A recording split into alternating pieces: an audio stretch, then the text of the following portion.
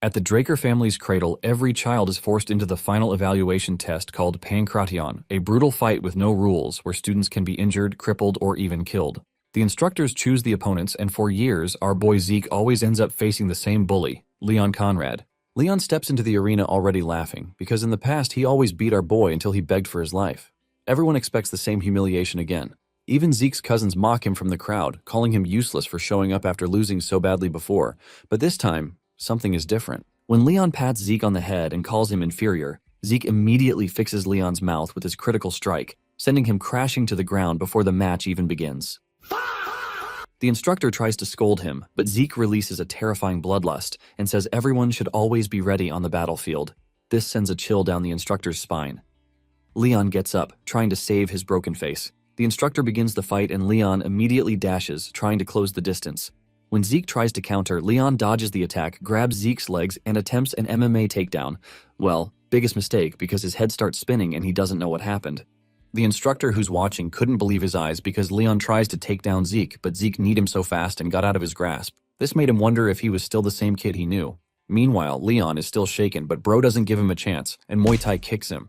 Leon tries to toughen up and counter, but Zeke can see his attack in 4K, grabs his arm, and slams him so hard. When the dust settles, Zeke is on top of him like an absolute menace and finishes the job. Well, how does this guy become so strong? The reason. In his past life, he was cast out because, in the household Draker, he was the first failed awakener and ultimately hunted down and killed.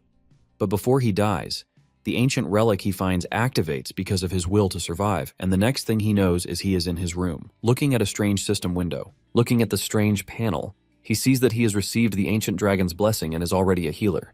To confirm what the system said, he tried to use his ability, and it activated.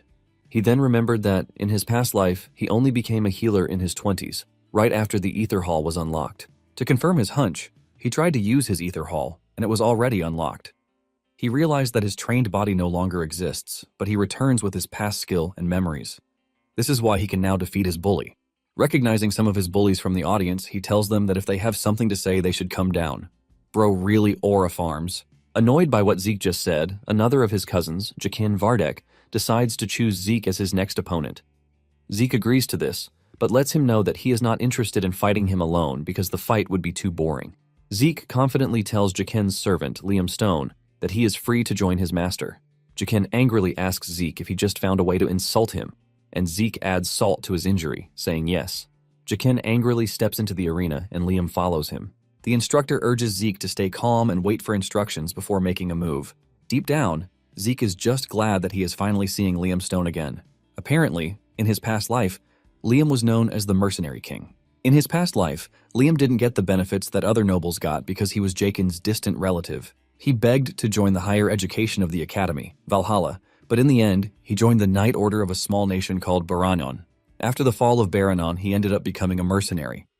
After so long as a mercenary, he became a Red Knight and started his own stone mercenaries. Liam united the 3 largest mercenary groups and was called the Mercenary King because of this. Because the Empire hired the stone mercenaries, Liam had no choice but to enter the continent wars, and since Zeke was a northerner, he had no choice but to face Liam on the battlefield. However, Zeke believes that things can be different this time around. The instructor then starts the battle, and Jakin comes rushing at Zeke, but he easily grabs his punch. Zeke stops his attack pretty easily, while reminding him that he already suggested that he and his servant attack him at the same time. Jakin still thinks Zeke is messing around, and he throws a kick at him, but Zeke easily blocks the attack. It turns out that Zeke blocked the attack with his elbow, causing a shitload of pain in Jakin's leg. While he is still trying to pull himself together from this, Zeke comes after him. Jakin prepares to block his punch, but it turns out that it is just a feint. Realizing that he is already focused on the punch, Zeke kicks him in the leg, and while he is still trying to balance, Zeke punches him in the chest, causing him to cough up blood. Zeke looks like the devil reincarnate while telling Jakin that he alone is not enough, which is why he urged him to attack alongside his servant. Jakin crashes to the ground in pain and immediately screams at Liam, telling him to kill Zeke.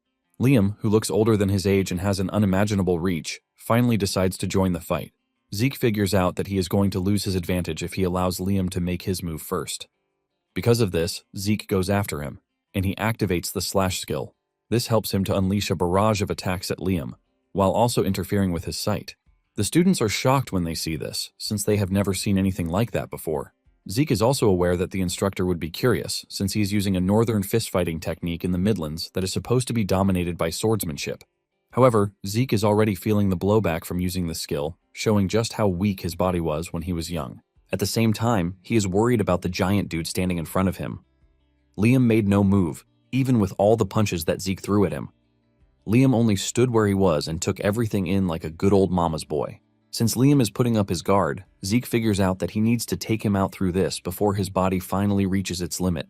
Zeke cooks up a powerful punch and throws it at Liam.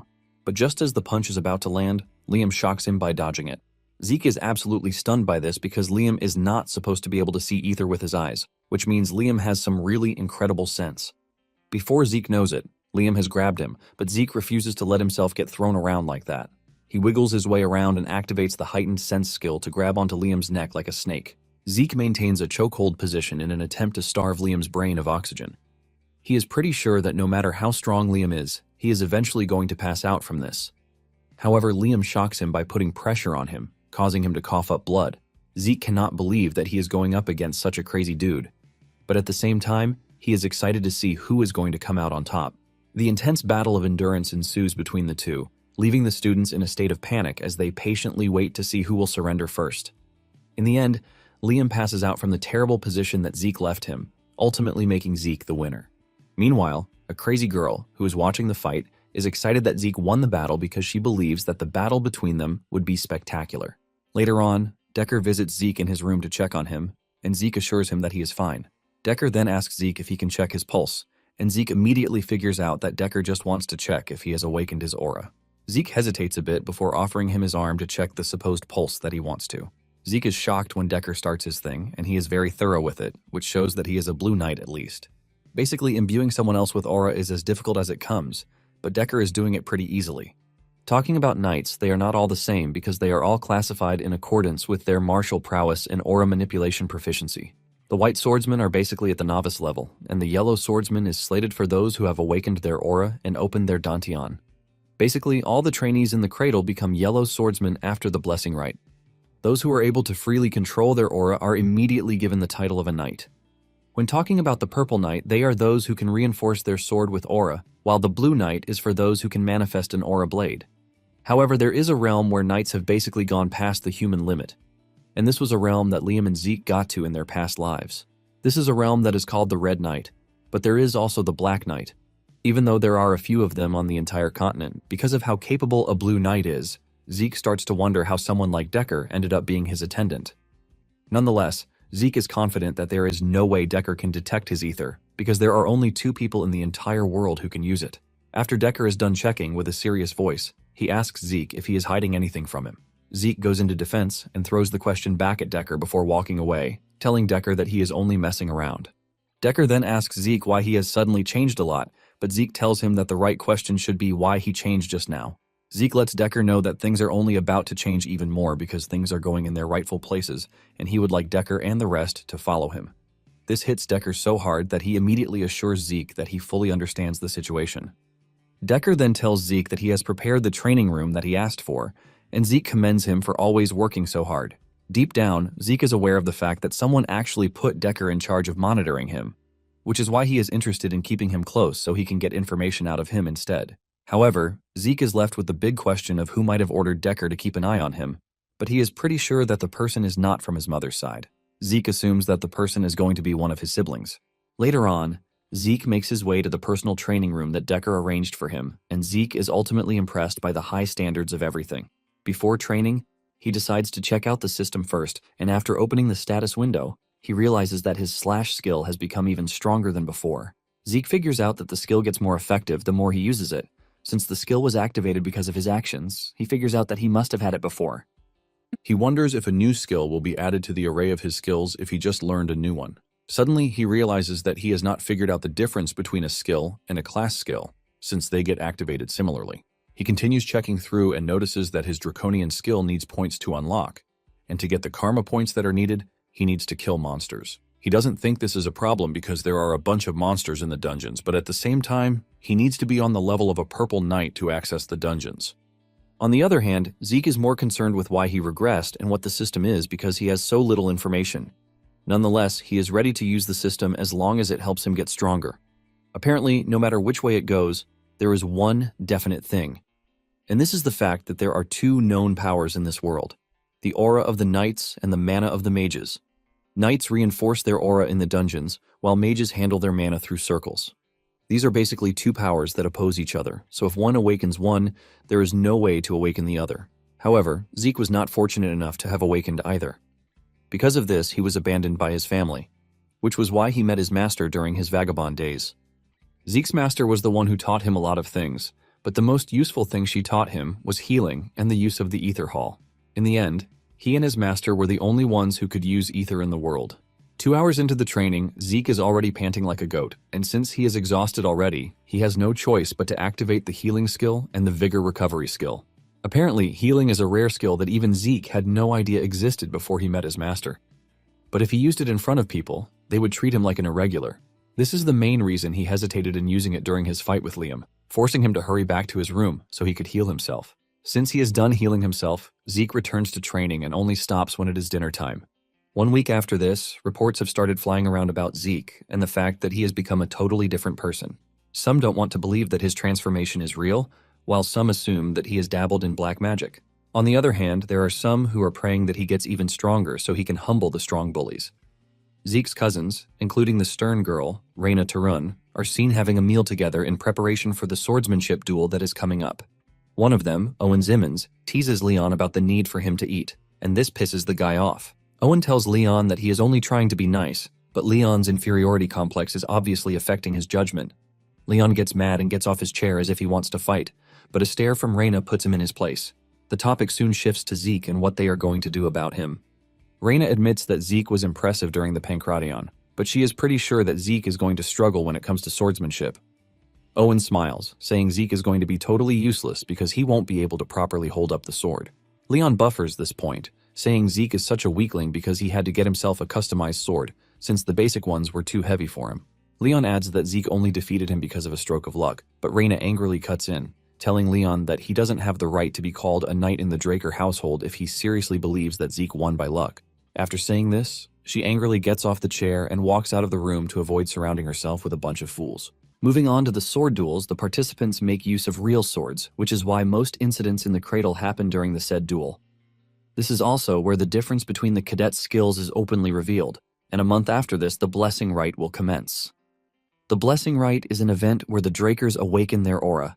On the day of the duel, the instructor calls Zeke to come to the stage, and he confidently walks to the stage with his big sword on his shoulder.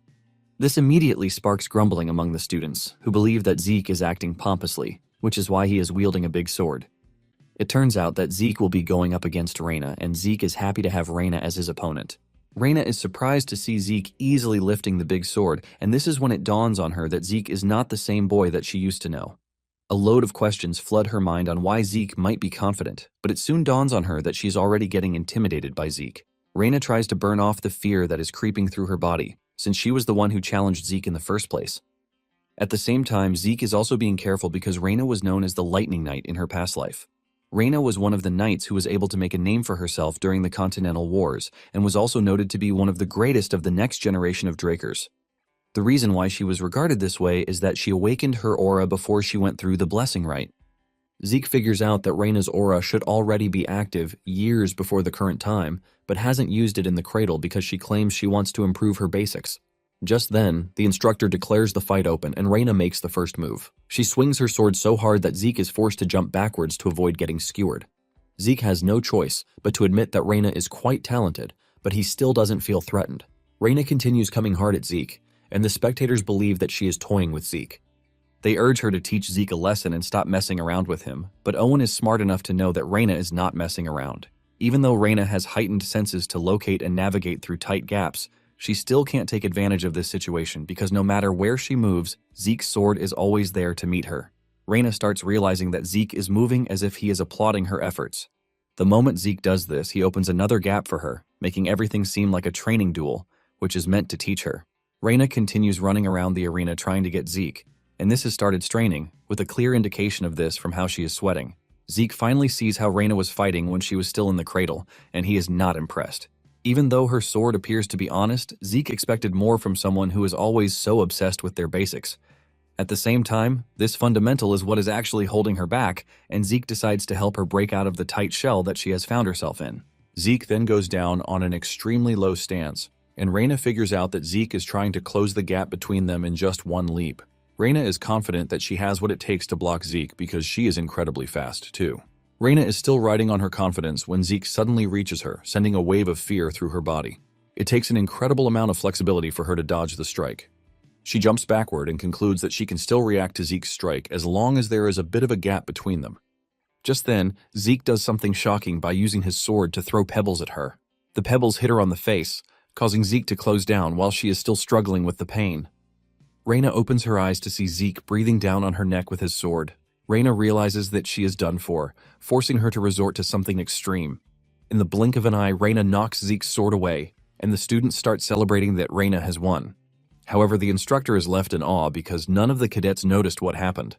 Just as Zeke's attack closed down on Reina, she was forced to use a bit of aura, which was barely noticeable. Reina is the one who promised never to use aura until she got into the academy, but Zeke is able to force her into breaking that promise. Reina is also aware of what she did, and while she is still sulking over it, Zeke dashes over and punches her in the throat, causing her to cough up blood. She falls to her knees while holding her throat, and the students erupt in anger, condemning Zeke's decision to use the fist, even though they are in a swordsmanship duel. The students start saying all sorts of trash things about how Zeke is not worthy of being a knight because he abandoned his sword. Zeke doesn't really care about their outcries because he won in the end, which is what matters.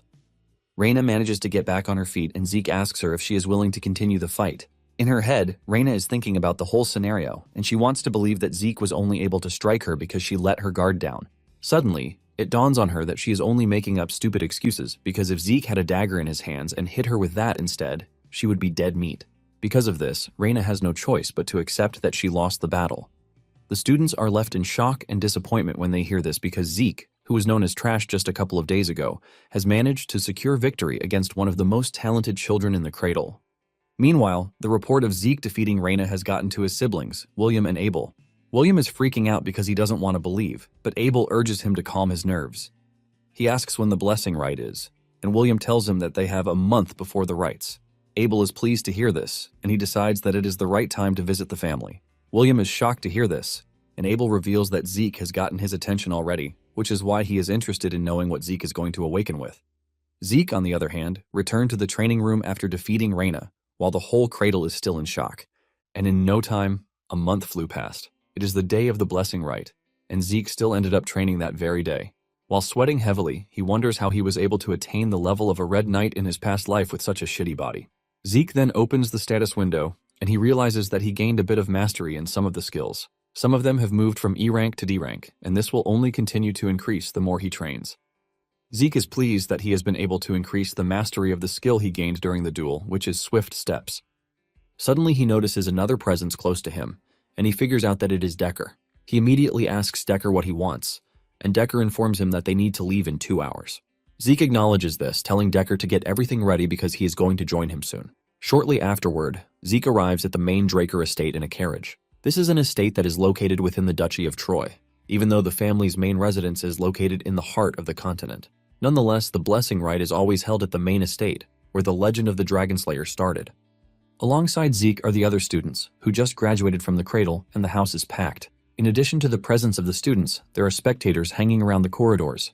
For the first time, Zeke is finally noticing that the spectators are all famous ladies and gentlemen, and he is pretty sure that his family has sent spies to keep an eye on him. Zeke believes that whoever the spy is, they are going to give up on their mission once they see him fail the awakening. Suddenly, he notices Abel among the spectators, and this riles Zeke up. Zeke and Abel end up staring down at each other, and the animosity is clear. However, Zeke manages to calm himself down because he has no chance against Abel as it is. He knows that in his past life, Abel would never have come to the blessing rite, and Zeke is worried that his actions might have changed the future. Since this is the case, Zeke decides to make the most of the opportunity. After all the preparations are out of the way, they declare the blessing rite open. One of the students, Aaron, is the first to be called out. He steps up and pushes his hand into the water and punctures his palm with the needle sitting below the water tank. This immediately gives off a crazy reaction, emitting a blue light. Basically, the rite is meant for those in the bloodline to awaken their sealed aura when it is time for them to leave the cradle. This is a fast method, unlike knights, who awaken their aura after the age of 20. However, there are rare cases where some would awaken a trait of the dragon slayer known as mana inhibition.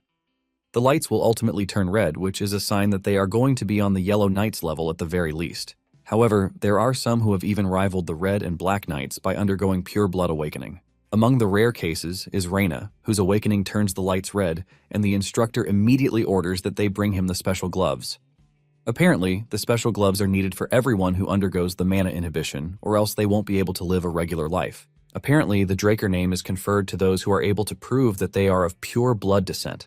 Along with this, they are going to be provided with immense support of the family and loads of benefits. After everyone has gone through the process, it is finally Zeke's turn to participate in the blessing rite, and they are all wondering what his awakening would be like.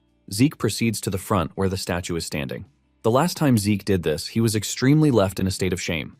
However, he believes that things are different this time around because he can heal and can even manipulate ether. In addition to all of the things he has endured, Zeke leaves his fate in the hands of the statue, hoping that he comes out with something tangible. Zeke pushes his hand into the water with excitement on his face, but the statue suddenly stops moving, which has never happened before. The crowd is left wondering what might be happening, and Abel in particular has his eyes peeled. Zeke slowly pulls his hand out of the water, looking totally disappointed because nothing changed. Zeke is pissed that he became very confident because Abel is present in the room. The crowd starts murmuring, talking about how trash Zeke is because of his rite process, even though he has the blood of the head of the family. Some waste no time assuming that he was only able to beat Reina because he used a trick. Zeke is also disappointed, but he lifts his spirit with the fact that there are other ways for him to get stronger without the awakening. Just as he is about to walk off the stage, he gets a message on the status window. The system apologizes, saying there was an error during the process, which is why the message got delayed. Zeke stands there confused, and the system informs him that it has found the missing part of the information, and the class information has been input using the system's authority. After revealing this, the system reveals that Zeke's talent has been identified as that of a healer. Just then, the system informs him that he has unlocked a class, and it is said to be a rare one. Zeke is left in disbelief when the lights in the room suddenly go up in red, signaling that it is a pure blood awakening. The crowd is left in awe, as they cannot believe that Zeke is starting off from the very top. The system continues with the information that it is passing on to Zeke, letting him know that the terminal has been able to make a connection. Because of this, the ancient dragon's blessing, which is sealed within the user's soul, has been activated. Zeke's body starts glowing, and the system informs him that the talent of kin, known as the fighter's blood, has been awakened. In addition, the system lets him know that his awakened talents have been combined, and because he has a combination of rare talents, a new class has been created. Zeke watches in disbelief as the system informs him that he has been given a unique class called Immortal. Another shocking thing happens when the light around the statue turns golden, which is the first. However, they still counted the whole thing as a pure blood awakening because of the traces of red light that remained there. Zeke already knows that people are going to have their doubts, but at the same time, he is worried that everything might work against him if he tries to say anything. While the crowd is murmuring about what is going on, Abel steps in, asking them why they are all tense when they are supposed to be celebrating, since they are blessed with 2 pure blood awakenings in one batch. The moment he says this, the crowd agrees with him, saying he is right. Abel then orders the instructor to get his brother his special gloves, and after putting them on, Zeke can see just how hefty the gloves are. Deep down, Zeke is not happy with the fact that he might be forced to receive help from his trash brother. After the conclusion of the rites, the host informs them that they are going to organize a party to celebrate. As expected, Zeke is not interested in the party and would rather burn himself out in a training room. He sneaks out of the hall to try to find a training room, but his brother appears behind him calling his name. This shocks Zeke, who wasn't expecting Abel to quickly reach out to him. Abel asks him why he is wandering off when he should be celebrating his awakening, and Abel stretches his hand towards Zeke for a handshake. Zeke is conflicted on whether to take the handshake or not because if he refuses, it will be pretty obvious that he hates his brother's ass. Because of this, he decides to play along. But just as he is about to take his hand, he remembers something annoying, and he takes back his hand. Abel is surprised to see this, and even though it is risky, Zeke just couldn't bring himself to shake Abel's hand. Abel decides not to take offense, and concludes that seeing his brother's face is enough for him. Abel taps Zeke on the shoulder, telling him that he is going to see him again. Deep down, Zeke is raging, as he can't wait to truly meet Abel again. While everyone else is celebrating the awakening ceremony, Zeke has made his way to his room.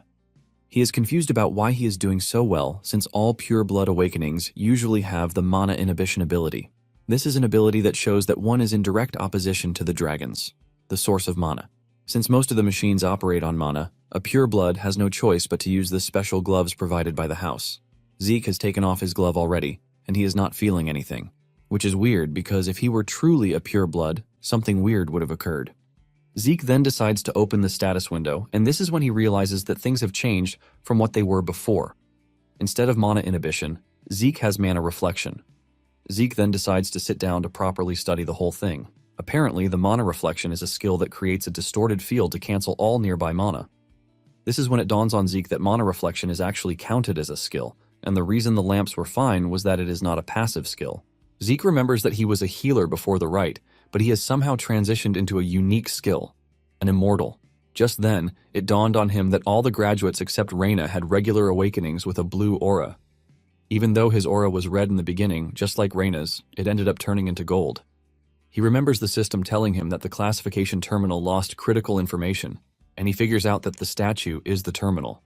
Apparently, it was after the system provided the required information that the knight started emitting red light. It finally dawns on Zeke that the red light doesn't determine whether someone awakens or not.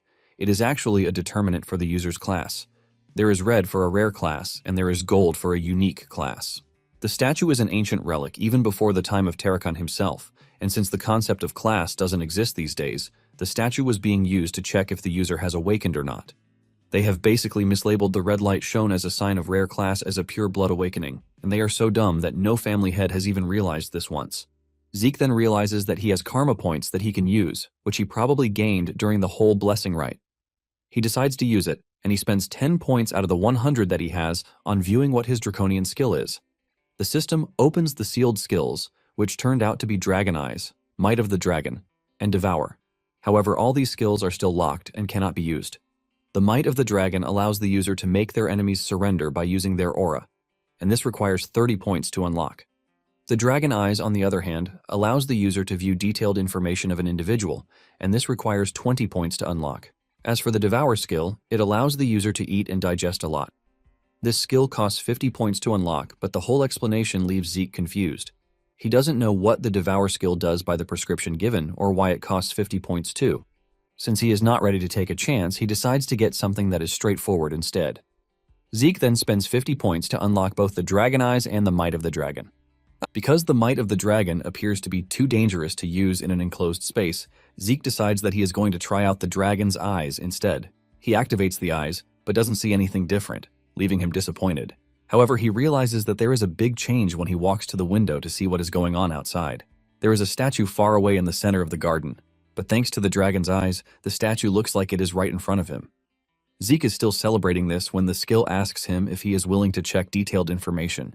Zeke goes ahead with this, and he is blown away when he realizes that the eye has dissected everything that he needs to know. Suddenly, he feels exhausted, causing him to fall into his chair. It turns out that the draconian skills take too much energy, and Zeke believes that they are going to be useless to him if they are this exhausting to use.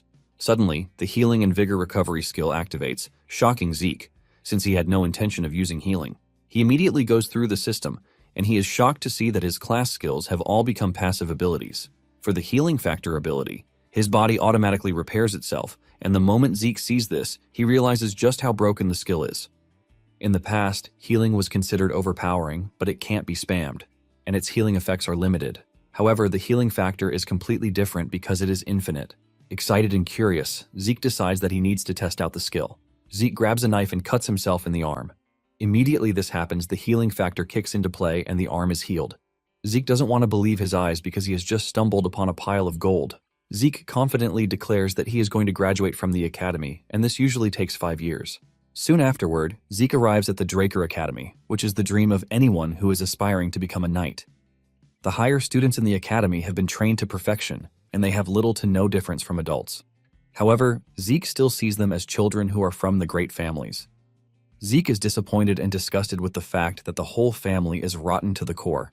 Basically, there are 3 great houses supporting the transcendent Draker family, and they are called the Great Families because of their influence. There is the Turin family, known for their strength. There is also the Zimmons, and they are known for their wisdom. Then there is Vardek, and they are known for their gold. Zeke then makes his way to the high-class dormitory, located in the Platinum Mansion. Zeke is happy to be a pure blood because of the advantages that come with it. The high-class dormitory is furnished with a training hall, a library, and various kinds of facilities, which are only open to the highest-ranked students. Even those from the cradle can't just enter it easily. However, the purebloods are given the special privilege of a floor master. They have an entire floor known as the Platinum Floor to themselves, and as it stands, Zeke and Reina are the only purebloods among their mates. Upon entering the building, Zeke is welcomed by an assistant who tells him that he is going to escort him to his assigned floor. Zeke is surprised to see a bunch of students all lined up to welcome him, and he believes that this is too much. The attendant then tells him that Decker is waiting for him in his room. Upon entering, Zeke asks Decker what he wants, and he reveals that there is something he has to deliver for him. Decker hands him a pair of gloves that have been specially made for him, and it carries the Draker insignia on them. Zeke is happy that he now has new gloves, and he decides that getting a new sword would make a lot of sense too. Since the Duchy of Troy is located close to the mountains, it is abundant with good quality iron and excellent craftsmen. Decker offers to search for a decent craftsman to help, but Zeke tells him that there is no need for this because he already has one in mind. Since he is willing to meet the blacksmith in person, Zeke tells Decker to go ahead and set up an appointment for him. Zeke hands him the name of the blacksmith, Galleon Halbert, surprising Decker since this is the first time he will hear the name. Nonetheless, he promises to contact the blacksmith immediately. Before leaving, Decker reminds him that classes are starting the next day, and he urges Zeke to review the relevant documents before then. After Decker's departure, Zeke sits down to assess his situation, and he figures out that he is going to have a bulk load of freedom to do what he wants, since he is on a platinum floor. Just then, he hears a knock on the door, and he urges whoever it is to come in. A maid then enters the room, telling Zeke that Reina has sent him a dinner invitation. Zeke is shocked to hear this, but because he is curious, he tells the maid to take him there. Zeke arrives at where Reina is waiting to see her goons standing all around her, and he is a bit disappointed at this. Reina welcomes Zeke, and after sensing his disappointment, her goons walk away so that they can have a private discussion. Reina then suggests that they discuss properly after they are done eating. While preparing to eat, Zeke is fully focused on how Reina is controlling her aura, using her lower abdomen. Even though she is aiming higher, Zeke is disappointed that Reina's swordsmanship skill is stuck in the mud. Minutes later, the two have consumed a mountain of food and are finally ready to talk. Reina goes straight to the point, telling Zeke to accept the Turan family's support. Zeke counters her, reminding her that they are both purebloods. However, Reina tries to enlighten Zeke about the privileges that come with having a great family backing him. She mentions all of the sweet things that the family will provide, while also saying Abel himself has received support from his maternal family, the Zimmons family. It turns out that Zeke, on the other hand, is not receiving any support from his maternal family, and Reina has no idea why this is. After saying everything she needs to say, she then tells Zeke with a stern voice to accept the Turan family's support. Without thinking twice, Zeke basically says no. Just as Zeke is about to stand up to leave, Reina asks him why he doesn't want the Turan's family support. Zeke lets Reina know that she is getting everything wrong. He has no beef with the family, but he is rejecting the offer because he already has everything that he wants since he is a pure-blood awakener. As he walks away, Zeke tells Reina that he is going to give him one piece of advice as gratitude for the meal. Zeke lets Reina know that her sword has too much strength behind it, and he is pretty sure that she is conscious of the men around her. Zeke then lets her know that her greatest strength is the fluidity that arises from having a flexible body. Zeke urges Reina to stop receiving attacks head-on with the aim of crushing her opponents with strength. Zeke says fluidity helps to open her opponent up so she can land a single delicate strike. Zeke assures her that if she is able to do this, she is going to grow stronger than she currently is. After saying everything he wants to, he leaves. Reina immediately bangs her hand on the table in annoyance while thinking about the herald of the family, which is strength. Reina is pissed because she is basically following her family's tradition. Suddenly, it dawns on her that Zeke might actually be right because she had been obsessed with becoming a person fit to carry the Tarun name. This is basically what has been subconsciously projected on the way she moves her sword. Reina is blown away by the fact that Zeke was able to see through this. She remembers that she was being praised as a genius when she was young, and not one person gave her any real advice. However, Zeke has just broken through to her to tell her the truth that she has always been avoiding. Later on, Zeke realizes that he is pretty fine even though he was training all night, and this is thanks to the infinite stamina skill. This is a skill that takes away any form of fatigue quickly. In his past life, he suffered in the academy, but he is currently enjoying life as it comes. Zeke is forced to admit the basic truth that money and power rule everything. Zeke is walking through the school without disturbing anyone when Owen and his goons show up. Owen is the third son of the Zimmons family, which is one of the three great families. Just like the others, Owen used to bully Zeke in his past life, but he used others as a proxy, while making sure he maintained his own image. Owen then walks up to Zeke, asking him why he didn't reply to the dinner invitation he sent to him the night before. Zeke smiles before casually telling Owen that he is not obligated to reply to every letter that comes his way. This immediately crushes Owen's ego, forcing Owen's giant servant to interfere. Zeke is confused to see a dog running off his leash, and he asks him who he is. The dude acts all cool, but Zeke is not really up for his shenanigans, and he tells him that he is free to look cool in front of his master, but he urges him to keep in mind who he is speaking to. This vexes the guy, causing him to dash at Zeke, but Zeke dodges the attack. The dude finally introduces himself, saying he is Durbin Roswell and he is known as the Mighty Durbin. Durbin tells Zeke that he is going to teach him some manners because of how he spoke rudely to Zeke. Zeke laughs when he hears his name and the fact that he even has a pseudonym. He makes fun of him, saying he is not a knight yet, but he already has a pseudonym.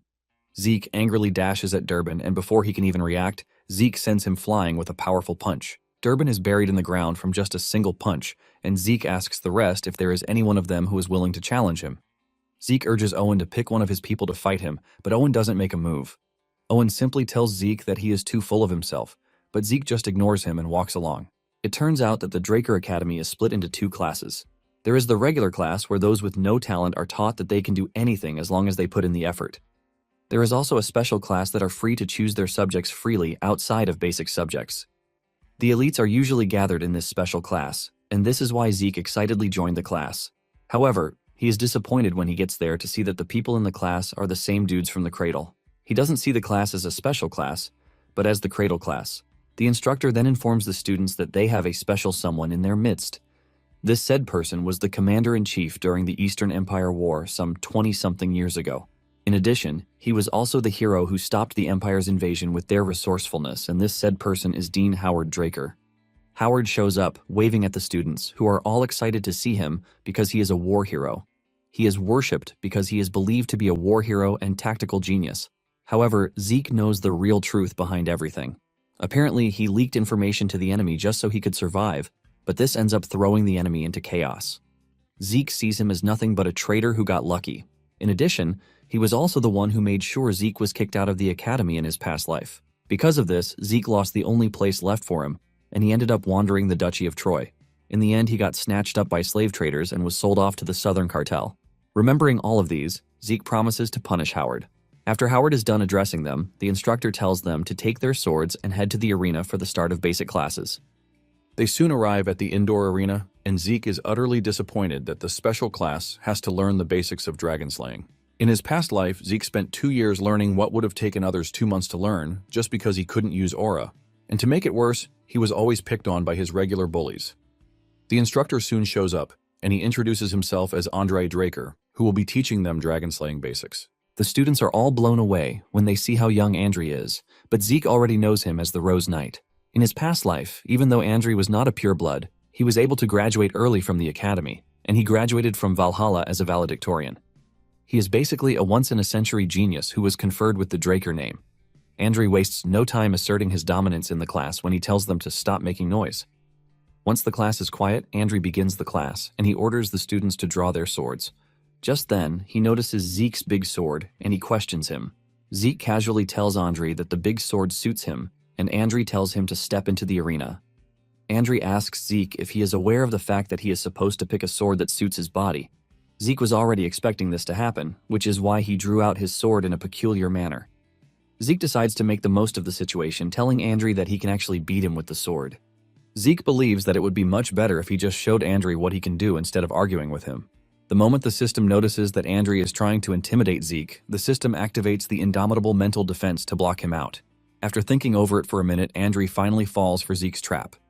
He tells Zeke that if his blade manages to touch him, he will be exempted from not just the punishment for being rude, but he will also be exempted from the dragon slaying arts class.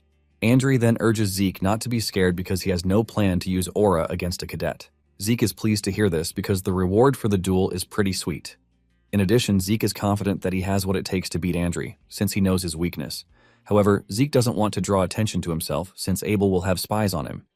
Zeke decides that he is just going to make sure he grazes Andre, then lose the match. Zeke then makes the first move, and he dashes toward Andre, but he easily blocks his attack. Zeke is not surprised, because the least of this is expected of a Blue Knight. At the same time, it dawns on him that defeating Andre might not be as easy as he thought it would. Andre soon has Zeke on his knees, and the students waste no time glazing Andre, talking about how he is on another level. Minutes later, Zeke is still trying, and he hasn't even gotten a breakthrough. Sometime later, Andrew is already asking questions in his head. He can't believe that he is already sweating against a cadet. Even though he is suppressing his aura, he doesn't think a cadet should have the stamina to stand up to him. At this point, Andrew is starting to believe that purebloods are on another level. Zeke, on the other hand, knows about Andrew's poor stamina, and since he is also suppressing his mana, Zeke knows that the fight is not easy for him. The aura is basically imbued in the day-to-day activity of a Draker Knight, which is why it is always maintained as if breathing. To put it simply, Andrew is basically holding his breath while engaging in the battle with Zeke. Because Zeke is not pleased with the fact that Andrew is going to lose to him just because he is suppressing his aura, he decides that he has to force him to use his aura. Zeke continues running after Andrew, and he soon figures out that he needs something that would unconsciously force Andrew to use aura. To do this, Zeke figures out that he needs an extreme situation, and Zeke activates the Swift Step skill. Andrew sees this, and he is stunned because he doesn't expect a cadet to know such a skill. Zeke continues moving like a speedster, forcing Andrew to act even faster. After exchanging sword strikes for a couple of minutes, Zeke gets the opportunity to appear right behind Andrew, and he activates the critical strike skill. Realizing that he is about to be cut, Andrew unconsciously activates Chapter 1 of a Dragon-Slaying Arts. Andrew uses the first verse of the chapter, Sky Slice, to send Zeke flying backwards, thus repelling his attack in the process. Zeke's blade gets cut from the clash, and even his body feels the impact of the strike from Andrew. Without wasting time, the Healing Factor skill activates, but Zeke has achieved his aim, and he decides to collapse to properly sell the act. Medical staff immediately rushes over to check on Zeke, and Andrew sheathes his sword before declaring that Zeke has been exempted from the class. Still annoyed from the just concluded fight, Andrew asks the other students if there is any other cadet who wishes to be exempt just like Zeke. However, the fight that the cadets just watched let them know that they have no chance whatsoever. Because of this, none of them emerges to challenge Andrew, and he concludes that there is no one bold enough to die among them. Since he has established a level of fear in the cadets, he orders them to get into position for their class. Later in the infirmary, Zeke praises himself for putting up such a good performance. Even though he didn't get to graze Andrew's clothes, he was able to get him to use the aura he said he wouldn't, and even acknowledge his abilities. In the end, Andrew got disciplined, while Zeke got himself some free time, which is a win-win situation. Zeke remembers the last attack that Andrew used, which is the most basic move of the dragon-slaying arts, Sky Slice. However, it had so much force behind it because it came from a blue knight. Nonetheless, Zeke believes that he still has what it takes to defeat a blue knight because he has the stamina and healing factor to keep going. However, Zeke is not ready to settle for the barest minimum because he is aiming for an unimaginable power that will not let him be subjected to anyone's command. Zeke is thinking about this when a redhead with a bottle of booze suddenly appears beside his bed. The dude calls Zeke Arthur's youngest son, and the sudden presence of the dude scares the hell out of Zeke. Zeke can't believe that he didn't even get to sense the dude, even though the strong stench of booze is all over him. At the same time, Zeke can't believe that the dude is casually addressing the patriarch, Arthur, like it is nothing. Zeke then asks the dude who he is, but the dude throws another question at him, asking him how he did what he did earlier. Zeke plays a fool, asking the dude what he meant by this. The dude sees through Zeke and reminds him that he was inflicted with an internal wound when fighting Andrew, but it healed instantaneously. The moment the dude says this, fear creeps into Zeke's body because he can't believe that someone has caught on to the fact that he is using healing factor. The system senses the fear in his body and activates the indomitable mental defense to help out. This helps Zeke to calm down, and he concludes that there is no one in the academy who knows about healing. Because of this, Zeke continues to act like he doesn't know what the redhead is talking about. Realizing that Zeke is not ready to slip up, the dude suddenly attacks him with the aim of cutting off his head. However, Zeke is able to react to this, and he dodges the strike. He leaps off the bed, believing that the redhead is an assassin who has been sent to finish him off. Zeke is able to grab his sword, and he throws the bedsheet at the redhead to impair his vision. The redhead laughs when he sees this, admitting that Zeke has some trick up his sleeve. Since he is in danger, all of Zeke's senses have come to life, and the system activates the skills needed for his survival. Like the precise stab skill, Zeke's senses are letting him know that failure to kill the redhead might actually result in his death. Zeke cuts through the sheet, aiming to catch the redhead by surprise.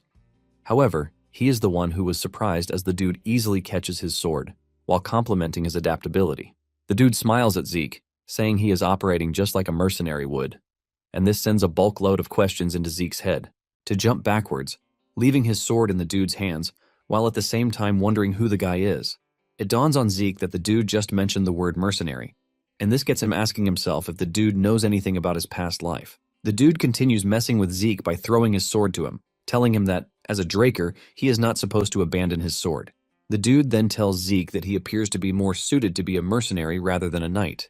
Zeke heaves a sigh of relief when he hears that this is what the dude meant. Not that he actually knows anything about him being a Draker. At the same time, Zeke senses something overwhelming, which he has not felt since he fought his master. Zeke admits that the dude would easily kill him if he wanted to, because there was a considerable amount of skill gap between them. With this, Zeke figures out that the dude is at least a red knight. The dude then asks Zeke what he is doing with such a huge sword while also complimenting him. These brief words from the dude immediately tell Zeke that the guy might be stronger than he thought. Just then, the door opens and Andrew enters. Andrew is shocked when he sees the dude, but he quickly moves through the situation as he addresses the redhead as garden keeper Dexter. Zeke is shocked to hear that such a strong fellow is the garden keeper. The redhead then asks Andre how he knew he was at the infirmary, and Andre replies that he sensed him in the training room earlier. Before saying anything else, Andre tells Zeke that he is free to leave, since he has already been treated. As he is about to leave the room, Dexter tells Zeke that he is free to come to the greenhouse if he is free because he is willing to teach him something useful. Just as usual, Zeke refuses the offer, causing Dexter to start lashing out, saying Zeke is just as arrogant as Arthur. The moment Zeke steps out of the room, Zeke figures out that Dexter is fooling himself by saying he is a garden keeper. Since he has the rank to call the current patriarch by his name without restriction, Zeke figures out that the dude is the person who had only one disciple, Andre. This person is none other than Duke Draker, the Gale Knight. Duke is one of the Black Knights who has the martial force to fight a whole kingdom by himself. After he suddenly disappeared, it got everyone worried.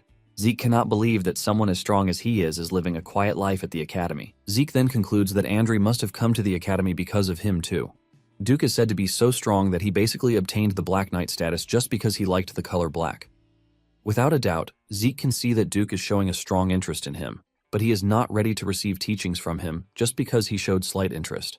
Zeke is aiming to learn Duke's secret move. If at all, he is going to learn something from him, and he plans to change Duke's interest into tenacity. Later on, Zeke finds himself in the magic class that is headed by the magic theory professor, Fanon. While Fanon is busy stressing himself to teach the class, all of them except Zeke are asleep. Fanon soon asks a question, and since no one is showing interest, he is not expecting an answer. But to his surprise, Zeke contributes to what he just mentioned. Fanon almost dies of excitement, and he admits that it is his first time getting a question. Fanon excitedly explains everything that Zeke needs to know about mana transfer to him. The moment the class comes to an end, the others wake up and are ready to leave. They are not worried about the fact that they slept because they believe that learning about magic theory at a night academy is pretty useless. On the other hand, Zeke is impressed by how Fanon delivered his lecture because he made it pretty easy for him. Zeke stands up to leave, but Fanon runs after him, stopping him. Zeke then asks Fanon what the problem is, and Fanon expresses his excitement that he had a proper class thanks to him. Because of this, he tells Zeke that he is free to show up at his research lab anytime he wants if he has anything that he is curious about.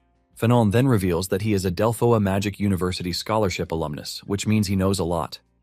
Zeke is shocked when he hears this because an alum from the Magic University of Delphoa is no small fry. This is basically the nation where magic originated. Zeke happily accepts the offer since it is going to be beneficial for him to get close to a mage.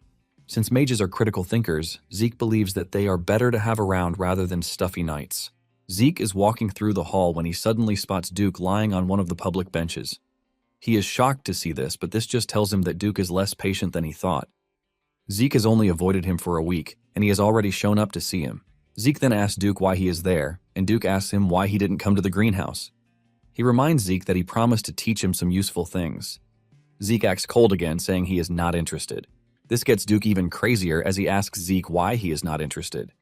Zeke admits that Duke is talented, but he tells him that he is currently busy with individual training. It turns out that Duke is not a man who takes no for an answer, and before Zeke can even react, Duke has gotten to him. Duke knocks him out with a perfect hit to the back of his neck, and when he wakes up, he finds himself in the greenhouse. Zeke can't believe that Duke literally knocked him out just because he had been waiting for a week. Zeke is still looking around when Duke appears in front of him. Zeke asks him if he abducted him, and Duke admits this, saying he is interested in him, which is why he did. Zeke cannot believe that Duke is not even hiding his intentions, showing just how impatient he is. However, Zeke doesn't think it is time yet for this. Zeke activates swift steps in an attempt to run away, but Duke easily catches up to him. Zeke gives it another try, but the result remains the same. Zeke realizes that Duke is still treating the whole thing as a joke and figures out that he needs something to get him serious. Zeke then asks Duke why he is interested in him, and Duke replies that he wants to know how Zeke's internal wound got healed instantaneously. This is when it finally dawns on Zeke why Duke is chasing him around. Zeke then decides to spice things up by telling Duke to make him answer the question if he is really curious about it. Just then, Duke vanishes, leaving Zeke to start wondering where the dude is.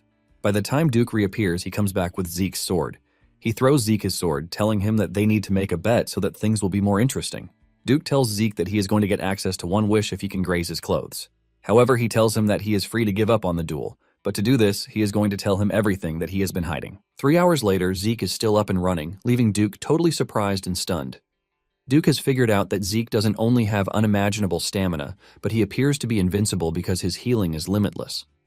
On the other hand, Zeke knows that he can keep this up as long as he can. But at the same time, he won't be able to beat the bet. He then remembers the draconian skill, the might of the dragon.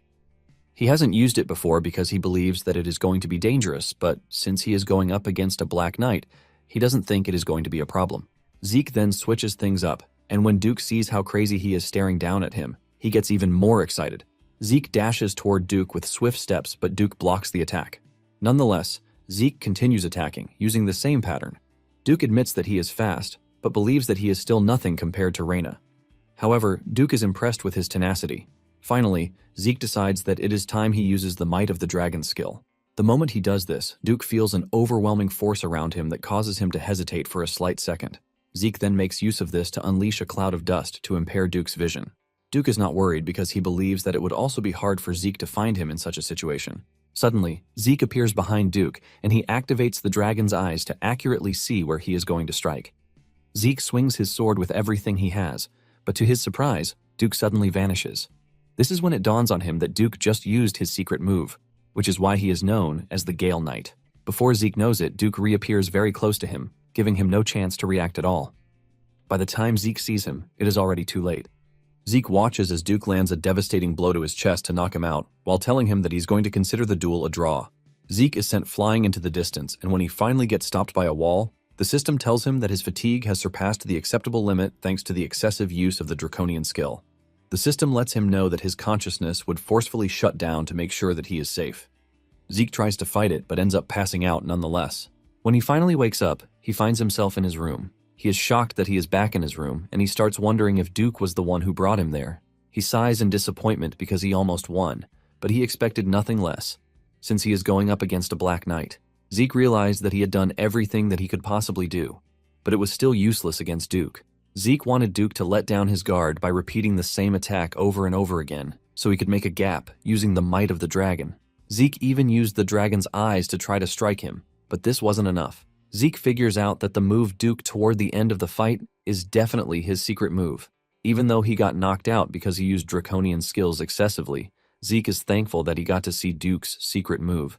Zeke figures out that Andrew was able to rise to the position of a Red Knight thanks to this skill, even though he has really weak stamina.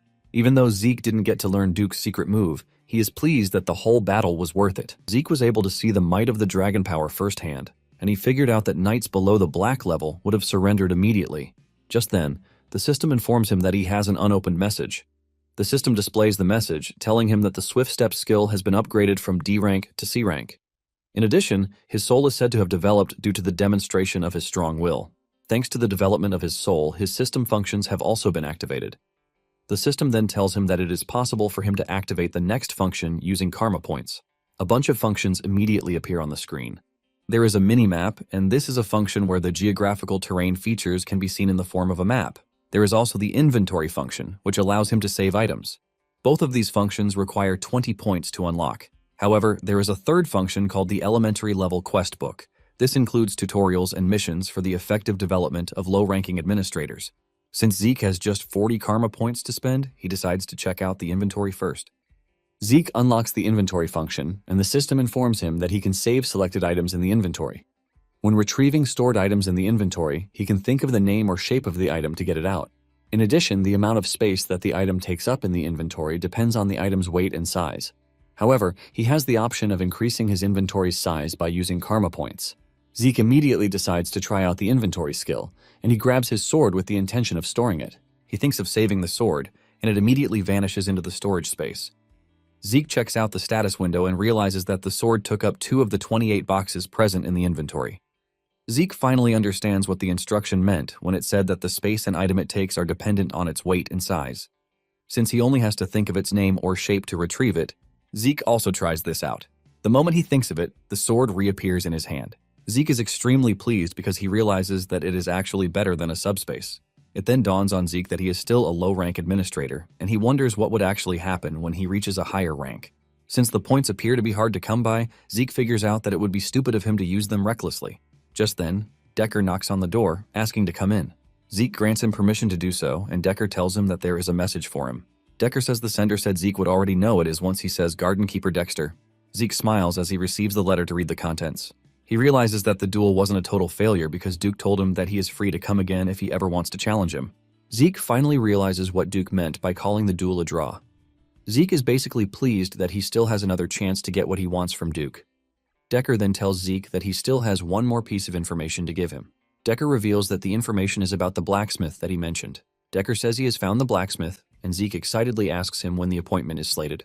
Decker then reveals that there is a major problem because the blacksmith refused the appointment. Zeke is stunned to hear this, and Decker reveals the blacksmith says they are no longer making weapons. After the rejection from the blacksmith, Zeke decides to pay him a visit himself. As he enters the shop, he remembers the sword that Galleon forged for him. The sword was named Graham, and it was the best sword Zeke could ask for. The sword was potent enough to be able to replace the use of aura with ether. Now that Zeke has arrived at the said blacksmith shop, Zeke is disappointed to see him wallowing in his drunken state. Galleon is shocked when he sees a teenager entering his forge, and he urges Zeke to leave because it is not meant for children. Zeke is shocked to see Galleon in such a way because he never remembered Galleon being temperamental. This tells Zeke that there have been things that happened before he met him. Zeke decides to do things in his own way by grabbing a bucket of water and pouring it on Galleon to get him out of the trash state he is sitting in. Once Galleon is in a clear state of mind, Zeke walks up to him, asking him why he declined his offer for a job. Galleon is a bit confused about what is going on until he notices the insignia on Zeke's glove, clearly showing that he is a Draker. Galleon immediately bows his head, apologizing to Zeke for being such a rude person. Galleon then reveals that he is not currently taking orders because he can't even make what he wants for himself, so he doesn't see how he can make what others want. This is when it dawns on Zeke that even Galleon once went through depression. Zeke remembers that the time he met Galleon, he was already the greatest blacksmith on the continent, but he never told him what kind of life he led before that. Zeke figures out that Galleon obviously didn't want to share his past because of how embarrassing it was. However, Zeke doesn't think he can wait around for Galleon to come around. Just then, Zeke tells Galleon that he would like to see some of his works that he is calling a failure.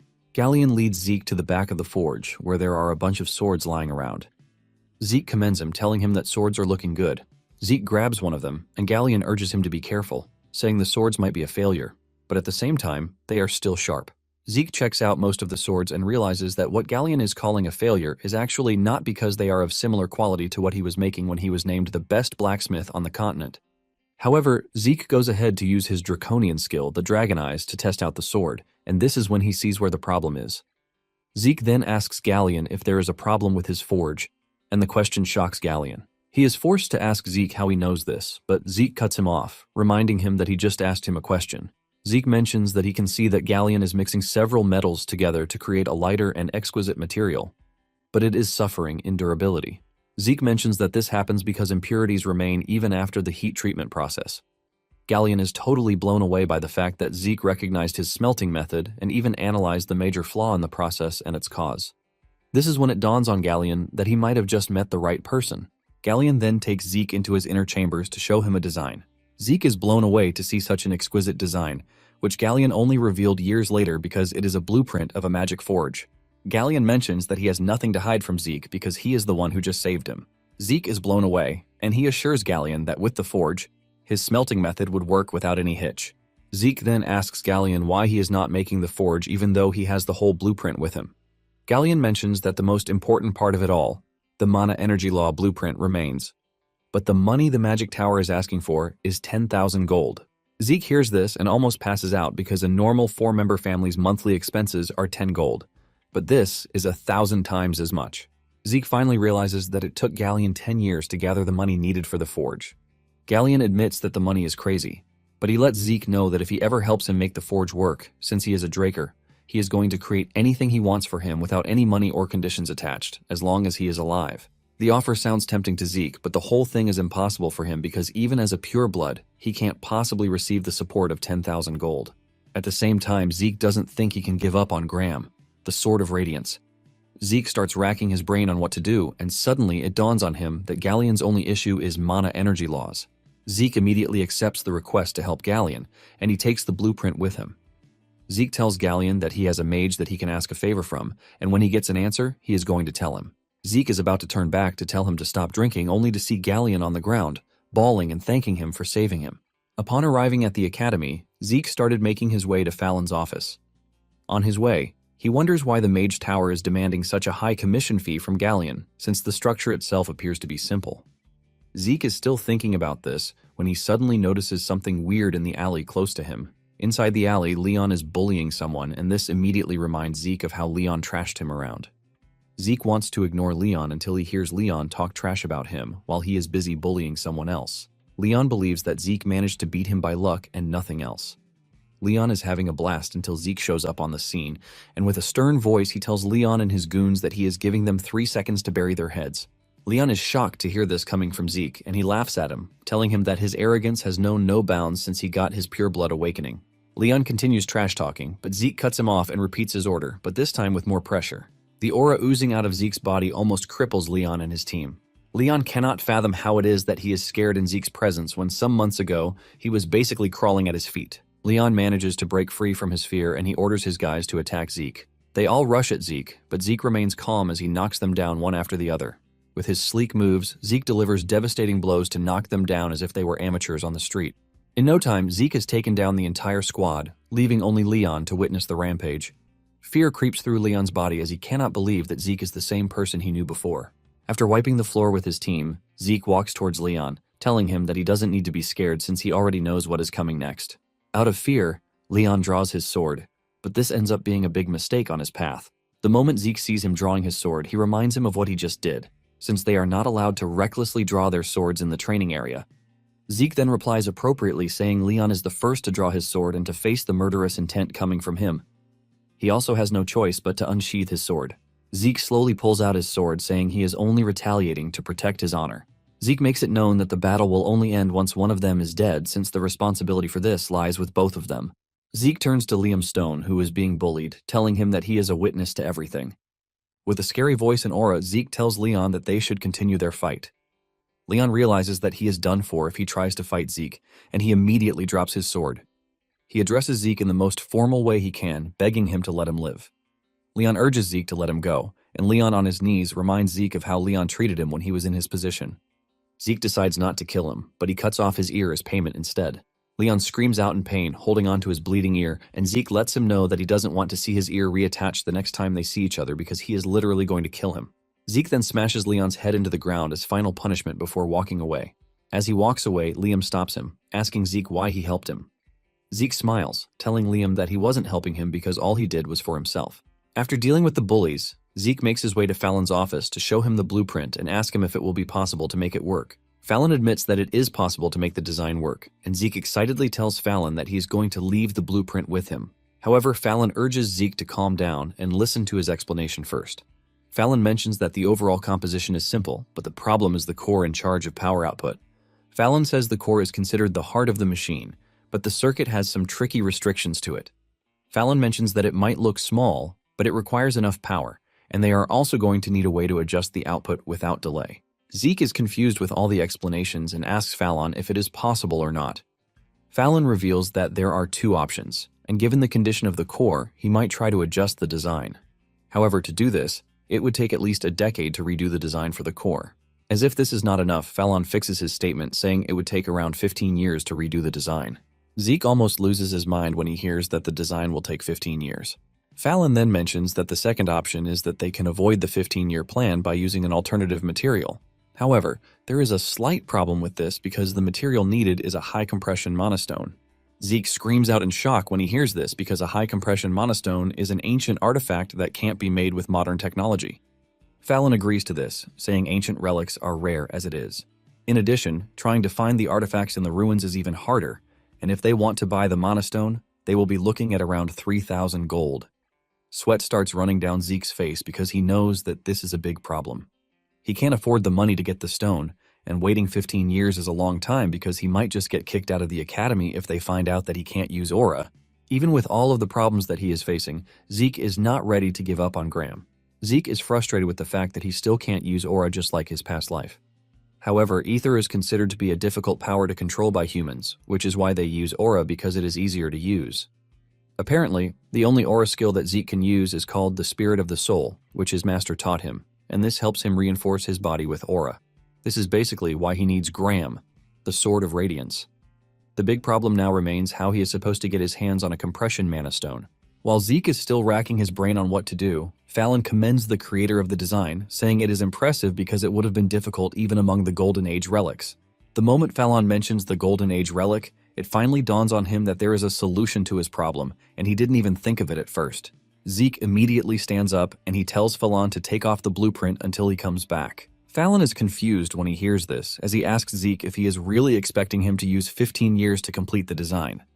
Zeke smiles, telling Fallon that he is going to bring back a high compression mana stone that he can use. When talking about the Golden Age, it is the Liberation War that was fought to escape the rule of dragons, and this ended with the defeat of the evil dragon, Bahamut, by none other than Terrakan Draker. This victory was able to grant humanity a century of peace, and during this time, the ancient relics uncovered within the dragon's lair were the remnants of the age of the Hero King, which is the prime age of magic. Among the relics discovered was the high compression mana stone, which is capable of sustaining the mana needs of an entire village. To search for this relic, Zeke heads to the central library in the academy. Apparently, the library is under constant maintenance, even though it is rarely used because it is believed to have been established by Terrakan himself. During the expansion of a records room, relics from the Golden Age were discovered in the library, and this led to the involvement of the Magic Tower and the Archmage of Nirvana, who is a member of the three great families, in the excavation. During these couple of months, several relics from the Golden Age were found, and news of it spread through the continent. Basically, these are events that would still happen 10 years in the future, but Zeke is already aware of everything. Now that Zeke is in the library's record room, he knows that he might search for the relic day and night and still not find them, since no one has even discovered it yet. To help with his search, he decides to use the Dragon Eyes skill, and as he walks around the room, he is able to quickly locate where he is supposed to look. There is a particular part of the floor that leads to where Zeke wants. By using the Soul of the Spirit, he is able to cleanly cut out the section that he wants. Apparently, he learned the skill from his master, and since Ether materializes a user's will, it helps to apply certain properties like cut, so it can be used in different scenarios. Nonetheless, the skill has its drawbacks, as the user must expend a large amount of ether to perform any of the actions. Just as expected, Zeke gets lightheaded just from using the skill. After cutting a hole in the section of the floor, Zeke gently climbs down, and he covers the covered section again. Zeke is shocked when he climbs down to see just how deep the floor is. Suddenly, he senses movements in the corner, and he starts wondering what it might be, since it is not until 10 years later that the ruins were discovered. Zeke peeks from where he is, and he is surprised to see skeletons walking around. The two skeletons he sees are holding shovels and pickaxes, and there is also no indication that the skeletons were made by a lich. Realizing that it is safe to engage them, Zeke activates the critical strike skill and goes after the two skeletons. With just a single strike, he dismantles the skeletons. Zeke is shocked when the status window pops up to inform him that he has earned 2 karma points for defeating the skeletons. Zeke then remembers that he can actually earn points by killing monsters, and he totally forgot about it because he was focused on the artifact. Suddenly, the wild thoughts of farming points come to his mind, and he starts chasing the skeletons around the ruins. In the end, he is able to gather 20 points, and he decides to unlock one more function for use. He compares the quest book, minimap, and other functions on the window before finally going for the minimap, since it happens to be the only thing his points can buy at the moment. The moment he unlocks the minimap, a map appears in front of him, and on the corner of the map, he is able to convert the map from 2D to 3D. Zeke is extremely pleased when he sees this, because it basically makes things easier for him. Suddenly, he notices that there is a room on the map that is marked in red. Because of how curious he is, he decides to select the location as his next stop. It turns out that the room is the storage room, and Zeke quickly tells the system to lead him there. The map then provides the quickest route to where he is going. The map looks so detailed that Zeke can't believe what he is staring at. It has all the details, and it is basically better than Google Maps. Zeke starts following the mapped-out directions, and in no time, he arrives at the storage room. At the entrance is a giant door, leaving Zeke to wonder how he is supposed to enter the room. After using his big brain, he figures out that pushing the door aside is the best idea. Zeke tries pushing the door with his left hand, but immediately gives off a weird reaction, telling Zeke that there is a security spell on the door. He finally realizes that the Magic Tower and the Archmage of Nirvana got involved in the whole thing because of the magic on the door. Zeke knows that his hand would have been shattered if he weren't wearing his special gloves. Since he has no way of getting through the door, He asks the system if it can help him out. The system then replies that since it has gotten the administrator's request, it will connect with the security device. Zeke is shocked when he sees the system working on the door, and this is when it dawns on him that the system is actually responding to what he says. The system confirms this, asking Zeke if he has any more requests he would like to make. Since he can converse with the system, Zeke decides to ask it some important questions. He asks the system why it forced him back to the past, but the system lets him know that it can answer the question. Zeke also asks the system what the whole administrator system is, but he gets the same answer as before. Zeke wants to know who created the system, but the system refuses to answer this, and since he can't get an answer to any of his important questions, he just tells the system to open the door instead. The system works on the door and is open, giving Zeke the free pass to enter. Upon entering the room, Zeke is blown away by the number of treasure chests in the room. Zeke almost loses his mind because of the amount of treasures present in the room, and not only treasures, but also relics. Zeke excitedly searches through the room, grabbing 1 or 2 treasures with him until he finally locates the mana compression stone that he came there for. To make things better, there are actually 4 of the compression stones in the room, and because his inventory is full, he figures out that he will just expand the inventory with 1 karma point. However, even after doing this, he still doesn't have enough space to carry them all. He decides to abandon the treasures he has packed, promising to come back for them later. After he is done gathering everything he can, he's about to leave when he senses something sinister in the room. Before he even figures out what is happening, he is engulfed by a red light, and he vanishes from the room. By the time Zeke opens his eyes, he is already in another room, and he quickly asks the system where he is. The system lets him know that he is in the home of the Dragon Slayer. This confuses him a bit because when the ruins were discovered, there was nothing about a room filled with coffins. Zeke then activates the minimap, and just as he suspected, he realizes that there is no path that leads to the room. With this, he realizes that he is currently in a room that has never been found before. Excited and curious, Zeke decides to push open the coffin.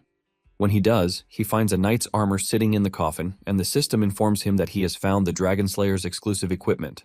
Zeke checks out the armor and finds a hole in it, and because of how the hole looks, it suddenly dawns on him that something of the same shape is expected to be inserted inside. Zeke excitedly whips out a mana stone and pushes it into the armor, and the system informs him that he has installed a mana battery in the armor. This battery is able to activate the armor, and the armor starts glowing like a robot on steroids, but Zeke soon notices that something weird is going on. Before he knows it, an explosion rocks the room and leaves it in a cloud of smoke. The system comes on, telling Zeke that an explosion is about to occur, and Zeke cannot believe that he is just getting a warning after he was just about to be blown to smithereens. Because of the delay in transmission, the system apologizes, and Zeke is left wondering what sort of high-powered armor he is staring at, which requires a mana stone to run.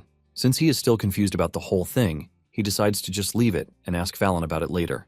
Zeke continues searching through the rooms until he gets to the last one, and he already assumes that the room is empty like the rest, until he spots something really crazy sitting in the middle of the room.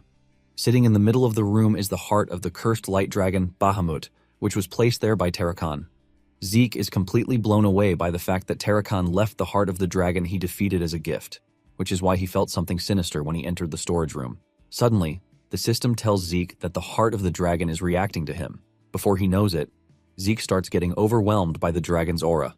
In no time, one of his eyes had been completely taken over and it turned black. Zeke starts hearing voices in his head talking about killing everything. Just as he is about to lose himself to this, the system activates the mental defense to give Zeke a bit of time to react and understand the situation. Zeke looks around to see that he is surrounded by a dark aura, and he is already losing himself. Zeke panics and starts asking the system what is going on. The system then tells him that he just got an urgent request, and he is required to defeat the strong curse from the dragon's heart. Apparently, there is a reward for this if he manages to get it done. The system tries to help him out by activating the mental defense, but this gets cancelled immediately. Zeke crashes to his knees with the realization that he is on his own. The voice in his head gets even louder with Bahamut urging him to accept him. Bahamut promises Zeke freedom if he can accept him, but Zeke is able to break through this, telling Bahamut to shut up because he is annoying.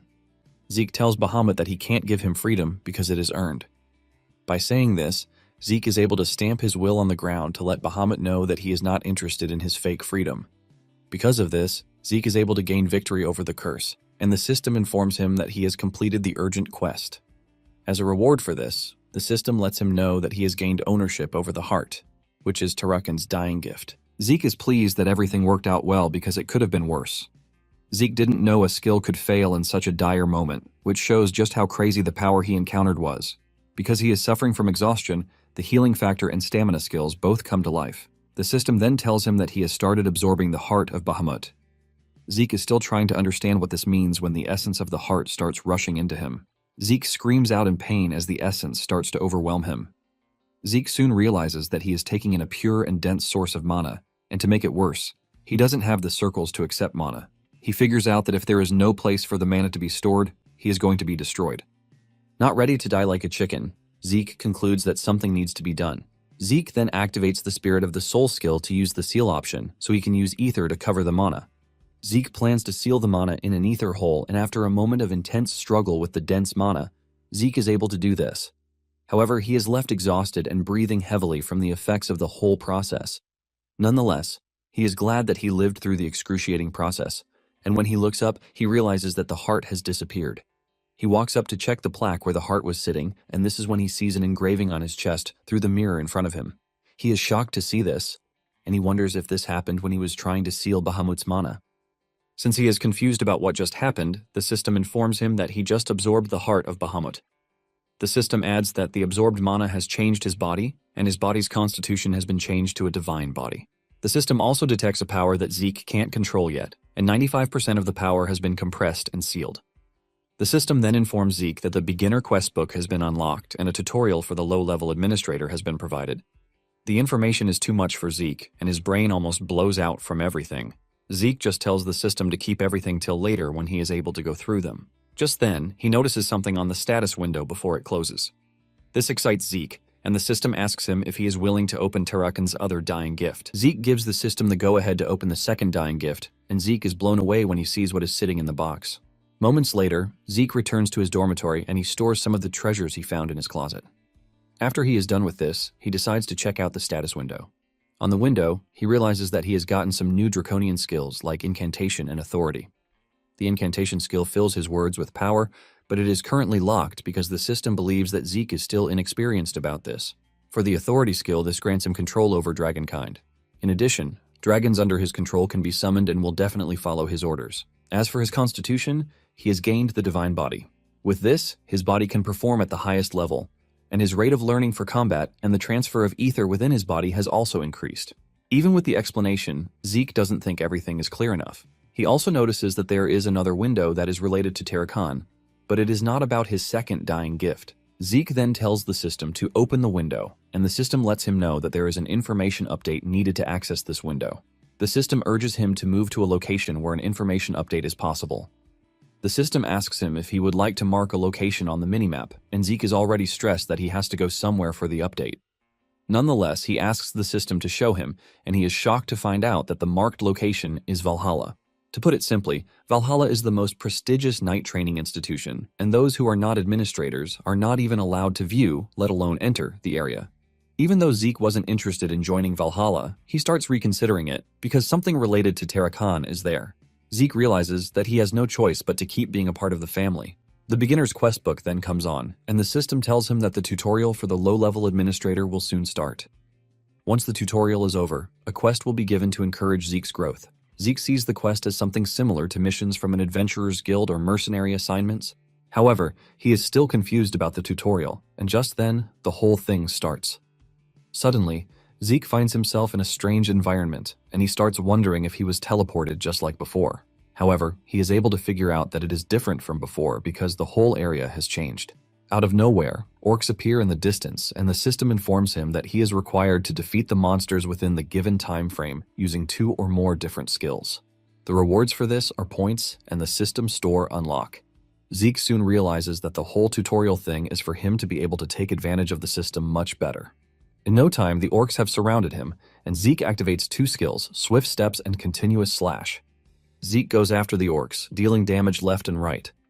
While cutting down the orcs, he figures out that his big sword appears to be very light. This is when it dawns on him that the divine body is the reason behind this. Zeke figures out that with the kind of body he currently has, he will easily take down a purple knight. After cutting down all of the orcs, the system informs him that he has completed the quest, and he immediately finds himself back in his room. He finally realizes that everything was an illusion that felt so real. The system bombards him with a bunch of information, telling him that he has obtained a critical bonus. He has also obtained a time bonus, and as a quest reward, he has been given 40 points with access to the shop. Zeke is blown away when he realizes that he can buy items through the system. There are a bunch of nice things in the store, and these are all rare relics that would cost a fortune to buy. Zeke wonders if he can get rich by buying items from the store and reselling them. The system shows him how to sell, and this is by placing the item he is selling within the given window. Zeke tries selling his sword, but the system tells him that he can't. He finally understands that he can only sell ancient relics. He tries selling an elven dagger, and the system puts the worth of this at 4 points, leaving Zeke disappointed because he can easily sell it for 100 gold in an auction. Zeke concludes that he is only going to use the option when he really needs the points. After he is done searching through everything, Zeke decides that it is time to sleep. The next morning, Zeke heads to Fallon's office. Fallon is surprised when Zeke shows up with a compression mana stone in the space of 1 day. Fallon asks Zeke how he was able to do it, and Zeke replies that it is a bit complicated for him to explain. Zeke urges Fallon to forget about how he got it and just tell him how long everything is going to take. Fallon lets him know that everything is complete already. Zeke is impressed to hear this, but Fallon tells him that he is more impressed with the fact that he was able to bring a compression stone in just 1 day. Zeke immediately figures out that Fallon is suspicious of him. Apparently, mana stones are registered, and the ownership is always on record. By checking the registration number, one is able to confirm where and when the mana stone was found, as well as the current owner. However, the mana stone that Zeke brought is not registered because Fallon has gone through the registration encyclopedia. Zeke is not worried about this since he is the first person to find the stone he brought. Zeke then walks up to Fallon asking him if he is done so that they can leave, since he has confirmed the registration number. Fallon is surprised and shocked to see that Zeke knew what he was doing. The two then leave for Galleon's forge, and after putting everything together, the forge comes to life just like Galleon envisioned it. His face lights up in joy, and the moment Fallon realizes that the forge is already working, he excuses himself, saying he has a lecture he has to attend. After Fallon's departure, Galleon thanks Zeke for helping him achieve his dream, but Zeke assures him that there is no need to thank him. Zeke then reminds Galleon of the condition that he offered, and Galleon assures him that he is still on board. Galleon lets Zeke know that he would do whatever he wants, and all he has to do is say the word. Just then, Zeke opens the box in his hand, telling Galleon to turn the item inside it into a sword. Galleon's mouth is left wide open when he realizes that he is staring at a dragon's fang. It turns out that it is Bahamut's sharpest fang, and it was Tarakan's second dying gift. Galleon is very curious, and he asks Zeke how he found the fang, but Zeke lets him know that it is a bit complicated. Galleon suddenly goes into hyper mode, thanking Zeke for helping him with the forge and even granting him the rare chance of working on a dragon's fang. Galleon is pleased with the opportunities that Zeke has given him, and he assures Zeke that he is going to exceed his expectations. Galleon then swears to Zeke, assuring him that he is going to create a sword that befits him, even though it costs his life. Zeke is not surprised to hear this because this was just how he remembered Galleon in his past life. Zeke is pleased that everything is coming together, and Zeke soon leaves, telling Galleon that he is counting on him. Zeke excitedly walks out of the forge, clearly eager to see what type of sword Galleon would make this time around. A week after Zeke got the letter from Duke, telling him to come whenever he liked, Zeke started getting the feeling that Duke would come see him again. He hasn't finished thinking about this when Duke appears at his door, looking all pissed off while asking Zeke why he didn't show up. Zeke wants to joke around the matter, but Duke's voice lets him know that if Zeke makes any mistake, he will basically just kill him. Zeke then casually tells Duke that he was the one who told him to come find him if he wanted to challenge him again. Zeke is about to continue his sentence when Duke grabs him, demanding that Zeke tell him the truth. Zeke remains silent, and Duke angrily throws him out of the window. Zeke panics when he realizes that he is definitely going to die if he falls from such a height. Zeke manages to grab the ledge, but Duke immediately grabs him. Duke holds him high, ready to let him go if he doesn't get a satisfactory answer from him. Duke lets Zeke know that he doesn't believe that Zeke has any intentions of challenging him again. Duke mentions that he has invited him twice, and the 2 times, he has refused to show up. Duke is not a fool, and he believes that Zeke is basically trying to irritate him. At this point, Zeke realizes that Duke is not messing around. Duke then gives Zeke 5 seconds to tell him the truth, and Zeke smiles before telling Duke that he hasn't even revealed his true identity to him yet because he is still maintaining the idea that he is Garden Keeper Dexter. Duke smiles when he hears this, and he immediately throws Zeke back into the room. Duke then walks up to Zeke, telling him that he was once a Black Knight, and he finally reveals his name. Zeke immediately plays along like he doesn't know anything. He bows his head to Duke, apologizing for disrespecting a Black Knight. Duke cannot believe his eyes when he sees this because Zeke is very bad when it comes to acting. Nonetheless, Duke is not interested in all the formalities because he might have been a Black Knight before, but not anymore. Zeke doesn't want to believe this because he has never heard of someone dropping in the ranks before. Duke immediately suggests that they forget about the whole ranking. Zeke acknowledges this and tells Duke that he is also ready to tell him the truth, since he has done the same. Duke then asks Zeke if he did what he did so he could become his official disciple, and Zeke admits to this. Duke is impressed to hear this, and without any argument, he tells Zeke that he is going to accept him as his official apprentice. Zeke is shocked to see that the whole process was very easy, and he figures out that it is better for him to accept before Duke changes his mind. Zeke then recites the apprentice's vow, which impresses Duke even further. After they are done with the shenanigans, Zeke tells Duke that he has something to ask him, and Duke urges him to go ahead with it. Zeke asks Duke why he made the decision to make him his disciple. The reason Zeke is asking this is that he knows that Duke doesn't accept apprentices, and the only person he accepted was Andre, the genius. He was only able to become his apprentice after years of asking, but Zeke cannot believe that Duke accepted him so easily. Although Zeke has his own theory about the whole thing, Zeke believes that Duke saw his potential during their duel, and he realizes that he has what it takes to surpass Andre. Duke then throws the question back at Zeke, telling him to guess the answer to the question he asked. Zeke uses this to joke around again, saying Duke accepted him because he is the genius of the family. Duke sighs in frustration, saying Zeke's confidence is something else. Duke claps back, telling Zeke that he would have chosen Reina if he truly was after a genius. Duke mentions that what he likes is Zeke's tenacity because talent isn't the only thing that is needed to reach the top. In fact, Duke believes that those with talent fall in the face of adversity because they didn't struggle before getting to the top. Zeke can only agree with him because most of the prodigies who were all projected to reach the top only stop at the level of Blue Knights. Duke then suggests that they end the whole talk and head out for his first lesson. Duke excitedly follows him, and they soon arrive at the Western Greenhouse Gymnasium, which looks amazing. Zeke is blown away because he never knew there was a gym under the greenhouse. Upon arriving there, Duke tells Zeke to start running laps around the arena, and after a while of doing this, Zeke starts wondering what Duke's endgame is because this is what he has been doing since they got to the gym house. After Zeke has run laps around the arena for 3 hours without any sign of getting tired, Duke tells him to stop. Duke then tells Zeke that there is something he would like to ask him. Zeke casually replies that he is open to whatever he wants to ask. Suddenly, Duke dashes toward him and he tries to grab his hand, but Zeke pulls back to stop him. This immediately tells Duke that Zeke has a problem with him checking his pulse. Duke tells Zeke that he already figured out that something is wrong because when they fought in the healing room and in the greenhouse, Duke wasn't able to sense any drop of aura from Zeke. The fact that Zeke even stopped him from checking his pulse confirms everything that he wants to know. With a serious voice, Duke asks Zeke if he is unable to use aura. Duke adds that he also saw the statue and the light that shone on it, which is why everyone was talking about it.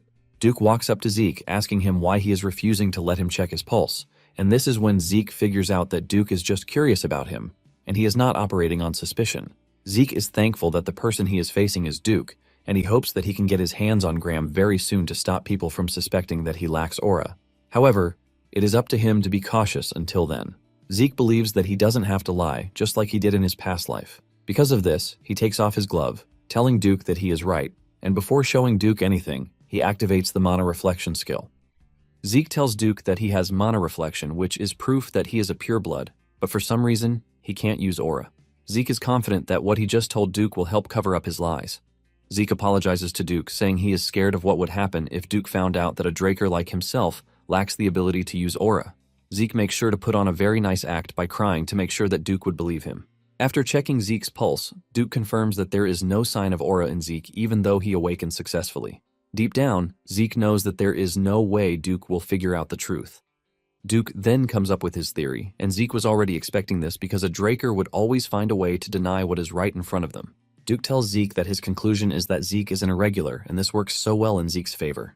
Zeke knows that Duke cannot fully understand what is happening, since he isn't aware of the concept of classes. Zeke plays along, and he asks Duke what he means by this. Duke says it is a term used to refer to people with anomalous abilities. He makes an example of someone who can use mana and aura together. There are also rare abilities, like someone who can peer into the future. Because they have unusual abilities, irregulars are not treated kindly, and Duke urges Zeke not to tell anyone about his condition. Zeke then asks Duke why he thinks he is an irregular, and Duke says he came to this conclusion because he has insane stamina and recovery. He adds that internal damage takes time to heal, but this is not the case for Zeke because he is able to recover instantly. Zeke believes that an ability like this takes an immense amount of energy, and Duke is sure that this energy is aura. Duke says aura is constantly being consumed in exchange for stamina and regeneration. Duke mentions that this is the best conclusion that he can come up with because there is no other thing that makes sense aside from this. Zeke is glad to hear such a conclusion from Duke, and he decides to play along, telling Duke that he is never going to be able to use aura, which will prevent him from meeting Duke's expectations. Duke laughs when he hears this, telling Zeke that he doesn't need to worry about this because his secret move, the Gale Arts, doesn't need aura. Duke then explains to Zeke that a special art is a special technique that is personally developed by a knight who has reached great heights. Duke admits that it is usually an application or specialization of dragon slaying, which is why it is proper to use aura. However, Duke's Gale Arts uses a trained body, and he decides to show Duke a demonstration of what he is talking about. Duke dashes off, and he makes some quick moves in the arena before returning to the starting point. He then asks Zeke if he saw what he did, and Zeke suggests that he follow his footsteps. Duke asks Zeke if he is good with him not showing him the skill again, and Zeke says yes. Duke smiles because Zeke has a lot of confidence, and he urges him to give the skill a try. Zeke gets into the right stance, and before making his move, he looks around, mapping out all of Duke's footsteps. Zeke makes his move, and he starts following all of Duke's steps, and while doing this, he is able to see the things he was blinded to before. Zeke realizes that the steps were taken as if Duke were sparring against someone. His movements were basically to attack, dodge and attack, close the distance, and increase it. Zeke cannot believe that each and every step has a marked purpose behind it. At the same time, Duke was left in shock because Zeke was exceeding all of his expectations, as Zeke was doing everything far better than a week ago. Duke is so impressed that he starts smiling, and he silently declares that Zeke is perfect. After Zeke is done mimicking Duke, he asks him if he has earned himself the confidence of a black rank. Duke concludes that Zeke would have been perfect if not for his damn arrogance. The two end up messing with each other before leaving the gym house. 1 month later, Zeke is enjoying his meal at the dining hall when Andri shows up, asking Zeke if he has a spare moment to talk. Zeke tells him that he is a bit busy, but he is free to talk to him in the dining hall, which happens to be the only free time he has.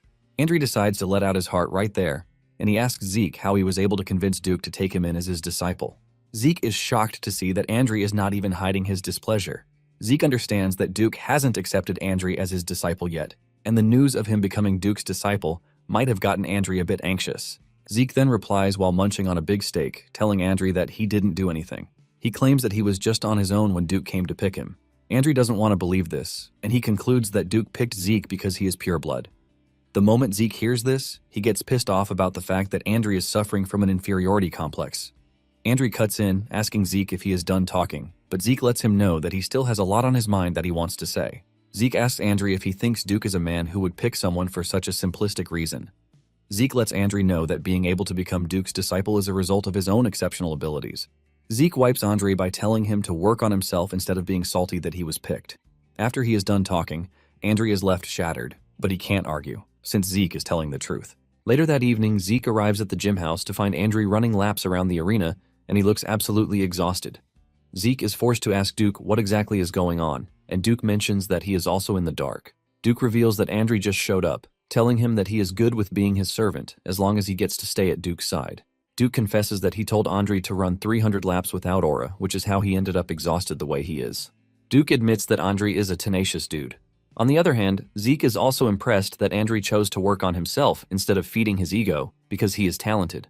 Some days later, the students all gather in preparation for the Patriarch's visit to the academy. The moment Arthur reaches the entrance, the announcement echoes through the whole gathering to tell them that the Patriarch is entering. The guards open the carriage door, and Arthur emerges from the exclusive carriage. Howard bows to welcome the Patriarch, and everyone else joins him in greeting the Master of the Drakers. Arthur's presence alone is filled with so much aura and pressure, and the subtle removal of his hand from his pocket alone is a testament to this. Arthur pats Howard on the shoulder, complimenting him for his hard work. Howard remains humble, telling Arthur that what he does is nothing compared to what he does. Arthur accepts the gratitude, telling Howard that he is the only one who understands how things are. Howard then suggests that they go inside, but before he even finishes saying this, Arthur cuts him off. Arthur levitates into the sky to address the cadets and to make sure that he aura farms. After he has done aura farming, Arthur tells Howard that they can finally go inside. Later on, Arthur summons Zeke to his chambers, and when Zeke appears, he greets Arthur in the traditional way. Arthur is pleased to hear this because no one does the greeting the way Zeke does it again. Arthur urges Zeke to have his seat, and because he heard that he liked tea, he prepared tea for him. Zeke thanks Arthur for his hospitality, but deep down, this gets Zeke worried because he now realizes that everything he does is being reported to Arthur. Apparently, there is a saying that there may be things that the Emperor is not aware of, but the Master of the Drakers knows all. Arthur then tells Zeke that he summoned him because he heard that Duke has taken him as his disciple. Zeke is surprised to see that Arthur is going straight to the point, but he plays along too. Zeke replies, saying Duke did him a great favor by taking him as his apprentice. Arthur then tells Zeke that he doesn't know his endgame yet, and Zeke reveals that he is aiming to become the strongest person on the continent so he can live freely the way Arthur is. The moment he says this, there's a sudden change in atmosphere, and Arthur asks him if he is aiming to surpass him too. Zeke almost crumbles under Arthur's aura, which is called an astral sword. This is a power that is said to give one power over all living beings within its radius, making it the pinnacle of aura usage that only Black Knights can reach. Even with the immense pressure pushing down on him, Zeke is still able to pull himself together, telling Arthur that he aims to surpass him too. After Zeke has given his answer, Arthur pulls back his aura and admits that Zeke's declaration is the most interesting thing that he has heard in ages. However, Zeke is totally blown away because this is the first time he is going to see what it means to be the patriarch of the Drakers. Arthur then reveals that he intentionally came to the Academy to support Zeke and the Academy itself. While Arthur is saying all of these, Zeke is busy thinking about what just happened. Zeke has always thought Duke was a strong dude, but he has realized that Arthur is on another level of his own. Arthur then whips out a black card, telling Zeke that it is his reward for becoming Duke's disciple. Zeke is shocked when he sees a black card sitting in front of him because he knows what this means. A black card is basically a credit card given only to a very select few, and Zeke never thought he would see one in person. The card alone gives incredible benefits, and to make it sweeter, it has no limits. Arthur then tells Zeke that he is going to register the card under both their names so Zeke can use it freely. Zeke excitedly thanks Arthur, assuring him that he is only going to use the card when necessary. Deep down, Zeke knows that Arthur is not giving him the card because he is nice, but because he wants to monitor him, since using a credit card will leave a record. At the same time, Zeke is relieved that Arthur is using such a method instead of using the Black Marshal Squad, which is a clear indication that Arthur doesn't see him as a threat yet. After handing over the card, Arthur tells Zeke that he is free to leave so he doesn't waste his time since he is training to become the strongest on the continent. Zeke thanks Arthur, and he excuses himself from the room. After his departure, Duke appears from where he has been hiding and he scolds Arthur for being such a trash father. Duke is not pleased with the fact that Arthur has abandoned Zeke since he was a kid, and he is suddenly playing the role of a father figure. Arthur teases Duke, telling him that he just defamed his character, but Duke doesn't really care. Arthur admits that Duke is the only person he can actually talk to without worries. Arthur then whips out a drink, suggesting that they have a drink while they continue their conversation. Duke's mood immediately lights up because Arthur whipped out an expensive drink. While they are drinking, Arthur asks Duke if he is aware of the things that have been happening on the continent, but Duke says no, since he has been holed up in the academy. However, Arthur doesn't believe it because he knows that Duke has eyes and ears everywhere. Duke then replies that Arthur already knows this, and he is still asking him a dumb question. Arthur mentions that the Emperor has gone crazy over his search for immortality, and he is basically looking all over the continent. Arthur asks Duke if he thinks the Emperor will later find what he is looking for. Duke replies that there is no possibility of this because magic can only make one young, but there is no way one can become immortal. Arthur agrees with his friend, but reveals that the Emperor is after a relic that is related to the Elder Dragon. When Duke hears this, he is left in total shock, showing just how crazy everything sounds. Meanwhile, Zeke is standing close to the room, and he is using one of his skills associated with superhearing to listen in on their conversation. Duke then asks Arthur if he thinks the Emperor has found the relic already, and Arthur says there is a possibility of this. Arthur says the Order of Black Knights reported that the relic is most likely within the northern continent. Arthur mentions that the Emperor has not received the information yet, but he is pretty sure that he will very soon. Arthur says this reminds him of how the Emperor started a war to unite the continent when he ascended the throne. The Emperor only stopped the war after he had made sure that he had taken over half of the central continent. Duke says he assumed that the Emperor would give up on such a dream, but he no longer knows what to believe. Duke says that if there is the possibility that one of the relics can truly grant immortality, Arthur lets him know that the continent would go up in flames yet again. Because of how important this is, Arthur himself is going to the north. Duke is shocked to hear that Arthur is going to leave his seat empty, knowing that the Emperor can go wild at any given time. Arthur then reveals that it is because of this reason that he came to see Duke. Duke finally understands where his friend is heading, and the two raise a toast to this. Meanwhile, Zeke is already feeling the effects of using the hearing skill. He falls to his knees in exhaustion, and he is disappointed that the side effects of the skills still remain even after he absorbed the heart of Bahamut. Zeke then remembers the conversation between Arthur and Duke.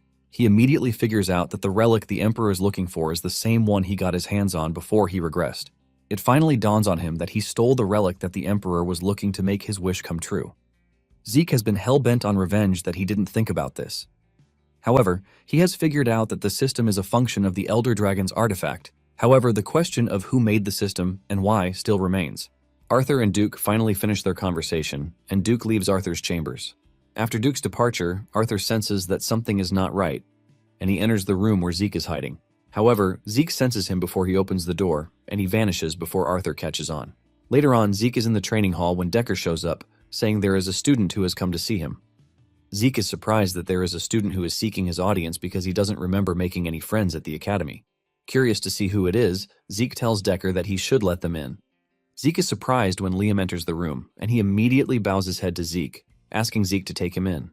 Zeke cannot believe his eyes, and he concludes that he should have just ignored Liam the last time. Zeke is initially confused about what Liam wants, and he asks him if he is asking to be his subordinate. Liam confirms this, telling Zeke that he is willing to pledge his allegiance to him. Zeke asks about his master, and Liam reveals that he was abandoned. Liam cries out saying he has to go to Valhalla, and Zeke realizes that Liam has not yet changed. Liam continues begging, and Zeke soon stops him, reminding him that he can actually go to the Turun or Zimmons instead of coming to him.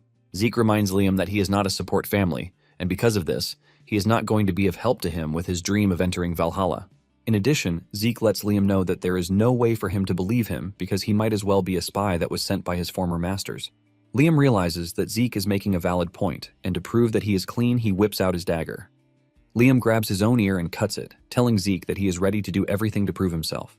Liam assures Zeke that he is ready to cut out his own tongue if it means proving himself. In fact, he is ready to place his hands in Zeke's hands as long as it guarantees him a place with Zeke. Liam's desperation and determination show Zeke everything he wants to know. Liam starts addressing Zeke as his master, urging him to teach him how to become stronger than everyone else. Liam is still begging and crying when Zeke throws his sword at him. The sword lands beside him, and Zeke tells him that he is going to take him in if he manages to withstand one strike from him. Liam is pleased to hear this because he finally has a chance. After Liam receives the treatment that is needed, he returns to the training hall to face Zeke. Liam was initially confident that he could withstand the strike, but now that he is standing in Zeke's presence, he starts wondering if he has what it takes. The pressure from Zeke's body is so terrifying that Liam is wondering if they are of the same age. Liam is shaking from Zeke's aura, and he is barely breathing, but he has no intention of running. Just then, Zeke dashes at him, and Liam manages to hold out for a second before Zeke disarms him. With his sword on the ground, Zeke berates Liam, asking him if that is all he has to offer. Nonetheless, Zeke can see that Liam is actually determined, but Zeke lets him know that it would be better for him to give up on Valhalla. Deep down, Zeke is starting to believe the fact that Liam was discarded by his master. This is because Liam descended from a distant branch family. In fact, he wouldn't have had the chance to enter the cradle if he weren't Jake-Hen's assistant. Zeke is pretty sure that the academy would have no issue expelling Liam, since they were able to expel a direct descendant like himself. Zeke is thinking about all these when Liam suddenly grabs onto his leg, desperately begging that Zeke take him in. Zeke starts wondering if there is a reason Liam is begging him the way he is. Zeke remembers that in his past life, Liam was expelled, but in the end, he became a mercenary king. Liam refuses to let Zeke go as he bawls, begging to be given one more chance. Realizing that Liam is not ready to give up, Zeke tells him that he is willing to give him one more chance. However, Zeke tells Liam that there is one condition to this. Since Liam promised to do whatever Zeke wants, Zeke tells him to cut off his right arm. This condition sends a wave of shock through Liam's body, and Zeke notices it. Zeke asks him if he values his right arm so much, which is why he is hesitating to cut it off. Zeke also knows what he is doing because he is basically telling Liam to forget about becoming a swordsman, and Zeke believes that Liam would not do this if he were in the right state of mind. Realizing that Liam is hesitating to do what he wants, Zeke tells him to leave because he needs to train. Zeke wonders why Liam is so desperate, but at the same time, he is pretty sure that Liam would go on to be great. Zeke assumes that Liam is leaving, but he is shocked when he sees Liam grabbing his sword. Thankfully, Zeke doesn't think Liam is bluffing, which is why he is able to react just in time to stop Liam from cutting off his right arm. Zeke disarms him and screams at him, asking him if he has lost his mind. Zeke asks him what he would have done if he had gone back on his word, and Liam says he is ready to do anything because he might lose something more important than his arm. Zeke is pissed that Liam is risking his life, and he tells him never to do something foolish again, or else he is going to toss him out. This is when it dawns on Liam that Zeke has accepted his request to take him in. Zeke then tells him to follow him because it would be bad if people see his so-called subordinate without an ear.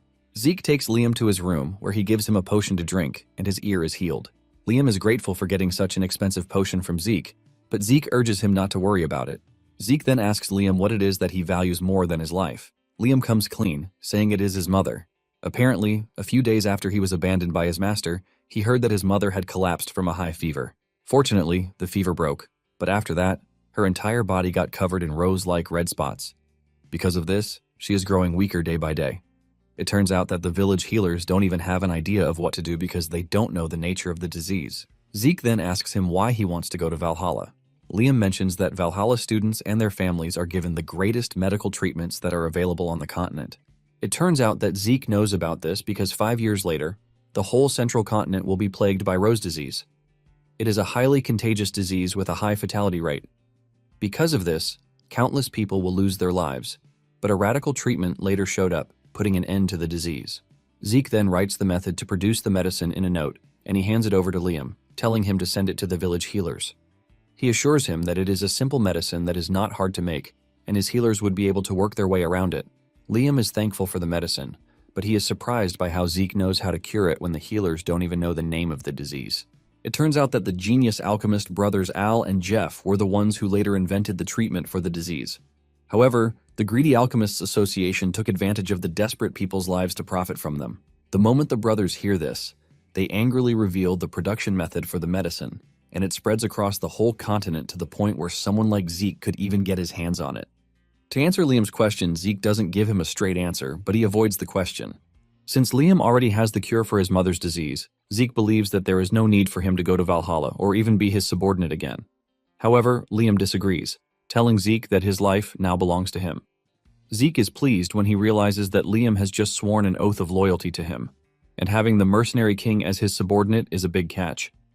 Zeke then tells Liam that he expects him to perform well because failure to do this means he gets dumped. Determined to prove himself, Liam assures Zeke that he is going to do his best. Later on, Owen visits Howard in his office, claiming that he has something important to propose to him. Owen suggests that Howard increase the difficulty for the semester's examination. Howard asks him why he is suggesting such, and Owen claims that the first-year students are skilled. In addition to this, there are 2 pure-blood awakeners among the first-year cadets. Because of this, he believes that the examination must be more difficult than last year's exam. Howard wastes no time taking this into consideration, and he commends Owen for his ingenuity. After Owen is gone, Howard finally realizes why Owen came up with the suggestion. Howard is glad that Owen is thinking the way he is, because they are both aiming to kill Zeke before he becomes a problem for them in the future. Soon afterward, the semester exam arrives, and this is a day when the cadets are expected to explore the dungeons. The exam is performed only in the academy, and groups of 2 people have to escape a dungeon within the allocated time. There are a bunch of difficulties when it comes to these dungeons, and each group is assigned at random. Zeke and Liam are partners for the exam, and Zeke asks Liam if he is nervous. Liam admits that he is a little nervous, and Zeke assures him that it is normal. He lets him know that a bit of nervousness will help him stay on his guard. When it is Zeke and Liam's turn to enter the dungeon, the instructor tells them to wait. He then points them in another dungeon entrance, which is different from the one the others are using. Zeke initially hesitates, but finally decides to follow the instructor's order. Apparently, the difficulty varies from dungeon to dungeon. However, they are all under the management of the Draker, which means there isn't much danger. In addition to the fact that the mission is time-limited, each group is given a timer that activates the moment they enter, and everyone is given 96 hours. Since battle skills are graded, cadets can earn points by bringing the heads of monsters that they defeated while in the dungeon. However, the most important part of it all is leaving the dungeon because failure to escape the dungeon within the time limit means they have failed the exam. After they have settled in and eaten, Zeke tells Liam to sleep. Liam initially disagrees because Zeke is the one who prepared everything, but Zeke assures Liam that he will be fine even if he doesn't sleep for 4 days. Even though Liam is hesitant, he decides to sleep just as Zeke suggested. Zeke then assures Liam that he is going to wake him in case anything comes up. It turns out that they have been in the dungeon for 16 hours already. In addition to this, Zeke has been training non-stop before the day of the exam, and he has stayed up for 3 days already. To add everything together, Zeke has been up for 90 hours already. Zeke knows that the infinite stamina skill only helps recover physical fatigue and not mental, which means he has to sleep to avoid any risk that might come up later. Zeke concludes that he is going to switch with Liam once he wakes up. However, he ends up dozing off and he suddenly finds himself in a strange dream where chaos has taken over everywhere. There is also a strange bell that rings in the dream, and when Zeke finally wakes up, he expresses his frustration that he keeps having the same dream. Suddenly, it dawns on him that he heard a bell, and his senses immediately come to life. He wastes no time quenching the fire with water, and he wakes Liam, telling him that an enemy is approaching. Zeke tells Liam that he is going to check out the enemy, but he urges him not to light the fire. Zeke then quietly walks to cover to try to assess the situation. He figures out that using the dragon eyes would only exhaust him, which is going to be bad since the exam is going to take 4 days. Zeke believes that adjusting his eyes to the darkness will be much better, Zeke calms himself so he can understand his surroundings, and he soon smells sulfur in the air. This alone is enough to tell him the kind of monster that is approaching them. It turns out that it is a rank 3 monster, the Hellhound, and they also hunt in packs. Zeke remembers that, in his past life, Reyna hunted an orc, but Zeke didn't think there would be hellhounds in the area as well. Suddenly, it dawns on Zeke that something is wrong because the leader of the pack would mostly weigh several hundred kilos. However, judging from the echoes, it appears that the monster approaching them weighs several tons. Zeke starts to panic, wondering if the monster they are about to go up against is a mutant. Suddenly, the walls behind him get trashed, causing him to leap away to avoid getting crushed. The expression on Zeke's face gets Liam worried. Deep down, Zeke is aware that the Zimmons are after him, but he still doesn't know what they have planned for him. Just then, the monster emerges from the rubble, holding the head of a hellhound like it is nothing. Fear creeps into Zeke and Liam's bodies when they see that the monster in front of them is a freaking troll. Trolls are basically rank 1 monsters, and they are dangerous enough that they can casually take down hellhounds and orcs. The blood of a troll is also a raw material for healing medicine, and they also possess incredible regenerative powers that match this. Liam then tells Zeke that he's going to use himself as a decoy so that Zeke can run away. However, Zeke lets Liam know that he has no interest in abandoning him because this would just make him a trash lord. Zeke then tells Liam to believe in his own abilities because he is not weak. Zeke assures Liam that he is free to run wild against the troll, and he will support him if the need arises. Liam is happy to hear this, and he thanks Zeke for the opportunity that he has been given. Liam dashes toward the monster and he delivers a cut to its joints. Zeke is impressed when he sees this because Liam is able to penetrate the troll's tough skin while also aiming precisely at its joints. Zeke can see that Liam has been studying monsters in his spare time, which is why he knows these. However, there is something else that he is not putting into account. Suddenly, the troll dashes at Liam, but Zeke is about to get to him fast enough to cut the troll on his leg to send it crashing to the ground. Liam apologizes for messing up, but Zeke assures him that he has done well already, since this is his first real battle. Zeke tells Liam that it was a good decision that he aimed for the monster's joints, but he forgot about the troll's regenerative ability. Zeke tells Liam that trolls are able to immediately heal small cuts, so he can't think he can keep up with their regeneration with just regular attacks. Zeke then tells Liam that he can see that the task is too much for him, so he will take over and just finish things up. Moments after engaging the troll, Zeke defeats it, and the system displays the information about his victory. Because he is able to kill a troll, he is awarded 30 karma points. Zeke then tells Liam to pick up the troll's head and store it in the bag. He is sure that they are going to earn extra points if they present the troll's head. Liam acknowledges the order, and he starts stuffing the troll's head in the bag. Suddenly, Zeke gets a sudden quest from the system, which is called the 2 birds 1 stone. He is required to hunt 100 monsters of 10 different species in the dungeon. To make it more competitive, the system puts a time limit of 72 hours on the mission. As for the reward, he is going to get double the karma points, and he is also going to get 2 random boxes. Zeke is thrilled when he sees the amount of karma points that he is going to get if he finishes the mission. To make it sweeter, he is also not allowed to kill monsters that are not hostile. Zeke checks his time and realizes that they still have 79 hours until the main exam ends.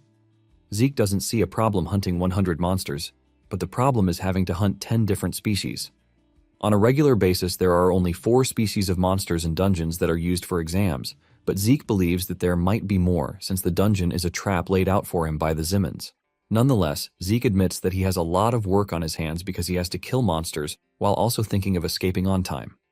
Moments later, Liam tells Zeke that he is done storing the head in the bag. It turns out that the bag was provided for them alongside a timer, but it is far inferior when compared to the subspace pocket. However, it is still enough to carry their loot. Zeke commends Liam and suggests that they get moving, but urges him not to fall behind. The two then continue running a rampage in the dungeon, and Zeke is enjoying every moment of it. By the time they have less than 12 hours on the clock, Zeke asks Liam if he has gained a ton of experience, since they already have loads of monsters in the bag. Liam answers honestly, saying he can't say yet. Zeke understands that it might take a while to get used to it, so he is not interested in scolding him. The mission continues, and when it is just 1 hour away, Zeke realizes that he has killed 9 species of monsters with 99 monsters, which means he still has 1 species left. Zeke has looked everywhere, but he hasn't found any, and at this point he is pissed at the Zimmons for being so useless. Zeke is even wishing that they had stuffed the dungeon with more monsters that would serve the purpose he wanted. Suddenly the ground starts giving way, and Zeke notices the path where the crack is heading. He realizes that the crack is leading to where Liam is standing, and Zeke screams at him to drop the storage bag. Liam is slow to react, but Zeke gets to him fast enough to save him and cut whatever monster it is that is under the ground. When the dust settles, Liam freaks out when he sees Zeke's left arm covered with blood. Liam believes that Zeke is injured, but Zeke tells him that it is the monster's blood. Because of the nature of the monster that they are going up against, Zeke tells Liam to stay back and watch him handle it. It turns out that the monster that they are up against is a dungeon worm, and it is an incredibly dangerous monster, which requires 8 well-trained purple knights to defeat it. At this point, Zeke is forced to give the Zimmons their credit because they really prepared well. Zeke wastes no time engaging the beast, but Liam is worried that Zeke alone doesn't have what it takes to face the monster. While Zeke is engaging the monster, Liam is searching through his bag to see if there is anything he can use. Apparently, the dungeon worm is dangerous to go up against because of how it consumes the earth while it moves. Zeke figures out that he is only going to get buried if he drags the fight on for too long. Zeke is still thinking of his next move when the monster comes charging at him, forcing him to repel it with everything he has. Zeke angrily returns the energy as he aims to cut the monster in half. He runs his blade through the monster's side, but this is not enough to take down the worm. Zeke soon finds himself getting overwhelmed by the worm because of its large size. Suddenly, Liam shows up and stabs the worm with his sword, and the moment he does this, Zeke realizes that the attack pressure from the worm has reduced. This gives him more time to pull himself together to properly engage the monster. Zeke then asks Liam what he did, and Liam reveals that he applied an anesthetic to his sword before stabbing the worm with it. Zeke is impressed when he realizes that Liam applied the anesthetic called belladonna. For a human, the belladonna weakens one's senses, but to a worm, it is a deadly poison. Zeke is impressed with the fact that Liam is able to think on his feet, even though they are facing a scary monster. Zeke then tells Liam to wait for his signal before stabbing the worm with the anesthetic again. Deep down, Zeke is glad that he accepted to take Liam in. Zeke then runs up the monster, and once he realizes that he is prepped for his ultimate attack, he tells Liam to stab the worm. Liam does as told, and the moment the worm starts reacting to the effect of the anesthetic, Zeke activates the soul manifestation skill, Lacerate. With the skill in effect, Zeke easily slices through the worm like sausage, cutting it into 2 halves, ultimately defeating it. Immediately, he drops the monster, and the system hits him with a bunch of information. He is informed that he has completed the sudden quest, and the karma points will be doubled as promised. In addition to this, he has been given 2 random boxes as the quest reward. In the end, Zeke ends the quest with 780 karma points, which is insane. Meanwhile, on the outside, the instructors are waiting for those who have come out so that they can be graded. Once they are graded, the instructors let them know that they are free to leave. When it came to Reina's turn to be graded, she was able to accumulate 180 points, which is said to be close to Abel's record. Everyone is amazed by this, and the instructor commends her for surpassing the 130 points, which is the passing grade. Reina thanks the instructor for his compliment, and with this, the grading continues. When it is Owen's turn, he comes out with 120 points, which allows him to beat the passing grade of 70 points, but he is obviously pissed that he lost to Reina again. Deep down, he is pissed, and he is already looking for a way to take Reina out of the equation. Everything is going normally until they hear Zeke's voice behind them. They turn around to see Zeke and Liam stepping out of the dungeon in the most bizarre way. The two are carrying with them the head of the dungeon worm, leaving everyone in shock and questions flying around.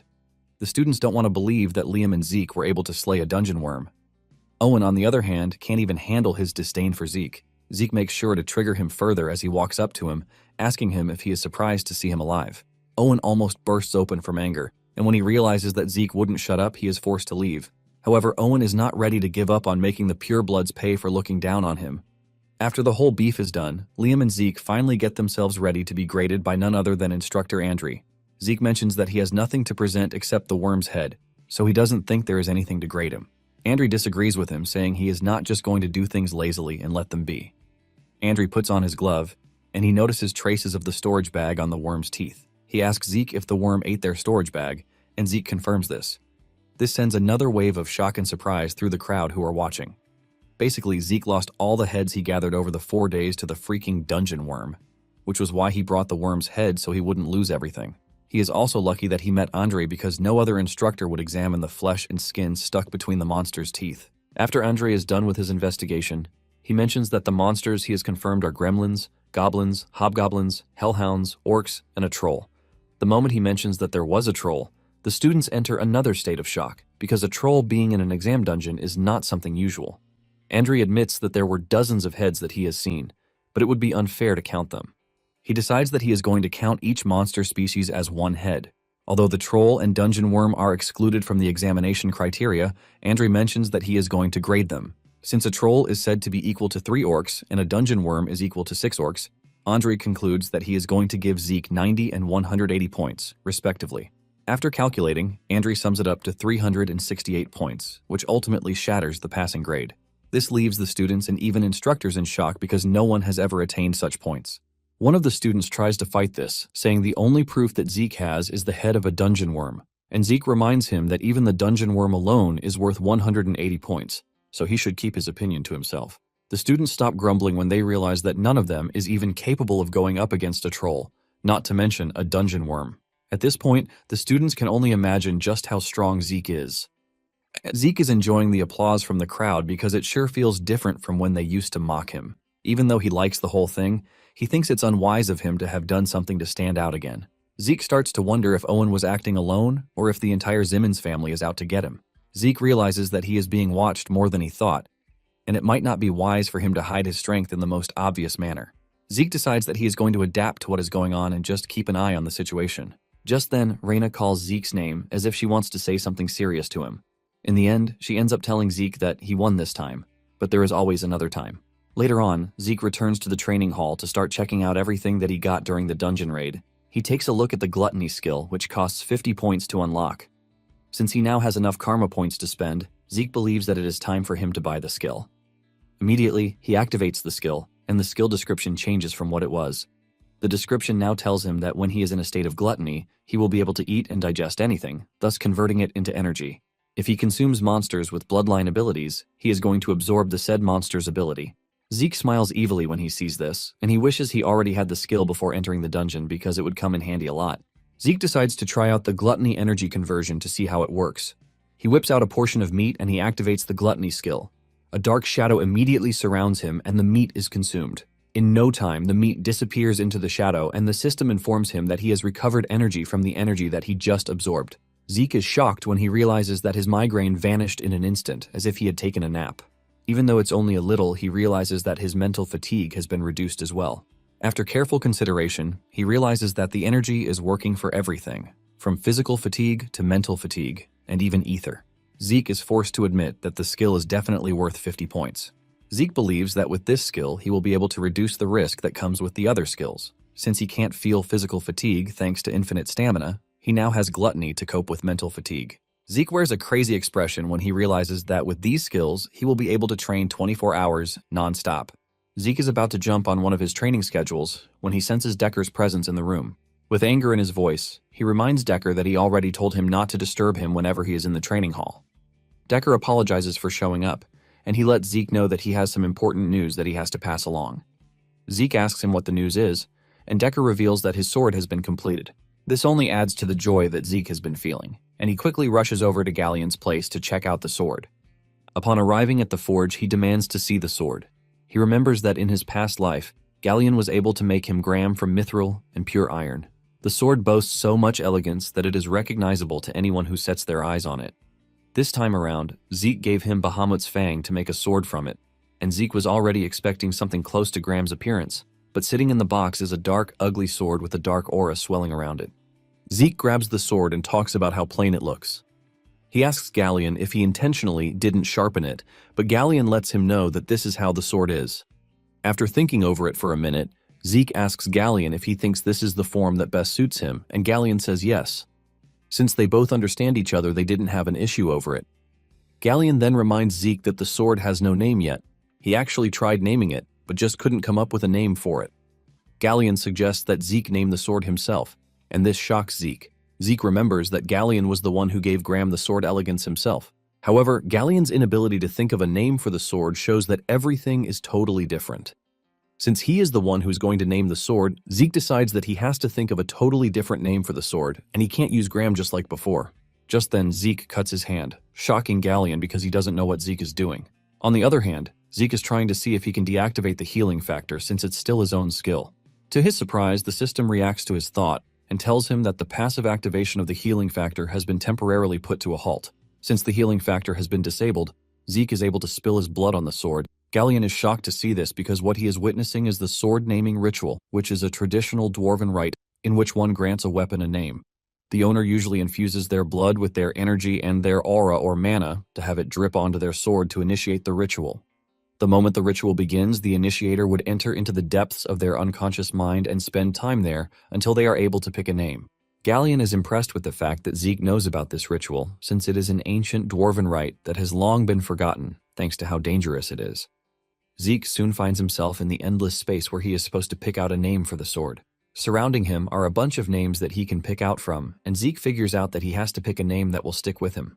While traversing the space, Zeke finally finds the name that suits his sword best, and this is the Stygian blade, Bahamut. The system immediately registers the sword as an item the moment Zeke picks a name for it. Zeke cannot believe that he somehow picked the name of an evil dragon for his sword. After he is done, Galleon commends his knowledge of how he knows about the dwarven rite. Zeke claims that he only happened to come across it while studying dwarven history.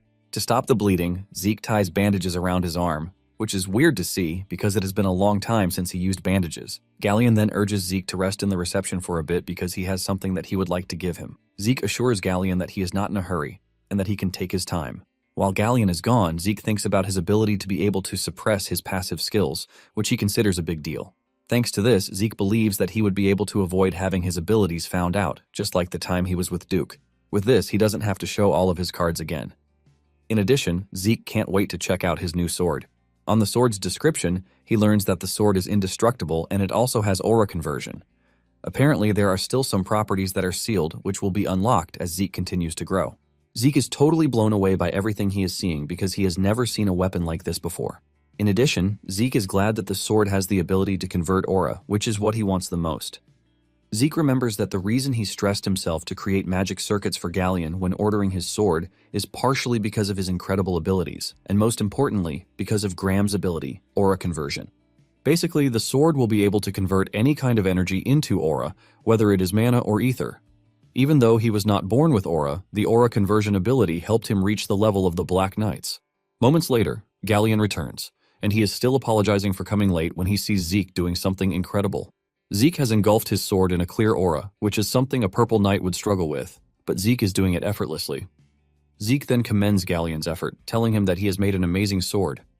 Galleon thanks Zeke for his compliment and lets him know that he has something else to give him. Galleon then whips out a sheath and mentions that it was personally crafted by his master. Zeke is surprised because in his past life he didn't get to know Galleon's master. Zeke then notices the dwarven inscription on the sheath, and he is able to translate it to Galan Jobert. The moment Zeke sees this, sweat runs down his face because he recognizes greatness. Apparently, Jobert was considered the pinnacle of blacksmithing, and he is the greatest blacksmith currently on the continent. He is so great that none of the dwarves even come close. His creations are so perfect that collectors would pay hundreds of gold coins to get their hands on one. Zeke immediately expresses his shock that Galleon is Jobert's disciple, and Galleon is surprised that Zeke can even read the dwarven language. Because Jobert is a unique person, Zeke is pretty sure that the sheath will have more to it. Galleon confirms this, telling Zeke that by using the dial located on the top of the sheath would transform into a shield. Galleon assures Zeke that the shield is pretty strong since it is made with mithril and wyvern bones. While explaining this, Zeke's mouth is left wide open because he can't believe his eyes. Galleon lets him know that he can return the sheath to being a shield once he turns the dial again. Even though the sheath is marvelous, Galleon doesn't think it is comparable to the grace Zeke has shown him. Galleon urges Zeke to take the sheath, and Zeke is honored to have it because Galleon could have just sold it to make the forge. Galleon reveals that he can't sell it because it is one of his master's masterpieces. Zeke lets Galleon know that the sheath is worth a lot, but before Galleon changes his mind, he quickly collects it. After collecting, Zeke notices that the sheath is small compared to the sword. Nonetheless, Zeke believes that what Jobert makes is going to be a masterpiece. Zeke then tries to place the sword in the sheath, and to his surprise, the sheath expands to wrap itself around the sword.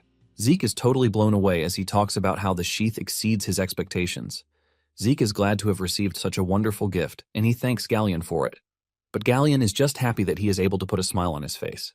When Zeke returns to his training hall, he checks out one of the random boxes he got as the dungeon reward. There is a gauntlet in one of the boxes, and the system lets him know that the properties of the gauntlet would come into action once he wears the full set.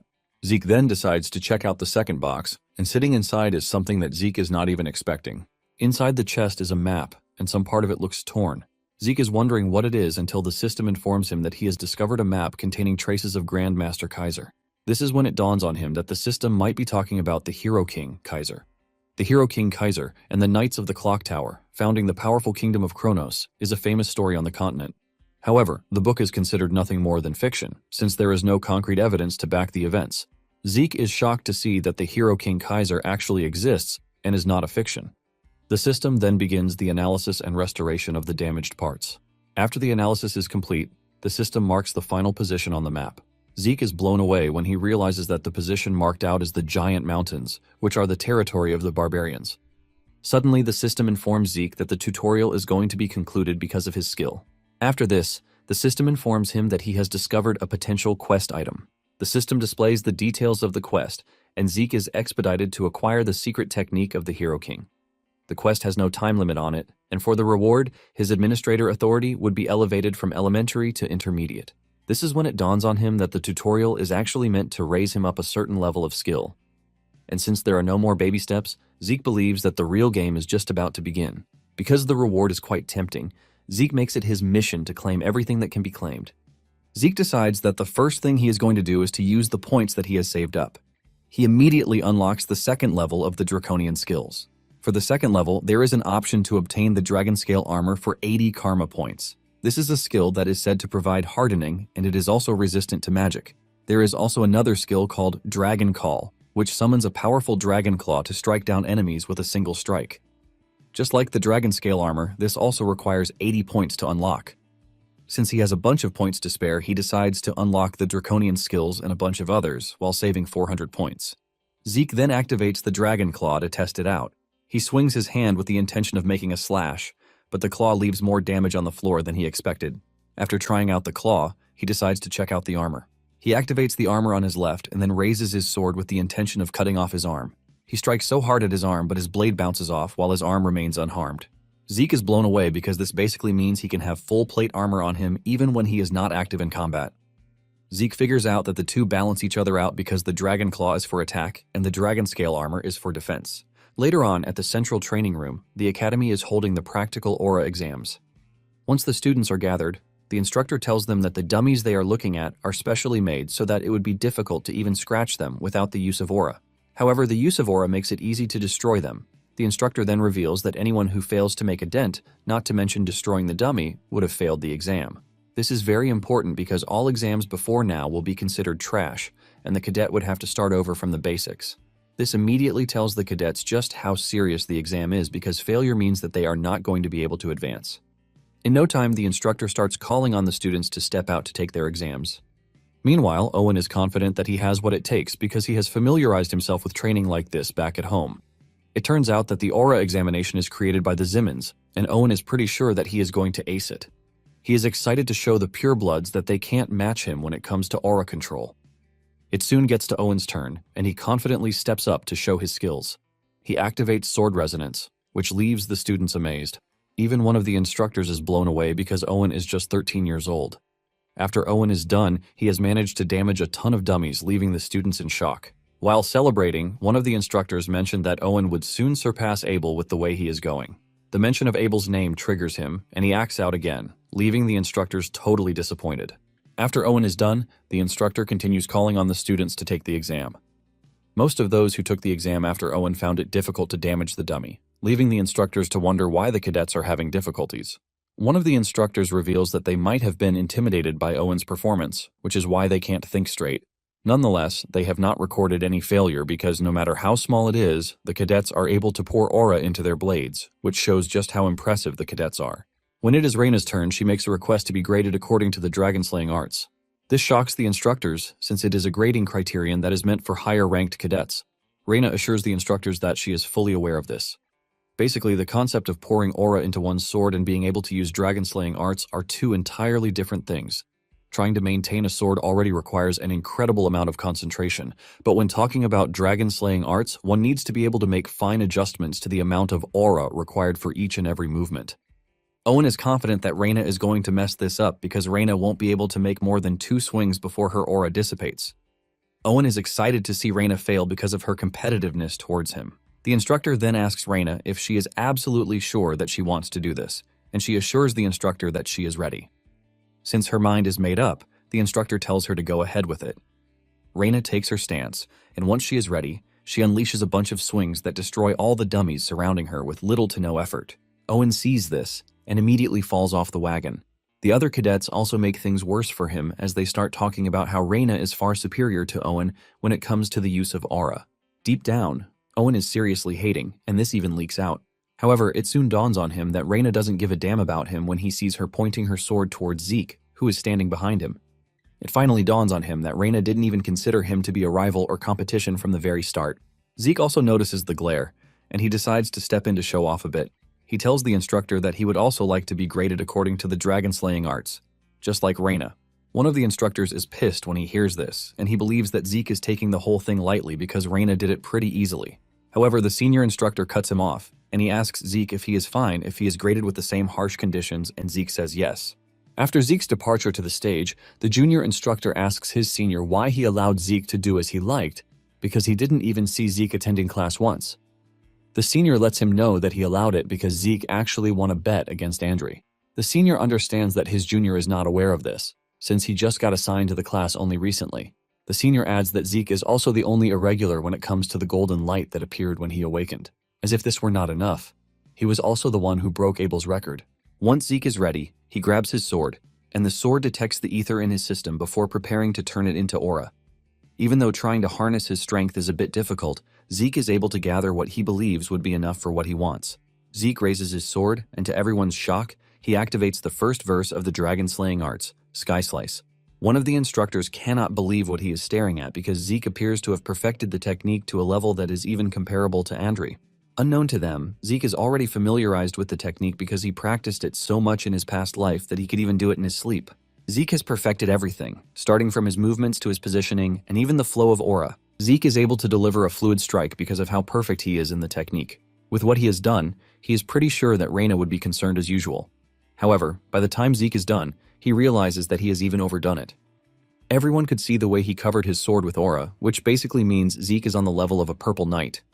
Zeke cannot believe that he overdid it because the entire dummy array standing close to him has been cut in half. All he wanted was to do it on a level that is similar to Reina, but he ended up standing out again. While the instructors are trying to understand what they just witnessed, Owen is boiling. Later on, Howard calls Zeke to his office to commend him for his results. Zeke takes the compliment lightly, claiming that he only got lucky. Howard disagrees with him, letting him know that luck can't get him to the level of a purple knight at the young age of 13. Howard then asks Zeke how he feels about taking the grade advancement class. Zeke asks Howard if this means he gets to skip a grade, and Howard says it all depends on his performance. Apparently, he can skip more than one grade if he performs exceptionally well. Zeke is glad that Howard took the bait, and this is all thanks to the fact that he made himself stand out. Since this is what he wants from the very beginning, Zeke tells Howard that this is what he wants. While leaving the office, Zeke is pretty sure that Howard has something planned, but he doesn't care since he is looking to play along. Just as expected, Howard has something planned for both Reina and Zeke. Soon afterward, Zeke and Reina report to the upper-class Aura training hall, and Reina wouldn't take her eyes off Zeke. Moments later, the examiner for the exam shows up, and he is introduced as Sir Owl Draker. The moment he set his eyes on Owl, he recognized him as a man known as Dieback Blade. In his past life, Zeke had run into Owl burying dead soldiers. Zeke was ready to fight him since they were on opposite sides until he saw what he was doing. Zeke had no choice but to join him to help him out, and this is when Zeke introduced himself as Zeke Murray. He asked Owl if he was a Draker, but Owl says no and tells Zeke to call him Dieback Blade instead. Now that Zeke is standing in his presence, he realizes that his name actually suits him. After he is done thinking about the past, Zeke and Reina offer their greetings to Owl. Zeke is surprised that an upper-class knight has been called upon for the first-year grade advancement exam. Basically, the supporting pillars of the Draker are the upper-class knights, and it is imperative that one possess power, fame, and experience to be granted this respected title. It is basically a high-ranking position. The instructor then reveals that the exam method is one that they are used to in the Cradle, which is a swordsmanship battle. They are allowed to continue as long as they remain conscious or have not given up. Just as expected, the overexcited Reina suggests that she go first, but Owl stops her, telling her that there is no need to go separately. With a scary face and voice, Owl tells the two that they are free to come at him together. Hearing this gets Reina worked up, but Zeke urges her to calm down. He reminds her that Owl is way above their league, and in addition, the test has begun already. Zeke lets Reina know that he definitely would have lost points if he had rushed in headless. Reina then asks Zeke what she is supposed to do, and this question tells Zeke that Reina is wise enough to assess the situation. Zeke then tells Reina that there is a strategy that they can actually use in the current situation. Zeke lets Reina know that the plan is to make sure that they get Owl with a single but decisive strike. Once they are done planning their strategy, Owl pulls out his sword, which is a weird one in that part of the world. It is a single-edged sword called the Huando.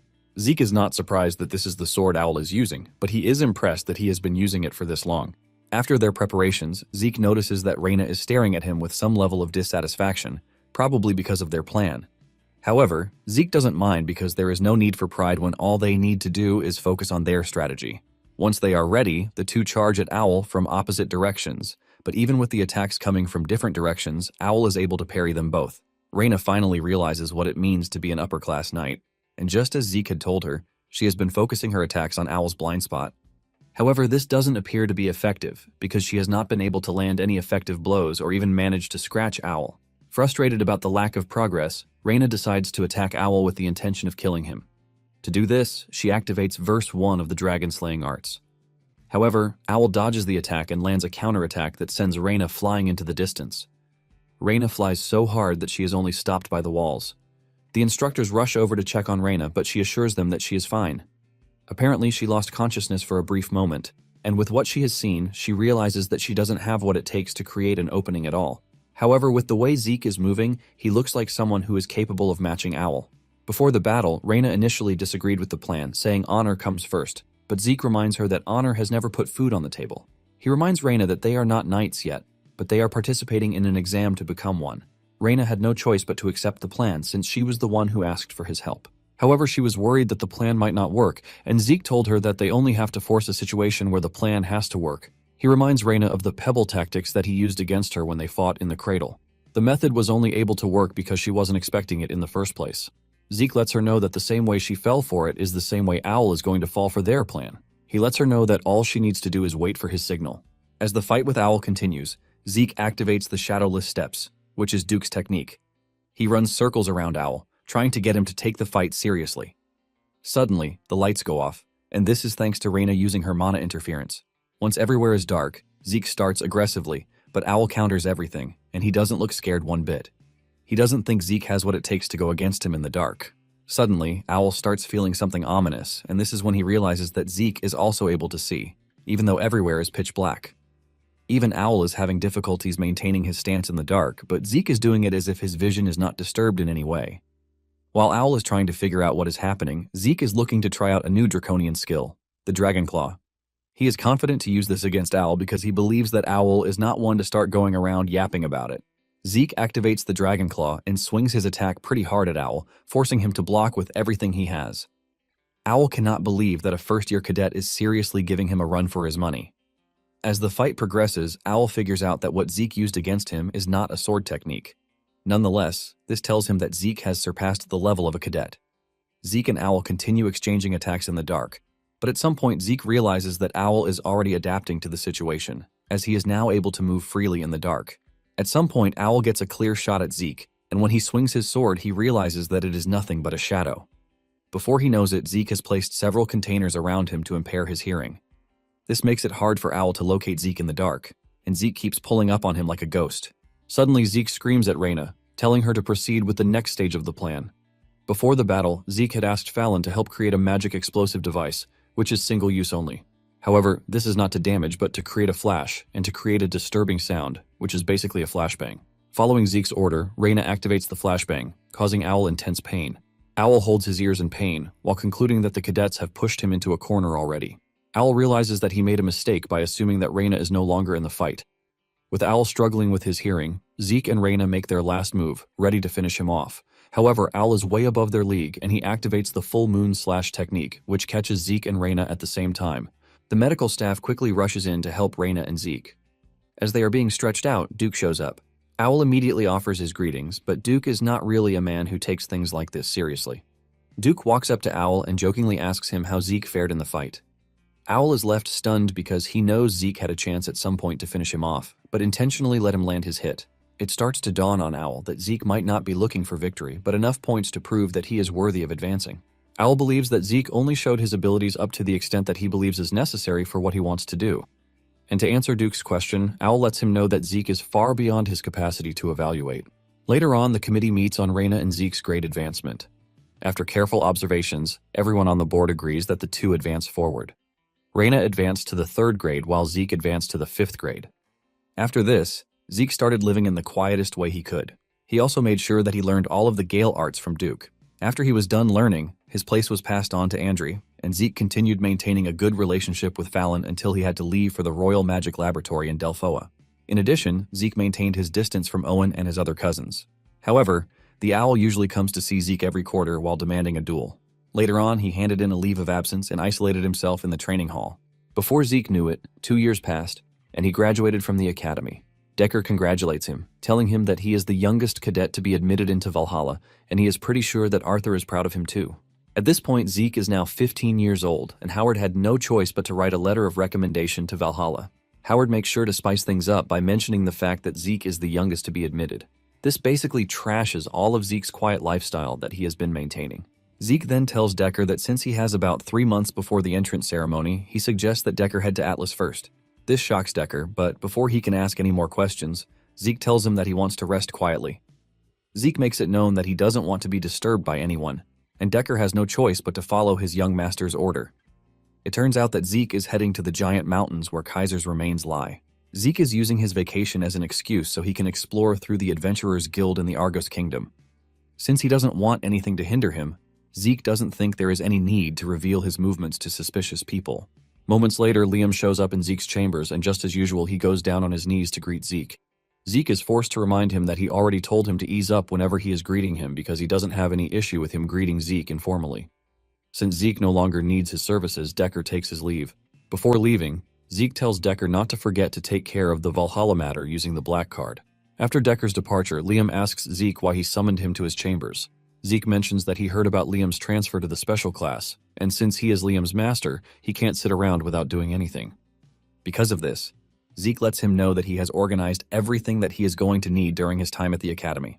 Zeke has even put together the expected exam questions, training manuals, and the essential items that he is going to need. Zeke hands him the manual that he put together and also urges him to visit Galleon's forge to get whatever he needs. Zeke is also aware of the fact that Liam is going to need his personal sword once he reaches his 4th year. Zeke tells him that he can visit Galleon's forge to get his sword because he has paid for everything already, and he doesn't need to worry about the cost. Zeke lets Liam know that he is trusting him and expecting that he is going to do great things. With tears running from his eyes, Liam goes down on his knees again, assuring Zeke that he is going to live up to his expectations. Zeke is forced to remind him again to forget about the whole formality. When talking about the Argos Kingdom, it is located at the northernmost edge of the central continent, and it is one of the 4 central kingdoms alongside Delphoa, Thebea, and Alencia. Because of the terrain of the country, it houses a ton of monsters, and at the same time, it makes it the perfect place for adventurers to get rich quickly. The first king of the country was a visionary, and he saw this. Because of this, he made his kingdom's central business one that has to do with the adventurers and dungeons. Thanks to the support of the royal family, the giant mountains have been divided into several regions with shipping routes and bases constructed everywhere. These bases are managed by the Adventurers Guild, and they are everywhere. Soon afterward, Zeke arrives in the country and he registers in a guild, but instead of using the Draker name, he uses Murray instead. Zeke is determined to stay under the radar while he is in the country, and to do this, he is wearing a fake wig and a magic lens to change his eye color. After he is done with his registration, Zeke decides to start his treasure hunt. He joins a carriage filled with adventurers who are heading into the mountains. Zeke is happy that he managed to join a caravan because the season is a busy one. However, that decision starts haunting him in no time. One of the adventurers, who obviously looks like a bully, starts running his mouth asking Zeke if this is his first rodeo. In no time, the dude's friend joins him in disturbing Zeke, and Zeke finally realizes that trash people exist everywhere. The adventurers continue running their mouths, but Zeke just ignores them. Suddenly, Zeke gets on his feet, and he tells them to shut their mouths. One of them starts asking Zeke why he reacted that way, but Zeke ignores him and walks to the front to have a conversation with the driver. Zeke tells the driver that there are a bunch of orcs behind them, and he asks the driver if this is a normal occurrence.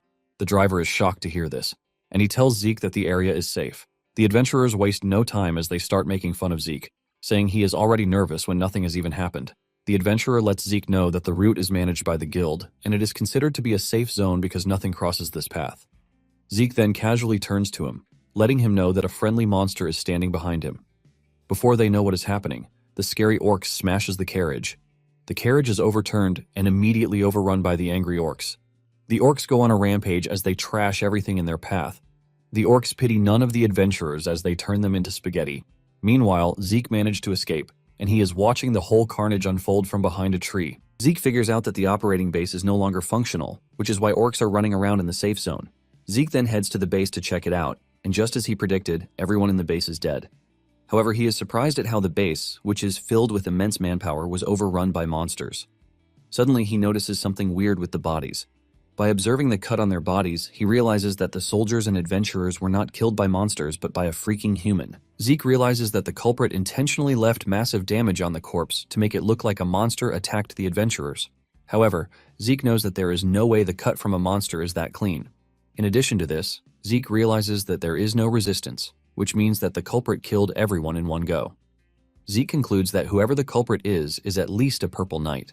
Even though Zeke is pissed about the whole situation, he figures out that he can't stay there for long to avoid misunderstandings. Zeke then continues his journey since his priority is to find Kaiser's remains.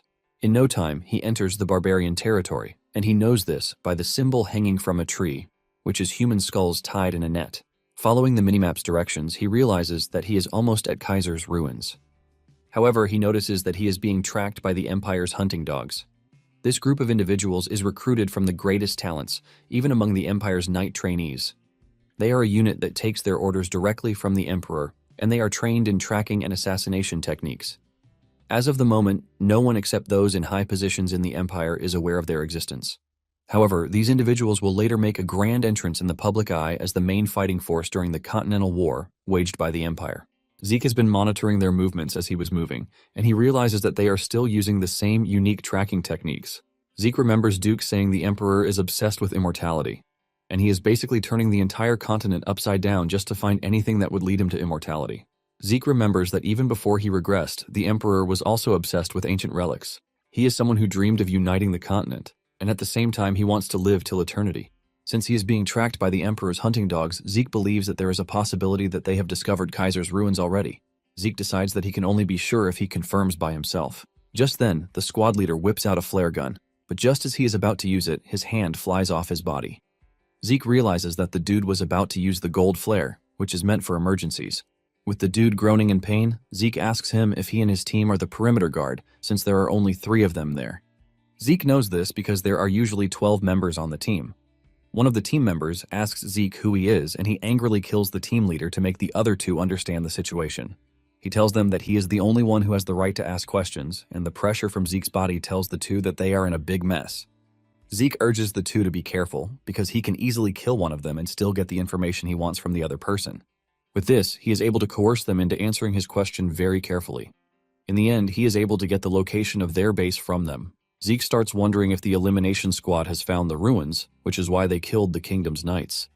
Since he doesn't have all the answers, he decides that he is just going to check it out himself. Before leaving the scene where he killed the trio, Zeke leaves a peculiar symbol on the scene. He also leaves a writing, saying those who draw their sword against McCain will be put to rest. Not long after this, Zeke tracks down the base. The 2 guards at the entrance are busy slacking off when Zeke attacks.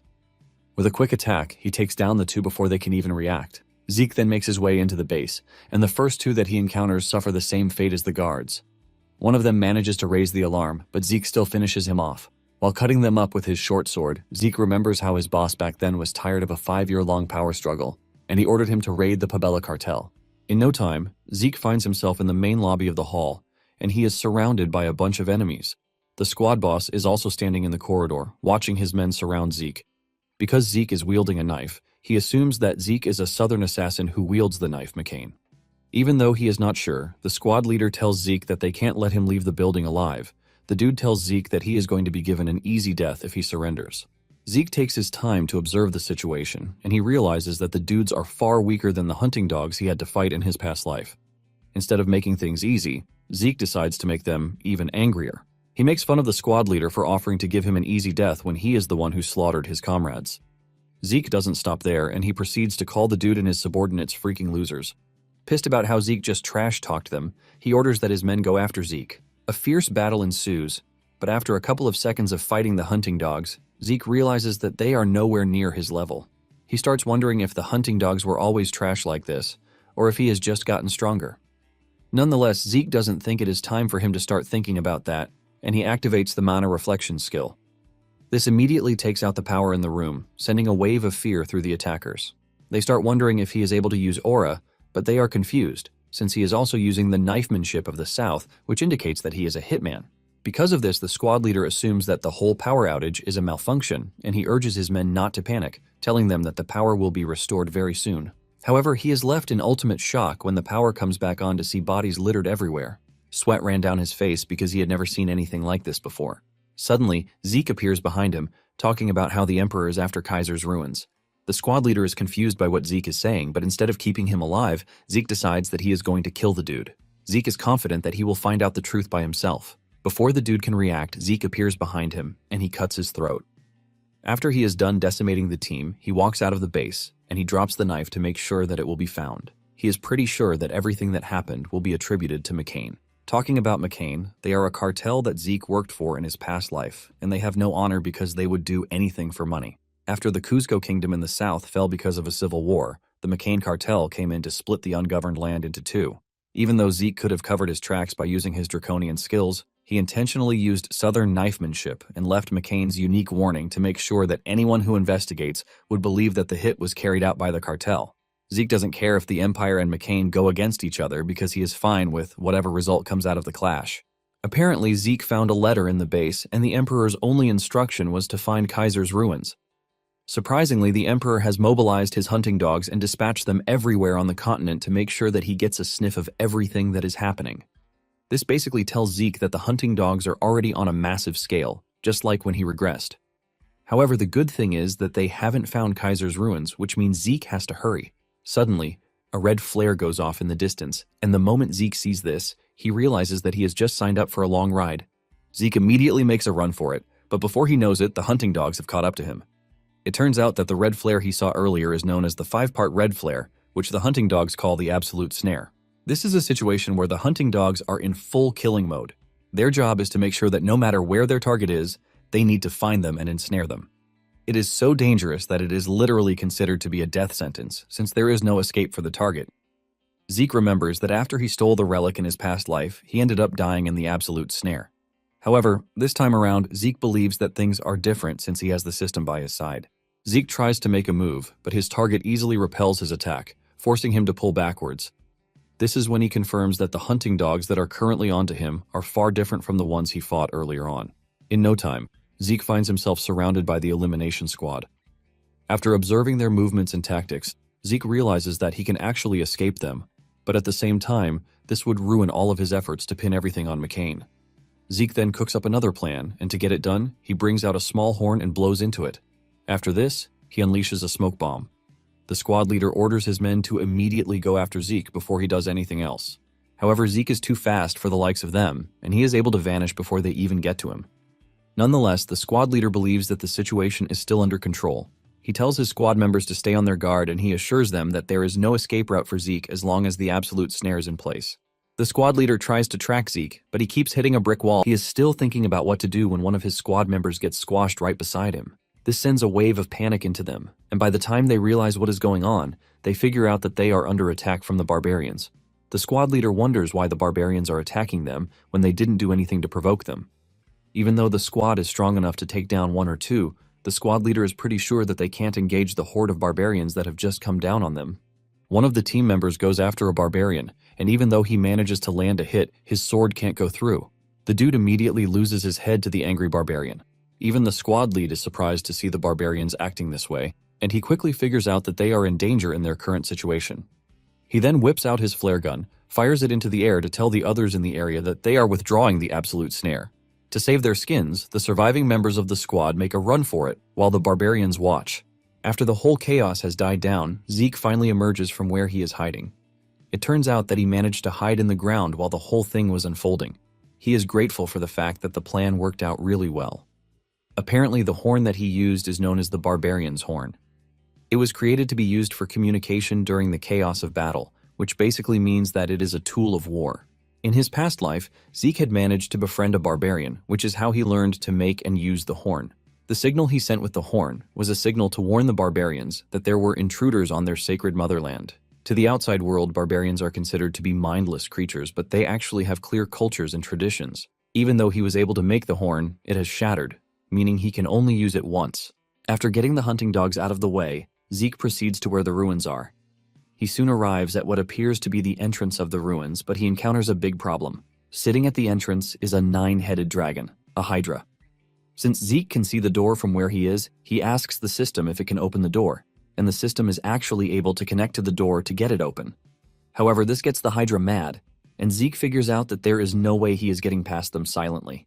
Zeke then activates the Gale Arts as he dashes toward the hydra.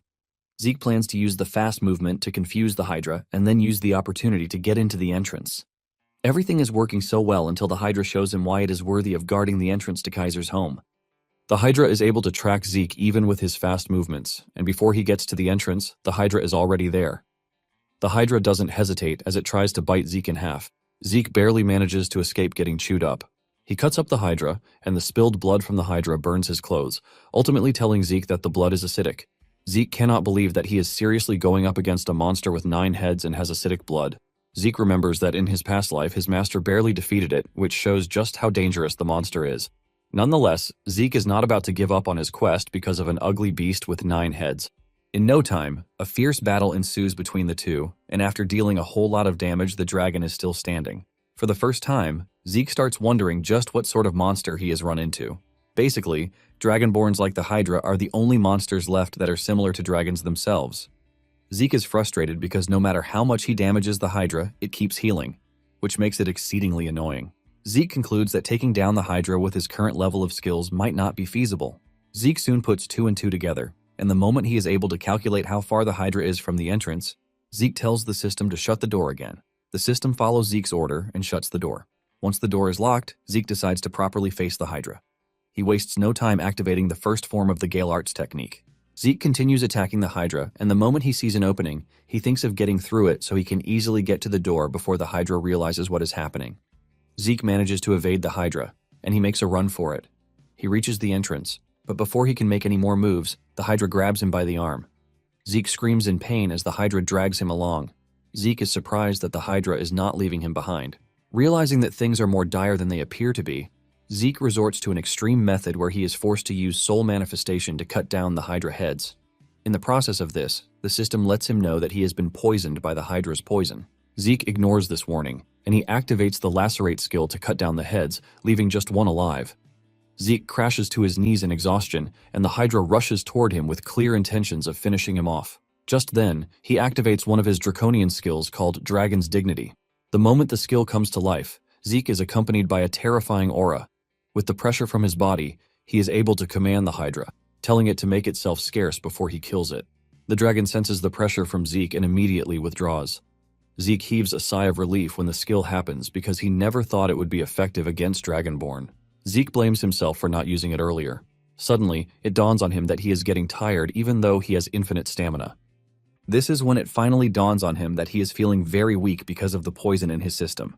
The system lets him know that he has been able to strike fear into the Hydra. The system then asks him if he would like to activate the draconian skill, Control, so he can subjugate the Hydra. Zeke immediately becomes hyped from the fact that he might actually get a chance to get the Hydra under his control. Excited about the whole thing, Zeke decides to try it out. However, his excitement dies off when he is informed by the system that he lacks the authority to subjugate the target. Zeke is not entirely disappointed because he was expecting some sort of restrictions on such an overpowered skill. Suddenly, Zeke starts feeling worse, and the system informs him that the poison level in his body has surpassed the normal level. Zeke is conflicted because the healing factor is not working to counter the poison. While in pain, Zeke believes that there is definitely a way out of his current situation. Suddenly, he remembers the gluttony skill that allows him to consume bloodline abilities. Since the Hydra's poison is pretty potent, Zeke believes that its bloodline should have some sort of resistance against the poison. Zeke wastes no time activating the gluttony skill, and it consumes a Hydra's severed head. The moment it does this, the rank level of the skill jumps from beginner to expert level. Zeke starts absorbing the energy that he has lost. In addition, he also absorbs the bloodline ability of the Hydra. Thanks to this, Zeke starts vomiting the poison constituent from his body, and in no time, the poison effect is neutralized. After surviving the near-death ordeal, Zeke reads the Constitution description and realizes that the Hydra's Constitution will help him neutralize the effect of most poisons. However, Zeke is not entirely sure what this means because he doesn't know if he still has to worry about poison or not. Zeke is also surprised when he sees that the gluttony has increased in levels. After reading some other boring information about what he received, Zeke concludes that he needs to continue moving. We finally get a backstory on Kaiser, who was born a half-human, half-fairy. His father was a wise sage, while his mother was the fair monarch, which explains his hybrid nature. Apparently, he was abandoned in the forest to avoid the schemes of an evil mage. While in the forest, a sacred wolf took him in and raised him. Because of this, he was able to grow up safely. Later, after that, Kaiser saved the oppressed humans, and he created a kingdom in the center, which is solely for humans. The name of this thriving nation was Kronos. Later on, this ended up becoming a fiction to later generations, since there was no evidence to support the history. However, Zeke has now reached the supposed fictional Kronos, and he is surprised that Kaiser's ruins will also be in Kronos itself. Upon arriving at the giant door that leads into the main building, he notices that the door resembles the one that was at Tarakan's home. Once the door opens, Zeke proceeds into the room. Sitting in the distance is a blue crystal, and the moment Zeke touches it, the system tells him that the quest linked to the Hero King has begun. Zeke is shocked to see this since he didn't get any warning before this. To make it worse, he is not allowed to leave the area until he completes the quest. The description of the quest soon appears, and Zeke is required to acquire Kaiser's wisdom from the remnants of his presence, which is left in the ruins. To show how serious the quest is, it has no time limit attached to it, and for the reward, he is going to get the Fairy Monarch's tears if he is able to complete it. Zeke is shocked when he sees the reward being granted because the Fairy Monarch's tears are said to grant people's wishes. Zeke gets interested in the reward, since it is basically a cheat package to have. He then asks the system how he can obtain the wisdom, and the system immediately begins by extracting the data within the crystal, which is a magic recording device sitting in front of him. While going through the data, the system detects 546 of Kaiser's magic video records. The system tells Zeke that there are 12 files within the magic recording that correspond to what he wants to know. The system then replays the first video of the 12 magic video files that it detects. It turns out that the language used in the video is an ancient language that Zeke can't understand, but the system helps him to translate the language. Once everything is in order, the video starts playing, and Zeke is blown away to see Kaiser's image in front of him. In the video, Kaiser is talking about how to properly swing a sword. While making the video, he is also making time to scream at his right-hand man, Sheltern, who is holding the camera. After seeing a few seconds of the video, Zeke finally starts to believe that Kaiser truly existed. Kaiser then answers the big question, which is what someone needs to wield a sword. He mentions some really boring things and decides that he has to show what he means by this. Kaiser raises his sword and swings it vertically, so that it appears that Zeke has been cut in two. Zeke almost dies from a heart attack until he realizes that he is actually fine. Zeke cannot believe that Kaiser's spirit is so overwhelming that it was able to affect him via a recording. Being the freak that he is, Zeke gets even more interested in the whole thing instead of getting scared. Zeke then sits down and he urges the system to replay the video. After rewatching the video over and over again, Zeke decides to try out the moves that are shown in the video. 4 days later, Zeke is still on it and he is training really hard. Basically, there are 3 doors in the room where he is. The first room is used to store food, which will last for at least a month. The second room is a resting area where Zeke can restore his mental and physical condition. And for the third room, it contains a variety of books and weapons of war. Zeke has been able to put together that the room is a training room for Kaiser's successor. Because of the amenities that have been provided, he is able to fully focus on training and swinging his sword. With his hard work, he has been able to mimic the form that he saw in the recording. Zeke is still doubting his training when the system suddenly informs him that he has acquired the basic form of Kaiser's elemental sword. Zeke is confused because this is the first time he is going to hear about anything elemental. Just then, the system tells him that he has surpassed the basic level, and because of this, Kaiser's soul will be summoned. A bright light then emerges from the crystal, and when everything settles down, Kaiser, the handsome king, is standing like a good aura farmer. Zeke, on the other hand, is freaking out because he is basically looking at Kaiser right in front of him. Zeke is still celebrating what he just witnessed when Kaiser attacks him. Thanks to his quick reaction speed, Zeke is able to block the attack. However, he fails to contain the immense power that Kaiser sent into the sword. Zeke is sent flying into a wall, but Kaiser doesn't waste a second before telling him to get back on his feet. While assessing the situation, Zeke realizes that he is feeling the same way he felt when he faced his master in his past life. Kaiser then makes fun of Zeke, telling him that he basically has no chance of learning his swordsmanship with such horrible skills. Zeke is still wondering why he was attacked when Kaiser shows up and attacks him again. Zeke manages to parry at some point, but he is worried that he might suffer in the Kaiser's hand. While Zeke is freaking out, Kaiser is playing around like a hunter who just saw his game. After taking in the atmosphere for a bit, Zeke finally pulls himself together, and he decides to get serious with Kaiser.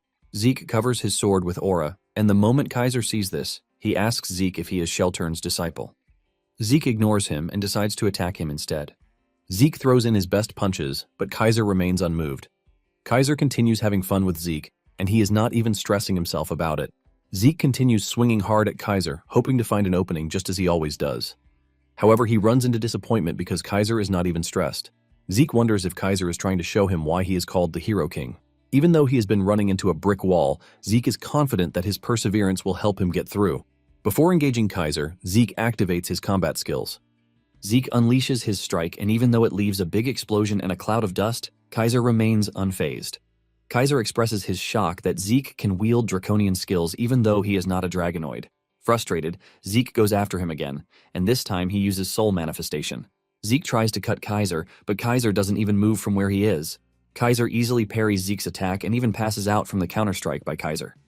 When Zeke finally wakes up, he sees Kaiser sitting in front of him. Surprisingly, Kaiser is sitting on what appears to be a wind application. Kaiser tells Zeke that he actually has the talent. Just then, Kaiser moves closer to Zeke and he looks into his eyes. Kaiser mentions that a part of Zeke's soul is still stuck in the spirit realm. Zeke is confused by this as he doesn't know what Kaiser has been saying. Kaiser then reveals that Zeke has managed to overcome the Wall of Death. Because of this, Kaiser believes that Zeke can properly use the dragon. Later on, Zeke asks Kaiser what he means by the confusing things he has been mentioning. Kaiser thinks over it and suggests that Zeke forget about trivial matters. Kaiser shocks Zeke when he lets him know that he is aware that he is there to obtain his wisdom. Kaiser decides to tell Zeke about the elemental force that makes up the 4 basic elements. Originating from this is the principle of the elemental sword. Kaiser shows Zeke the wind field, which is drawn from the wind element. Kaiser then reveals that the elemental force is being powered by ether. After a close observation, Zeke concludes that Kaiser's power is closer to magic than swordsmanship. Kaiser then urges Zeke to try out the technique that he just showed him. Zeke is entirely confused because he doesn't sense ether from Kaiser, so he assumes that there is some sort of secret involved in the whole thing. Zeke is forced to ask Kaiser the method of converting ether into elemental force. The question hits Kaiser hard since he doesn't know how to explain how it works. Kaiser basically does it like breathing, so he has no wisdom on how to explain it. While Kaiser is busy showing off, Zeke finally realizes why he couldn't sense the ether, and this is because Kaiser can perfectly control it. Zeke was only able to detect this after focusing all of his senses, which means Kaiser's control is top-notch. Zeke then prepares to try out the technique, and since Kaiser called his soul manifestation part of the elemental force, Zeke proceeds to use it. However, Kaiser hits him on the head for doing trash. Kaiser says he only wanted him to use elemental force, not some knockoff incantation. Zeke is confused when he hears this, and Kaiser tells him that incantation is the exclusive domain of dragons. Kaiser claims that humans are unable to use the incantation. As proof of what he just said, he asks Zeke if he gets exhausted whenever he uses it. Zeke is shocked when he hears this because he realizes that Kaiser is actually right. Kaiser explains that the difference between a human's soul and that of a dragon's is extremely large. Even though a human tries to use it, they will only imitate it and produce the actual effect. Kaiser voices his displeasure over the low-grade knockoff of incantation. As the conversation continues, Zeke remembers that he has seen the word incantation somewhere before. It dawns on him that when he absorbed Bahamut's heart, he saw words revealing that incantation had been obtained, but he couldn't use it. Apparently the skill is locked because he still lacks experience. Zeke starts wondering if he will be able to freely use soul manifestation when he becomes stronger. Since this is the case, Zeke concludes that he just gained another reason to become stronger. Kaiser soon screams at him to get on his feet and continue with his training. Zeke gets on his feet as ordered, and he begins the application training, which is clearly harder than the basic level training. Since the whole elemental shenanigan is based on the application of ether, Zeke is able to understand the method of using it. After a series of training, Kaiser tells Zeke to take a rest. Kaiser lets him know that the next level is going to be pretty tough, so it will be better for him to take a rest. Zeke then tells Kaiser that he has a bunch of questions while he is resting. Kaiser has no reason to hide anything, so he tells him to ask whatever is on his mind. Zeke then asks Kaiser why he referred to him as Sheltern's disciple the first time he saw him use aura. Kaiser then explains that Sheltern claimed that the elemental sword was too complicated for humans to use, which is why he created the aura technique to make things easier. Kaiser is disappointed that Sheltern ignored his own technique and only passed down his knockoff technique. Annoyed by this, Kaiser calls Sheltern's full name, which turns out to be Draker. This sends Zeke into a state of confusion and self-realization that Sheltern was the original founder of the Drakers, not Tarakan. This realization only brings more questions into the book, as he wonders why this is not common knowledge. Zeke decides to leave this for later, and he asks Kaiser about the spirit realm, and the entire concept around it. Kaiser then puts it simply, referring to the spirit realm as the afterlife. Basically, once one leaves the current human realm and crosses into the spirit realm, There is no coming back, since the body has been left behind. Zeke then reminds Kaiser that he said there is a part of him in the spirit realm, which ultimately defies his logic. Kaiser comes clean, telling Zeke that this is the first time he is going to encounter a unique case like his. Nonetheless, Kaiser admits that there are some ways to cross back and forth in the spirit realm. Kaiser reveals that he was helped by a dragon in his own case. Zeke freaks out when he hears this, leaving Kaiser confused. Zeke argues that there is no way a dragon would help a human, but Kaiser believes that Zeke has gone mad, since dragons are creatures that love humans. This single statement from Kaiser ultimately renders everything Zeke has known null and void. Zeke holds his head in frustration, wondering if humans and dragons had a totally different relationship in ancient times. Zeke is still trying to understand all of these when Kaiser walks up to him, telling him that he is a testimony to the dragon's kindness because he is currently in possession of Bahamut's heart and fang. Kaiser believes that these two were given to Zeke by Bahamut himself. Kaiser continues yapping, talking about how Bahamut has a good side, even though he has some questionable characters. It finally dawns on Zeke that there is the possibility that Bahamut and Kaiser were friends back then. Since he is a smart lad, he figures out that hiding Bahamut's defeat would be much better. Zeke then plays along, saying Bahamut gave him the items mentioned. Kaiser laughs out loud, saying Bahamut still knows how to take care of his own. However, Kaiser is aware of the fact that Bahamut has a bad temper, and because of this, Kaiser mentions that Bahamut usually fought with Kronos. With Kaiser mentioning Kronos, it dawns on him that Kronos is a dragon's name too. Zeke immediately becomes numb, and he asks Kaiser if the kingdom was named after Kronos. Kaiser confirms this, revealing that he was Kronos' contractor. Since Kronos always had time on his hands, Kaiser just named the kingdom after him. Apparently, there is a lore about dragons. In ancient times, humans and dragons lived in harmony. However, if a dragon helps a human without being under a contract, the balance of the world falters, which is a danger to the continent itself. To avoid this, the dragons would suppress their own strength and polymorph into human form to help humanity through contracts. The dragons then started referring to their contracted humans as contractors. It finally dawns on Zeke that the reason those from ancient times were strong was that they were getting help from dragons. However, the question of what happened between dragons and humans remains. Moments later, Kaiser tells Zeke that the final course in his training is a duel against him. The moment Kaiser says this, Zeke realizes that everything about him has changed. Kaiser then reveals that the duel has conditions attached to it. He mentions that eating and sleeping are forbidden, and the duel will continue until he decides that it is time for them to stop. Kaiser tells him that he is only allowed to use the same elemental sword as him. As usual, Zeke asks Kaiser what would happen if he breaks any of these rules. The atmosphere around Kaiser immediately changes, and Zeke trembles in the presence of his aura. With this, Kaiser kindly tells Zeke that he is free to break any of the rules if he has a spare life somewhere else. As the duel starts, Kaiser starts with the element of fire, which is known for its massive destructive capability. Zeke manages to get through this, and Kaiser soon moves over to the earth element. This is an element that is meant for subduing and defending by using the power to freely control solidity and mass. Even with how difficult the whole training is, Zeke is able to scale through. He soon finds himself using the element of wind. This is an element that lacks power, but it is mainly used for his speed. And for the last, Kaiser takes Zeke through the water element technique. This is a peculiar element since it is used for both attack and defense. To make it even better, it can be used in suppression and support, making it the most balanced element. Zeke has been coping with the other elements, but when it came to water, he realized that it is much more strenuous than the others. Zeke suddenly sees himself swimming in a well of confusion and realization that Kaiser is way above his league. As the fight continues, Zeke remembers the training he had with Kaiser, where he was explaining to him how to properly use the water element. Kaiser lets him know that the most important thing about the water element is its fluidity. Kaiser claims that fluidity will always surpass strength, but Zeke never believed this. Zeke has always been someone who believes in strength because he lost what was precious to him in his past life because he lacked the strength to protect it. Now that he has been given another chance, Zeke cannot believe that Kaiser is seriously telling him that fluidity is the most important thing. Zeke keeps his belief that strength is everything until the duel with Kaiser. At this point, Zeke has lost count of the number of days that they have been at it, but he is pretty sure it is more than a month already. Since the duel started, Zeke has been without food or sleep, and this is when he realizes that infinite stamina isn't overpowered as he thought. Kaiser is so powerful that he is able to overwhelm everything he throws at him. As the battle progresses, Zeke finds himself struggling against Kaiser's attack. Suddenly, something lit up inside him, and he was able to tap into the fluidity that Kaiser was talking about. In the end, Zeke understands everything Kaiser's words and what they meant. Zeke realizes that everything he has learned before meeting Kaiser is nothing, but the chains trap him. By following how water flows, Zeke is able to free himself from every trash belief that has filled his head. As the duel intensifies, Zeke finally enters a state where he becomes one with his sword. It turns out that this is not the first time that he has entered such a state. It happened back in his past life when his life depended on the battle.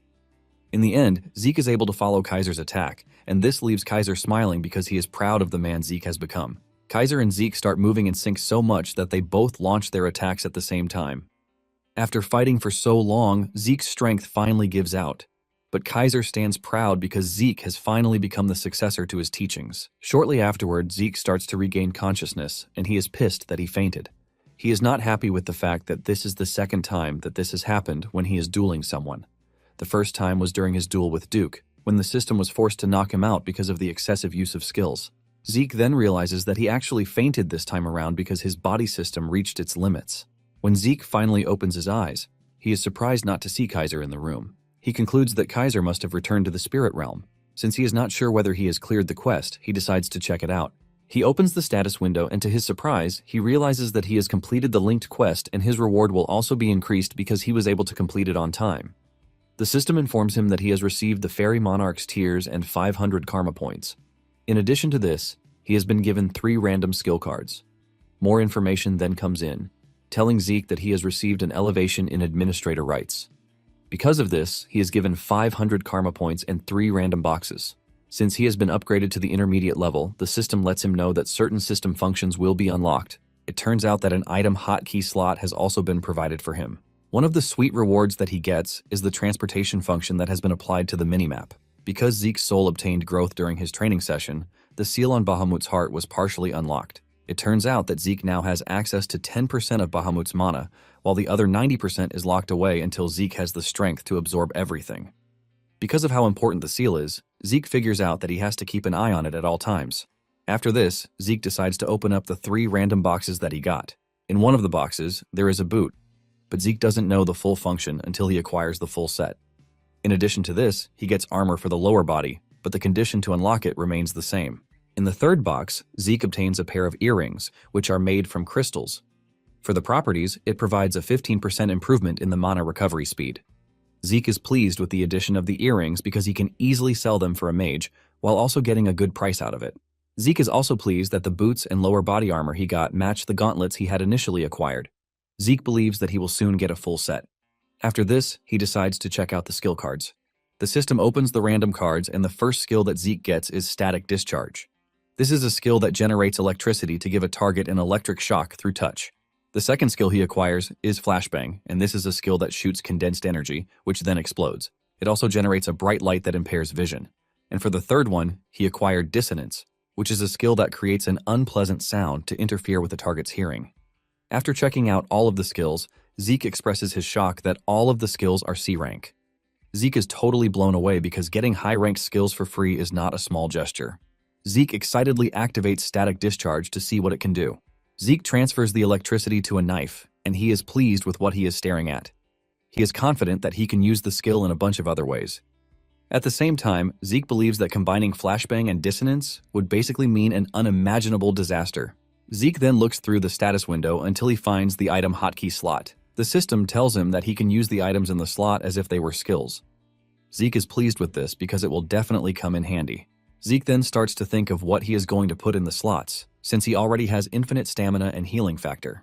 Zeke had thought the skill was untouchable, but his fight with Kaiser had changed his mind. However, Zeke is not entirely worried because he is confident he is not going to meet a monster like Kaiser again. At the same time, he has not been able to confirm the limit to the healing factor.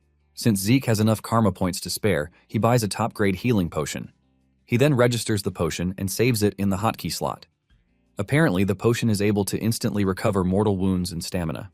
After he is done with this, Zeke finally brings out the main reward, which is the Fairy Monarch's eyes. When reading the description, he is shocked to see that the tears can actually summon the Fairy Queen. Since the item is one use only, Zeke decides to keep it until he really has a need for it. After he is done sorting out his rewards, Zeke finally leaves the ruins and he tries out the minimap's teleportation system. The teleportation works pretty well, and Zeke finds himself at an adventurer's outpost. Zeke is impressed because as long as he picks a destination on the minimap, he can move there immediately. Zeke figures out that there are no restrictions aside from the points that increase with distance. Zeke is pleased to have this function because he can travel anywhere as long as he has points. In addition, he will be able to conceal his whereabouts, which makes it pretty good. Suddenly, he notices the flowers all around him, which signify winter. Zeke almost pees his pants when he realizes what this means. Zeke immediately rushes to Valhalla to meet the dean. The dean expresses his shock that Zeke is coming to resume after a whole month since the entrance ceremony took place. Zeke remembers that in the recommendation letter that was given to him, there is a section that said the dean has the authority to do what he wants if Zeke fails to participate in the entrance ceremony. Realizing that waiting a whole year would be too late, Zeke figures out that he has to find a way to convince the dean. Zeke then tells the dean that he lost track of time while he was training.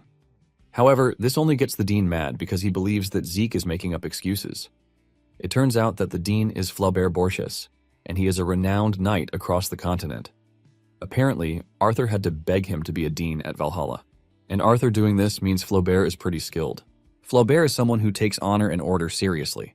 With this in mind, Zeke figures out that he is only going to make things worse if he tries to create an emotional excuse. Zeke immediately tells Flaubert that he has no excuses for his absence, and Flaubert finally calms down. He lets Zeke know that he would have thrown him out if it were any other cadet. Nonetheless, Flaubert lets Zeke know that a training hall will be arranged for him. Flaubert wants to see if Zeke's personal training is worth more than a month in Valhalla. Flaubert assures Zeke that if he can prove this, he will permit his enrollment into the academy. Zeke is happy to hear this, and he thanks Flaubert for his consideration. Without wasting time, Flaubert orders that a training room be prepared, and the professors should be present. Upon arriving at the training room, Zeke realizes that the professors are all renowned knights that he has seen on the news at least once. This just shows how prestigious the academy is. Once everyone is seated, Flaubert tells Zeke to show them the fruits of his 1-month personal training. Zeke takes a moment to think about what skill he can actually show them, since he obviously can't show them the elemental swordsmanship. Since all eyes are on him, Zeke decides to just show them a bit of what he is capable of. Zeke then engulfs his blade in aura and also makes an aura blade, leaving the professors in shock. They can't believe that Zeke has reached the level of a blue knight at the age of 15. Apparently, the youngest person to hold the record is Abel, and he did it when he was 19 years old. Zeke soon realizes that he might have let out his aura too much, and this is because of the time he spent with Kaiser. Nonetheless, he is glad that he didn't overshoot it because the professors believe that he is still at the level of a blue knight. Before he even met Kaiser, his aura was already at the level of a blue knight, and after the rigorous training that he went through with Kaiser, Zeke could sense that his aura had shot up a whole new level, pushing him to the level of a red knight. Basically, a blue knight will be able to maintain an aura blade, but a red knight can change its form and move freely, while still maintaining how destructive it is. Zeke is thankful that he stopped at the use of Aura Blade because things could have gotten worse. Zeke is still expecting to be scolded, but Flaubert comes running to the stage to applaud him.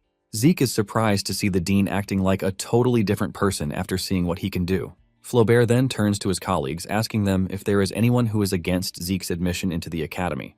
Since they all witnessed what Zeke is capable of, none of them could disagree. With everyone giving their blessing, Flaubert congratulates Zeke on his admission into Valhalla. Apparently, Valhalla is located in Atlas, where the Draker's Four Seasons fortress is also located. This is a place where Arthur and other key figures reside, making it the main castle of the Drakers.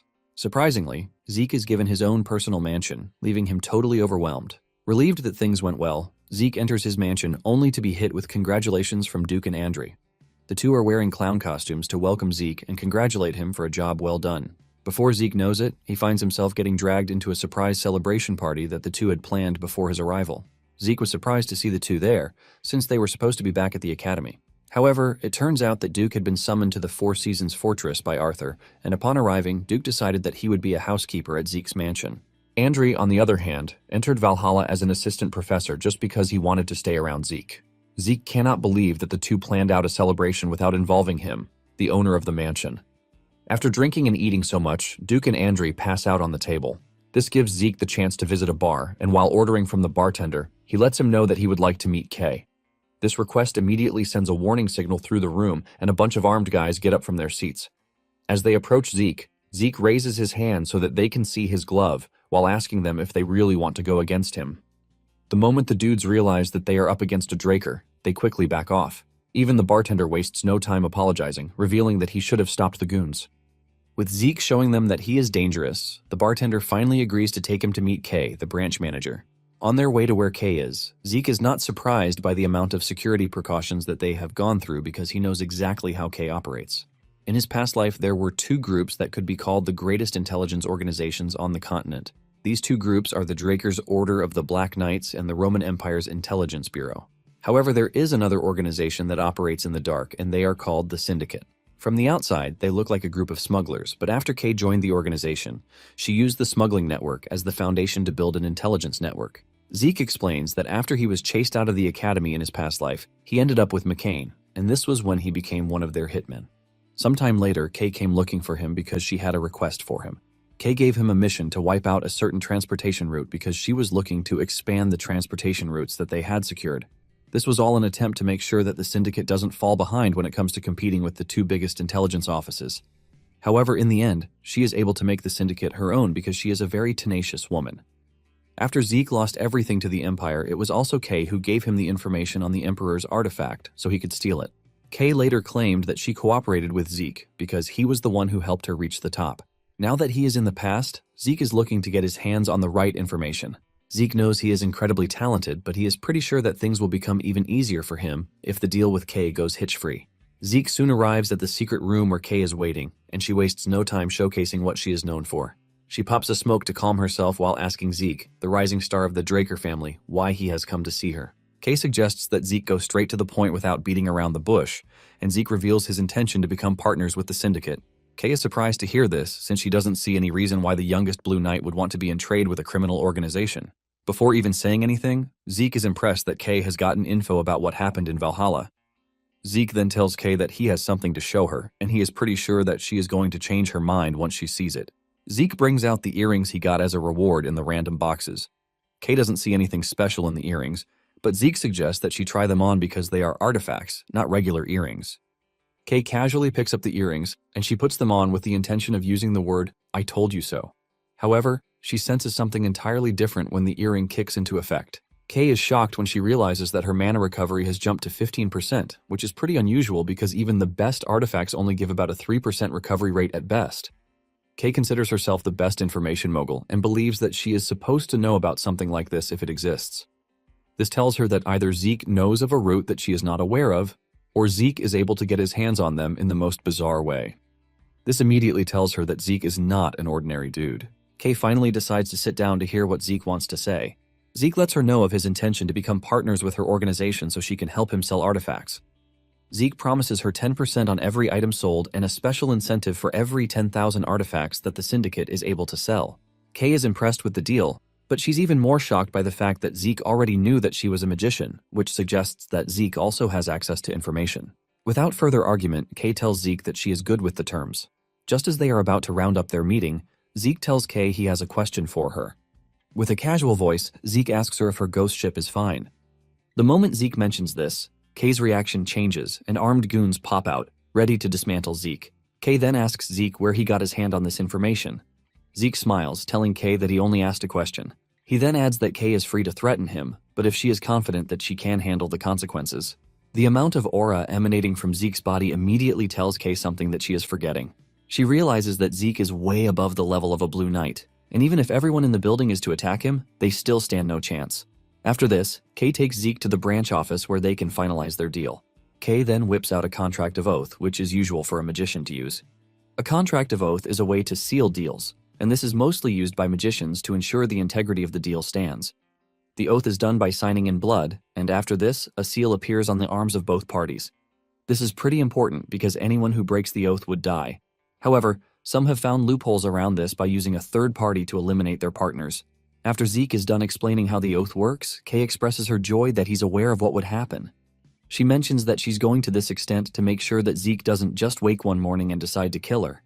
Zeke agrees with her, and he mentions that he is good with signing as many contracts as she wants, as long as it helps him to earn her trust.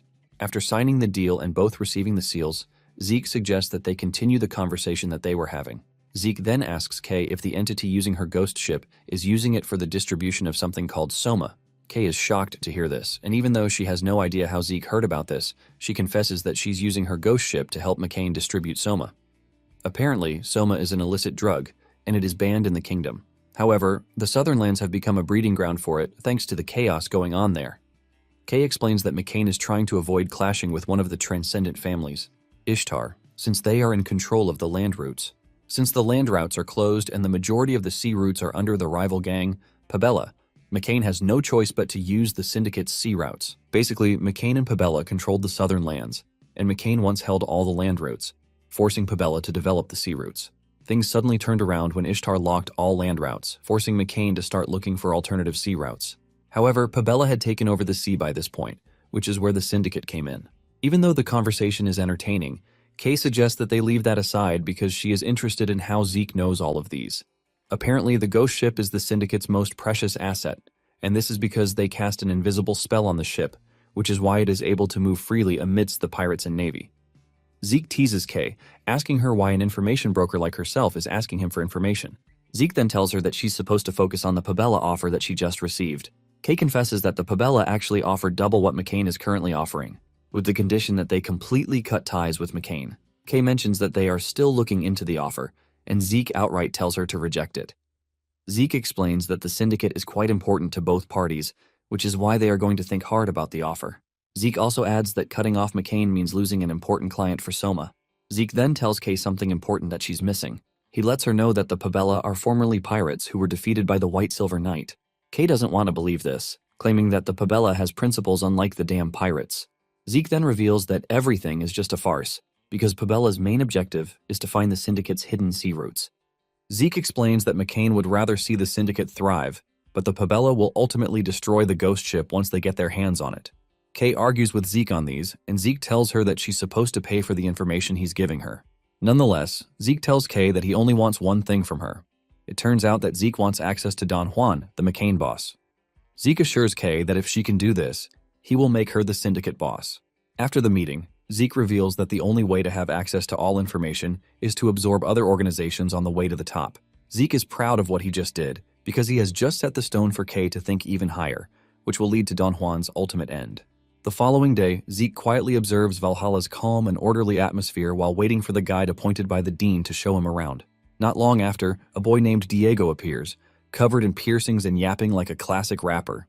He greets Zeke with a fist bump, which Zeke ignores completely, looking at him like ghetto trash. Unfazed by Zeke's cold reaction, Diego casually places a hand on his shoulder and tells him to drop the stiff academy attitude. Still unimpressed, Zeke brushes Diego's hand away and bluntly asks whether he is truly the guide sent by the dean. After confirming that he is, Diego laughs and teases Zeke about his tone, advising him to loosen up a little. Zeke is momentarily stunned when he hears Diego introduce himself, and Diego goes on to proudly explain that he specializes in Southern traditional music mixed with modern styles. After that, Zeke casually walks off, noticeably changing his attitude toward him. Diego, who quickly notices the shift, wonders if Zeke is finally warming up to him. However, Zeke's change in demeanor is because he recognized Diego as one of the 5 divine knights from his past life. The title was given to those who played decisive roles in the Continental War. The group consisted of Bishop, the Silent Knight, Solma, the Haze Knight, Asta, the Illusory Knight, Reyna, the Lightning Knight, and Diego, the Metered Knight. Zeke also remembers that all 5 were rumored to be alumni of Valhalla. Now that he has encountered both Reyna and Diego, Zeke decides he will seek out the others to confirm the rumor and strengthen his future influence early. After touring Valhalla for a while, Diego invites Zeke to eat at a Southern cuisine restaurant, which Zeke immediately refuses. He remembers trying Southern food in his past life and recalls it being underwhelming. Despite this, he still follows Diego to a place that is supposedly famous for its Southern dishes. Once he tastes the food, Zeke is genuinely impressed. Diego, being a Southern native, also agrees that it is the best he has ever had. Carried away by the meal, Zeke accidentally hints that he has been to the South before. Diego quickly picks up on this and questions him, forcing Zeke to deny it and claim he only heard stories about it. After finishing their meal, Zeke asks Diego how a Southern native ended up studying in Valhalla. Diego casually reveals that he is the prince of a small Southern kingdom, which catches Zeke off guard. The Southern continent is made up of several small kingdoms, with the Cusco kingdom standing at the center. In Zeke's previous life, most of its people migrated to the Central Kingdom after Cusco collapsed due to civil war. Watching Diego's casual and undignified behavior, Zeke finds it hard to believe he is royalty. Diego explains that his elders sent him to Valhalla after discovering his talent with twin swords, a traditional swordsmanship art of the Southern royal family. Despite the expectations placed on him, Diego has no interest in family legacy and only dreams of becoming a pop star. He even invites Zeke to join his music club, but Zeke immediately refuses. Afterward, Diego leads Zeke into a lecture meant for upperclassmen. Zeke complains that they might get into trouble, but Diego reassures him that Valhalla allows freedom in learning. unlike the academy with its strict class restrictions. Diego adds that today's lecture is special, with rumors of a major surprise. As they search for seats, Zeke wonders if Diego ever stops talking. Soon whispers spread throughout the hall as students recognize Zeke and begin discussing his accomplishments. Apparently, news of his achievements has already reached the upperclassmen. During the chatter, Diego finally learns that Zeke is a direct descendant of Draker. Zeke is surprised that Diego was unaware and shows him the gloves worn only by pureblood Draker Awakeners. Only then does Diego realize they are not decorative accessories. Diego admits that he had noticed the gloves earlier and assumed Zeke wore them just to look cool. Zeke is genuinely surprised by Diego's ignorance, finding it hard to believe someone in Valhalla could not recognize such a symbol. Seeing Diego's stunned reaction, Zeke admits that it is natural for someone encountering a rare case like him for the first time. He briefly hopes this revelation might calm Diego down. However, the moment Diego recovers, he becomes even more energetic than before. Moments later, the dean takes the stage, and Zeke understands why the lecture hall is packed. While the dean delivers his opening remarks, Diego is busy scribbling lyrics and trying to distract Zeke. Zeke, who is more interested in the lecture, tells Diego to cut it out. After concluding his speech, the dean invites Duke Draker, the Gale Knight, onto the stage. Like many students, Zeke is excited to see his master and wonders if Duke plans to return to the spotlight and engage in international activity. As Duke begins speaking, the students buzz with excitement over his long absence and speculate about the reason for his reemergence. However, after thanking them, Duke launches into tall tales about his past exploits. 2 hours later, most students are asleep or zoning out from boredom. Seeing no end to it, the dean had to personally force Duke off the stage to make room for other speakers. Once Duke is finally removed, the dean introduces the next speaker, shocking the audience by announcing a Guardian Knight. Guardian Knights stand at the very top of the Draker Knight hierarchy, above Advanced and Normal Knights. The Knights are classified into Guardian, Advanced, and Normal Knights at the bottom of the pyramid. There are even fewer than 10 Guardian Knights due to their rarity. Hearing this, Zeke grows eager to witness one firsthand. The dean nervously checks his watch as he waits for the second speaker to arrive. Moments later, a girl clad in silver armor with long flowing platinum blonde hair takes the stage.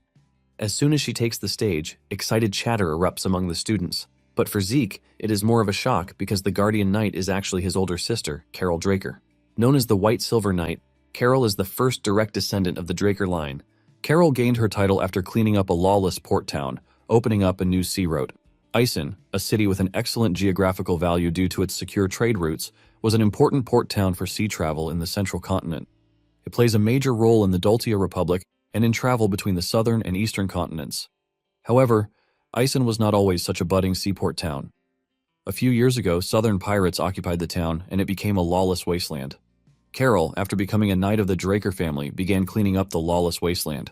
5 years after her pursuit, she had successfully cleaned up all the scum pirates occupying the town.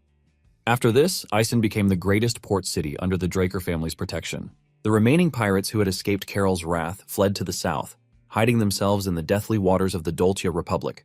After securing trade routes in Isen, the Draker family acknowledged Carol's achievements and made her the youngest Guardian Knight, a feat that even a prodigy like Abel Draker couldn't achieve in Zeke's past life. Looking at her on the stage now, Zeke was really not expecting the guest speaker to be his eldest sister. Besides that, she is currently embroiled in a heated battle of succession against his older brother Abel. Just as Zeke is thinking about her, Carol suddenly taps on the lectern, fiercely ordering the students to keep quiet. Just the sound of her voice thundering sends shivers down the students' spines, leaving them trembling in fear, except for Zeke. Carol proceeds to voice her disappointment at their rowdy behavior, saying it is not how she remembers Valhalla students during her time. She then goes further, rambling about how their forefathers brought peace to the nation. Listening to Carol's speech, Zeke concluded that she is a classic boomer. Shortly after her speech, the special lecture came to an end without much excitement. Zeke hears a bunch of students complaining about Carol's fierceness. Some even preferred Duke's boring bragging to Carol's motivational speech. Ignoring them, Zeke prepares to head back. But first, he can't help but think about Diego's unreliability. After spending all 5 hours of the lecture composing his garbage music, Diego had abandoned him just like that and disappeared. Deciding it might be better to be ditched by Diego, Zeke decides to search for Terrakan's secret library with this free time. He's about to head off when Carol suddenly stops him, inviting him to a private meeting. Moments after arriving at Valhalla's public training room, she unsheathes her sword, preparing to duel Zeke. Zeke is stunned to see the mithril sword presented to Carol by the Holy Kingdom. The Holy Kingdom had experienced problems from the pirates because it shared borders with the Ison port city. After Carol helped clean up Aeson, the Holy Kingdom gave her a pure mithril sword and armor to show their gratitude. She gained the title of White Silver Knight due to her appearance whenever she wore this gear. Moments after unsheathing her sword, Carol orders Zeke to duel with her without holding back his abilities. Zeke accepts, but has no plans of showing his full abilities. Now that his abilities are making the rounds, due to his performance in the entrance exam, Zeke knows that Carol is just another one trying to test if he is a threat to her. He unsheathes his sword and pours his aura on it just enough to give off the illusion that he is a blue knight. Zeke has no plans of putting himself at a disadvantage by showing off all his moves, especially because the Draker family believes in the law of the jungle. Basically, Zeke knows that if he were to display his ability as a red knight, then it would attract a lot of unwanted attention, especially since the Zimmons family would definitely use any method available to try and end him. There is also the Draker patriarch, who might try his best to subdue Zeke under his control. Zeke has no plans of letting them see his true power until he can surpass the patriarch. He plans to transcend his family and any other great family's control. Moments later, the duel between Zeke and Carol begins, and Carol slashes Zeke. To prevent his healing abilities from being discovered, Zeke mentally orders the system to temporarily pause his healing factor. He knows that Carol might easily notice the skill, just like Duke did the last time. After the system carries out his request, Zeke pours his focus into fighting his sister without letting too much slip. However, without using his full abilities, Zeke soon realizes he is no match at all for a Guardian Knight, making him wonder if he should use his Red Knight abilities. While contemplating his next strategy, Carol gives him no chance to breathe and attacks him. Surprisingly, Zeke uses the sword to block her strike, leaving her stunned because most swords would have shattered under the pressure of hers. Still trying to break through his defense, she notes that Zeke has an impressive sword. Meanwhile, Zeke struggles as he tries his best to push back on Carol's attack, and he succeeds. Watching her from a distance, Zeke knows he can't face her for too long while limiting his aura. They both stand opposite, staring at each other, making Zeke wonder why she let her guard down. As she attacks him despite the distance between them, Zeke finally recalls that before acquiring her current title, Carol was famously known as the Giant's Blade. This is because her aura blade, when swung around, resembled that of a giant's sword. Before Zeke can react, the giant aura blade strikes him, flinging him into a nearby wall. Watching the rubble left behind by her attack, Carol regrets going too far. To her shock, Zeke steps out of the rubble completely unharmed, save for a few minor bruises. He grins smugly, pleased with himself for putting on a convincing act to look weak. After the duel, Carol, clearly impressed, commends Zeke for enduring her attack. As Zeke steps out of the massive crater left behind by their clash, Carol prepares to explain why she approached him in the first place. However, before she can say anything, Zeke suddenly collapses to the ground. Startled, Carol rushes over and calls out his name repeatedly while checking his condition. After a brief inspection, she determines that his internal injuries are severe. She assumes he passed out due to excessive use of aura during the duel. Without hesitation, Carol takes out a high-tier recovery potion and forces it into Zeke's mouth. The moment the potion takes effect, the system immediately reactivates Zeke's healing factor. What Carol does not realize is that Zeke had been pretending to lose consciousness. His collapse was intentional, meant to make his condition appear worse than it actually was. Everything was part of a calculated plan to conceal his true strength and mislead others into believing he had only just reached the level of a Blue Knight. From the moment Carol's aura blade hit him, Zeke deliberately lowered his defenses. When the blade struck, he willingly allowed Carol's aura to flow into his body. However, Zeke genuinely lost consciousness afterward because his body possesses a constitution that naturally rejects aura. This reaction reinforced Carol's assumption that his internal injuries were caused by overusing aura, perfectly supporting Zeke's deception. Once his body finishes healing, Zeke wakes up dramatically, acting as though he had just been struck by Truck-kun.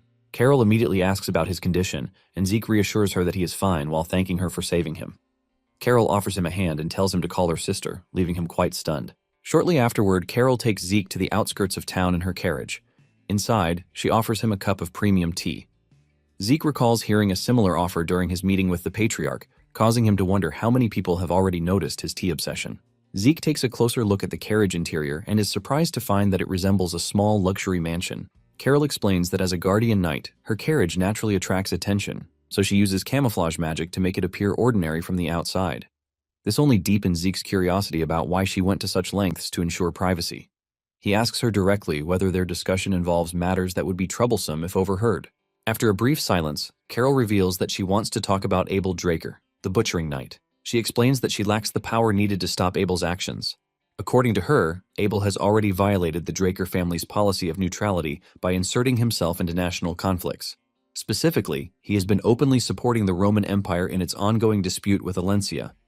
Hearing this, Zeke immediately realizes that Abel began laying the groundwork for his ambitions far earlier than expected. He asks Carol whether the Four Seasons Fortress is aware of Abel's activities. She confirms that the leadership knows, but has chosen to turn a blind eye. Carol explains that the Four Seasons Fortress is currently divided internally. Supporters of the Rome Empire have begun appearing among the elders, quietly shifting the balance of power in Abel's favor. Although not all the elders have been swayed, Carol adds that some still maintain neutrality. Zeke concludes that it is only a matter of time before the remaining neutral elders are forced to choose sides. Carol agrees, expressing concern that allowing Abel to act unchecked could eventually lead to a large-scale war.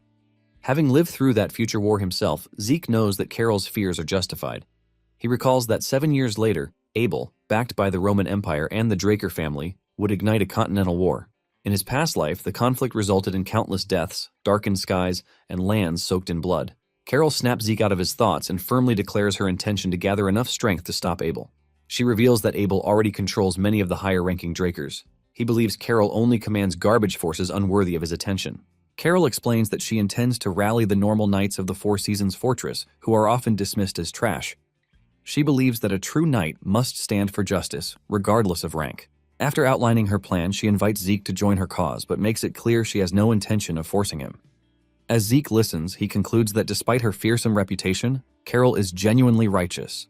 Though she appears cold on the surface, she is willing to bend when it comes to protecting others. Reflecting on their duel, Zeke realizes she deliberately left him an opening out of concern. Despite her image as an iron-willed Draker, Carol possesses a gentle heart.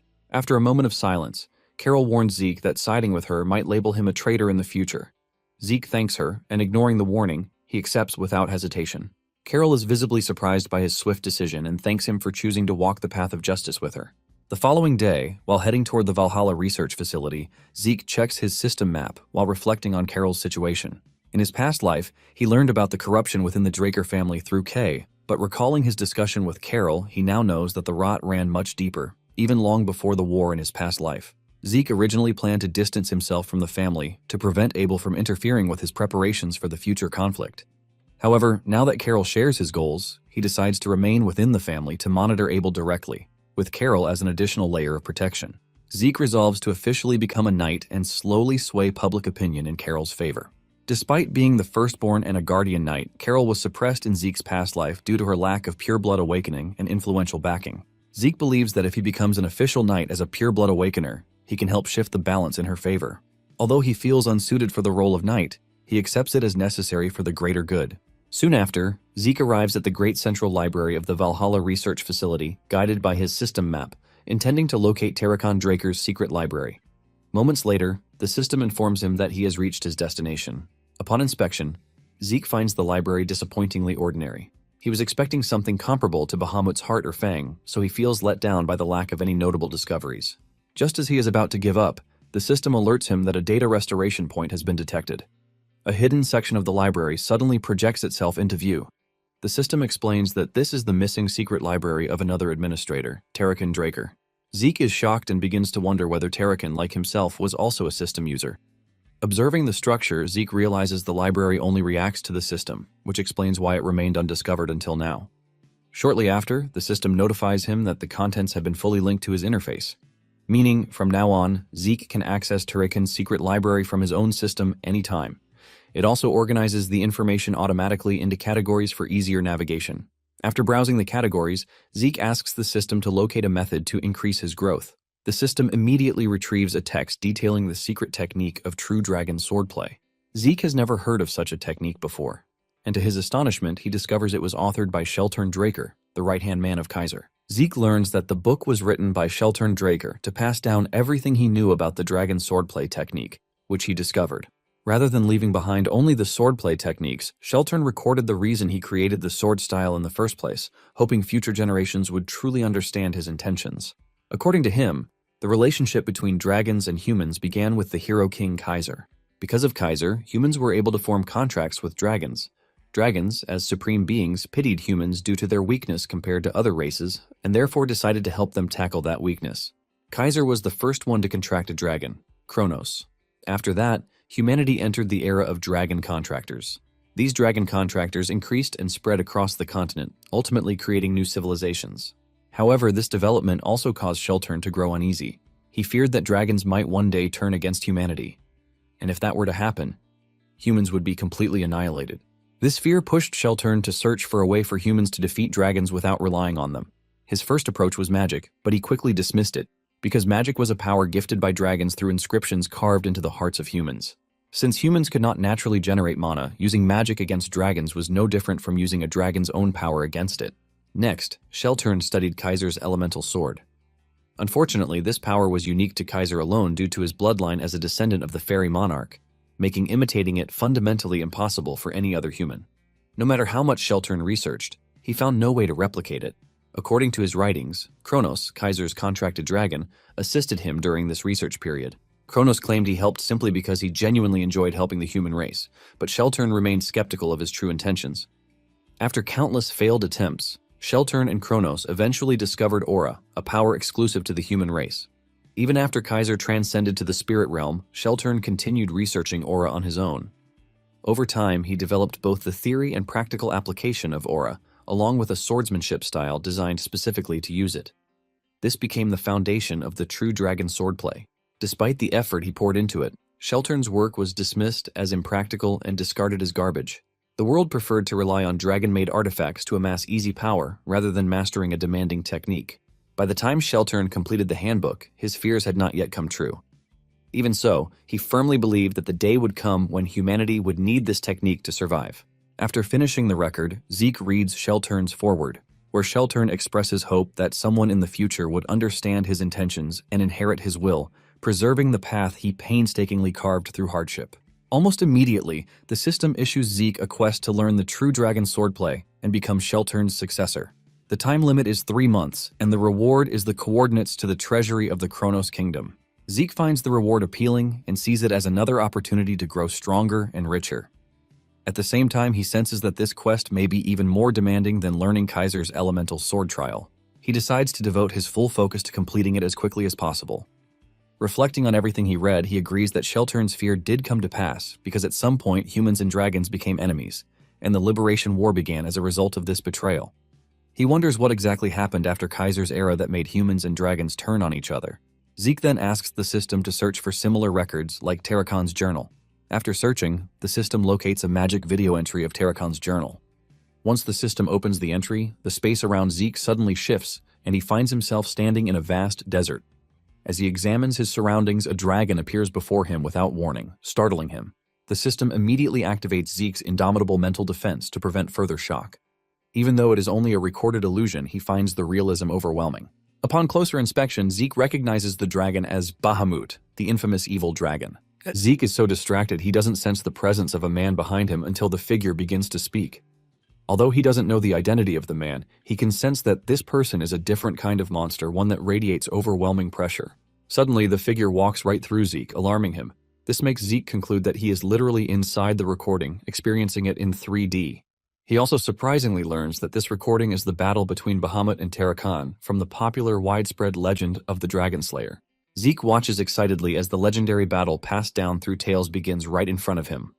At first, it looks like Bahamut is about to take the first shot, but he complains disappointedly when Tarakan hesitates to make any move. From their conversation, it is revealed that Tarakan is actually Bahamut's contractor. Zeke is left in shock when he learns this piece of information.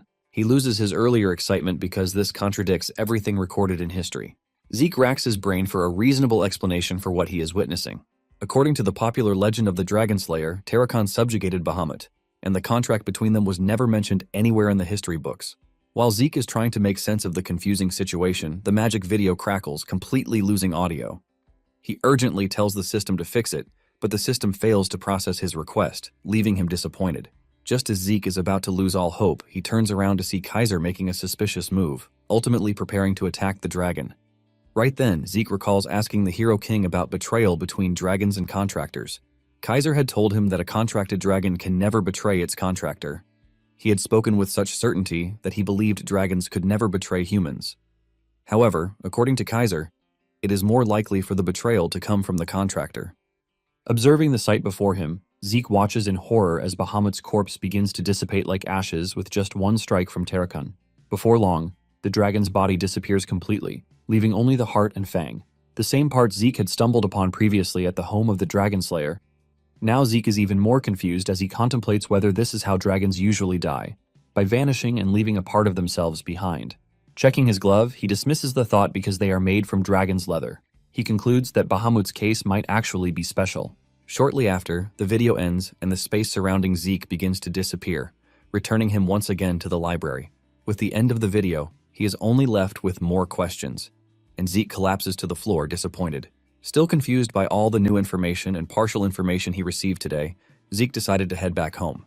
Later, he tries to replay the Tarakan's video journal again since it had synced to his system and he could access it anytime, anywhere. Regardless of how many times he tried to replay it, Zeke couldn't figure out how to hear the missing conversation between Bahamut and Tarakan due to a suspicious noise interference. Despite his disappointment with the incomplete recording, Zeke still managed to learn a surprising piece of new information thanks to his consistent study of the library records. Apparently, he learned that the dragon-slaying arts technique is basically a knockoff version of Sheltern's True Dragon swordplay. Tarakan had simplified and refined it to create the popular dragon-slaying arts without even giving the original creator any accolades. This version, created by Tarakan and widely circulated, is complete garbage that can't even deal any fatal damage to even a common dragonborn. Zeke had experienced this firsthand when he tried to defeat the Hydra in the dungeon during his last quest. Although a bit weak, one can deal considerable damage using the method by applying innate traits, just like Zeke did. Tarakan's simplified method caused Sheltern's technique to drop in power, but it made it easier to learn. Of all that he has learned so far, the thing still bothering Zeke is the alarming difference between the legend of the Dragon Slayer and the contents of Tarakan's journal. Basically, according to the popular legend of the Dragon Slayer, Tarakan slayed the evil Bahamut, ushering in a prosperous era. It was a classic feel-good hero saves the world tale. However, the part about the contract is totally unheard of, as if left out on purpose.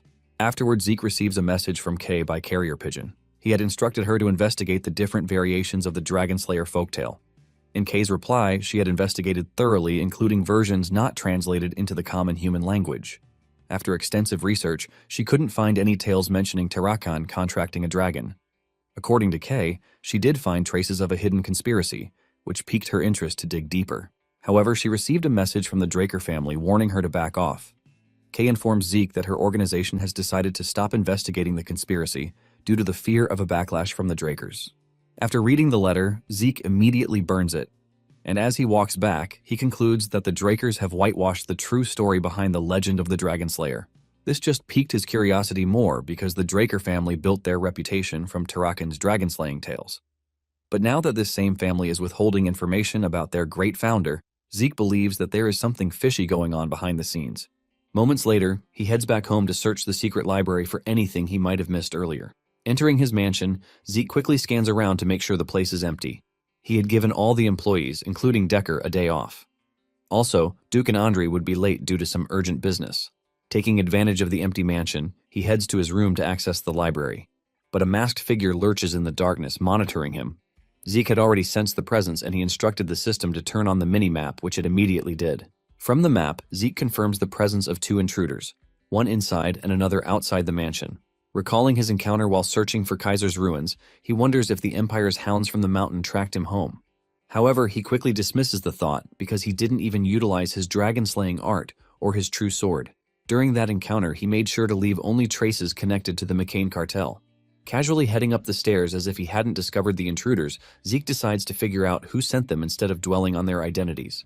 Moments later, he heads into the room, shutting the door behind him. Zeke quietly appears from a window behind one of the intruders, casually asking if Abel sent him. The intruder, shocked by his sudden presence, completely ignores his question. Zeke, unfazed by his refusal to answer, casually strolls towards him, wondering if Abel already knows about his alliance with Carol.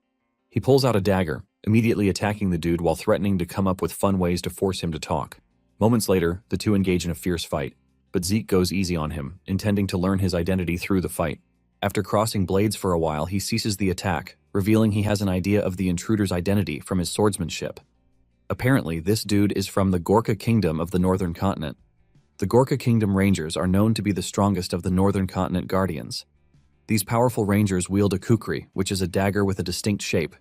Due to their outstanding knife skills, they are highly valued in the Central Continent and are used as a special forces team designated for important missions.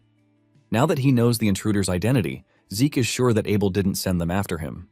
This is because the Gorka Rangers never take requests that create chaos, like assassinations. Also, from their fight, Zeke recalls that the intruder only fought defensively, meaning he had no intention of inflicting any harm on Zeke. Even when Zeke purposely left several openings for him to attack, the ranger didn't take advantage of them.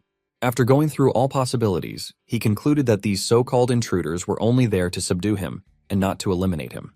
Right then, a tiny ball swings past Zeke, almost hitting the back of his head.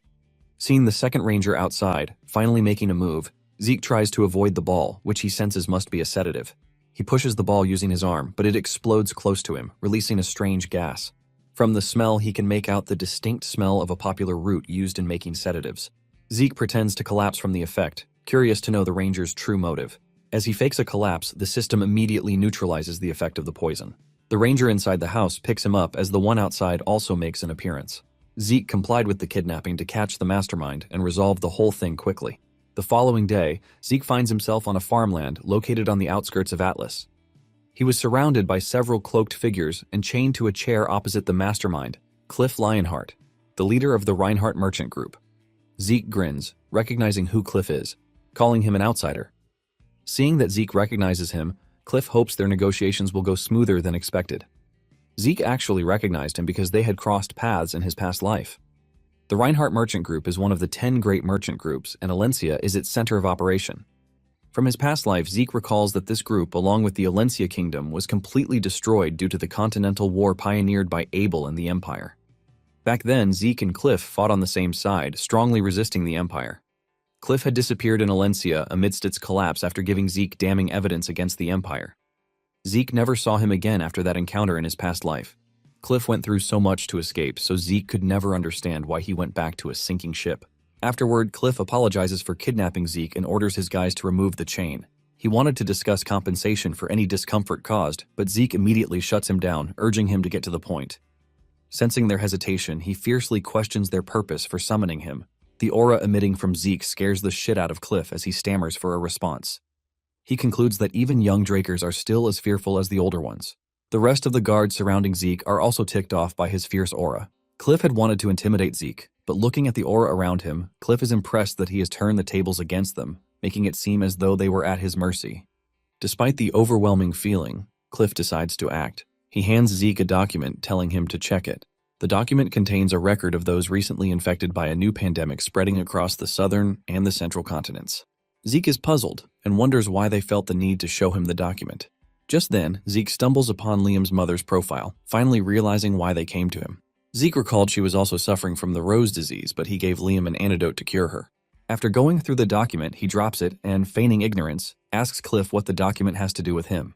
Cliff tells him about the deadly pandemic and then pulls out Elena, Liam's mother's profile. He reveals that Elena was cured of the disease, but even her attending physicians refused to reveal how she was cured.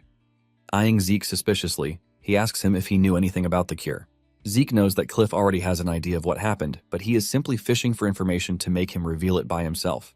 Zeke finds his intentions suspicious because, as a merchant, Cliff might be trying to make money using the cure. From what happened in his past life, he knows that the cure could be greatly monetized due to the deadliness of the disease.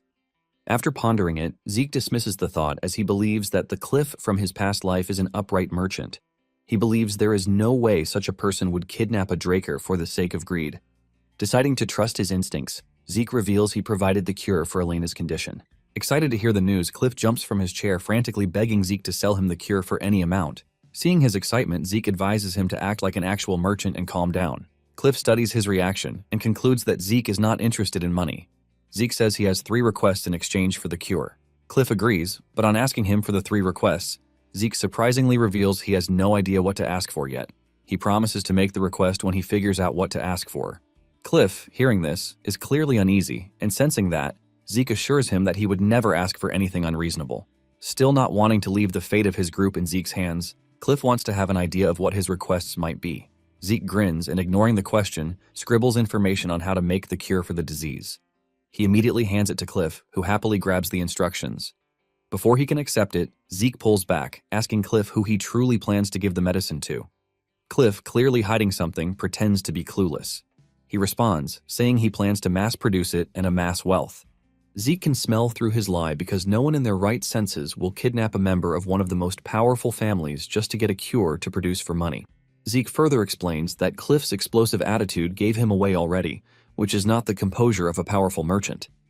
Knowing that his lie has been exposed, Cliff droops his head, sighing heavily. He sits back down and reveals the cure is for a member of the Alencia Kingdom's royal family. Zeke is excited to hear the news, but on questioning which of the royals needs the cure, Cliff refuses to reveal the name, leaving him disappointed. Right then, Zeke realizes something as his mind wanders back to his past life when he last saw Cliff. After receiving the information about the Empire, Zeke had warned Cliff not to return to the collapsing kingdom, even advising him to seek asylum in the north. But Cliff stubbornly ignored his warning. After thanking Zeke for the warning, he simply said he was too tired and wanted to face his end in Alencia. Back in the present, Cliff decisively apologizes, refusing to reveal anything about the recipient of the cure. Zeke realized whoever this is must be someone precious to him because the look in his eyes was different from his dead gaze from their past life.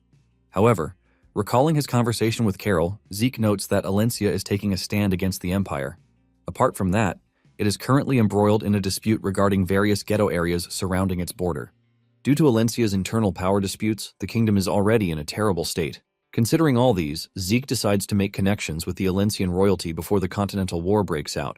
He immediately hands the piece of paper to Cliff without asking any more questions.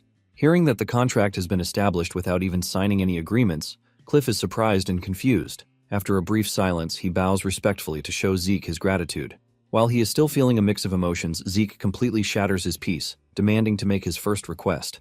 Despite his doubts, Cliff still agrees, urging him to state his request. For his first wish, Zeke excitedly asks Cliff to get him hired into the Reinhardt Merchant Group. Cliff is surprised to hear Zeke's request and wonders if he plans to start a business, but he soon learns that Zeke only needs a fake identity for temporary use. Zeke explains that he wants to operate in the southern continent, an area known for rampant crime. Cliff accepts the request and tells him to use his cousin's identity. Excited, Zeke also asks for convenient transportation and a large house for storing cargo. After laying out the conditions for his first request, he asks Cliff about their plans to send him back to Valhalla. Cliff informs him that a horse will be provided for the journey back. Surprised by how smoothly the negotiation is going, Zeke concludes that whoever needs the cure must be extremely important to Cliff. After Cliff leaves, the same rangers who once kidnapped Zeke lead him out to receive the horse. Just as they are about to leave after he mounts it, Zeke exposes their true identities, leaving them stunned. They are shocked that the Draker family's influence reaches far enough to uncover their connection to the Gorka kingdom.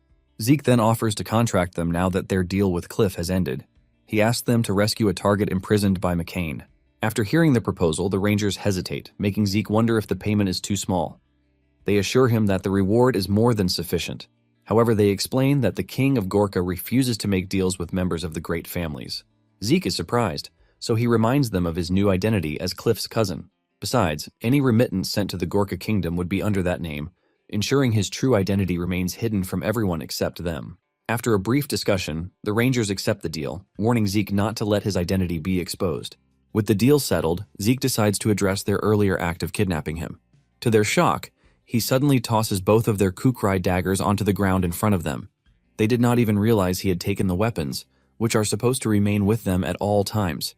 Their expressions turn pale as the daggers symbolize their lives. The fact that Zeke took them so easily means their lives could have ended just as effortlessly. Before leaving, he mocks them in their mother tongue, enraging them further. Shortly after meeting with the Reinhardt Merchant Group, Zeke begins searching for comrades. He targets individuals who were heroes of the Continental War in his previous life, particularly the 5 Divine Knights. He plans to approach them and win them over as powerful allies. To support this plan, Zeke secures Dean Flaubert's backing, which helps him confirm the rumor that all the Divine Knights from his past life were alumni of Valhalla. Zeke soon faces a problem with his timing because Bishop, the Silent Knight, has already graduated and joined the Knight Order of the Thebe Kingdom. Solma, the Haze Knight, belongs to the current graduating class and is participating in an on-site training. Even Asta, the Illusory Knight, is on leave due to severe insomnia. Although Reyna has yet to enroll in Valhalla, Zeke is unconcerned since she is scheduled to enroll next year. As his blood relative, he believes getting close to her will be easy. This leaves Diego as the only available option, forcing Zeke to do the unthinkable by joining him on his absurd music quest. As he watches himself handling the drum during Diego's performance, Zeke is livid and cannot believe he has been reduced to something so undignified for a Draker. Earlier, he had gone to the club room intending to get close to Diego for his greater plans, only to be immediately dragged into becoming their drummer.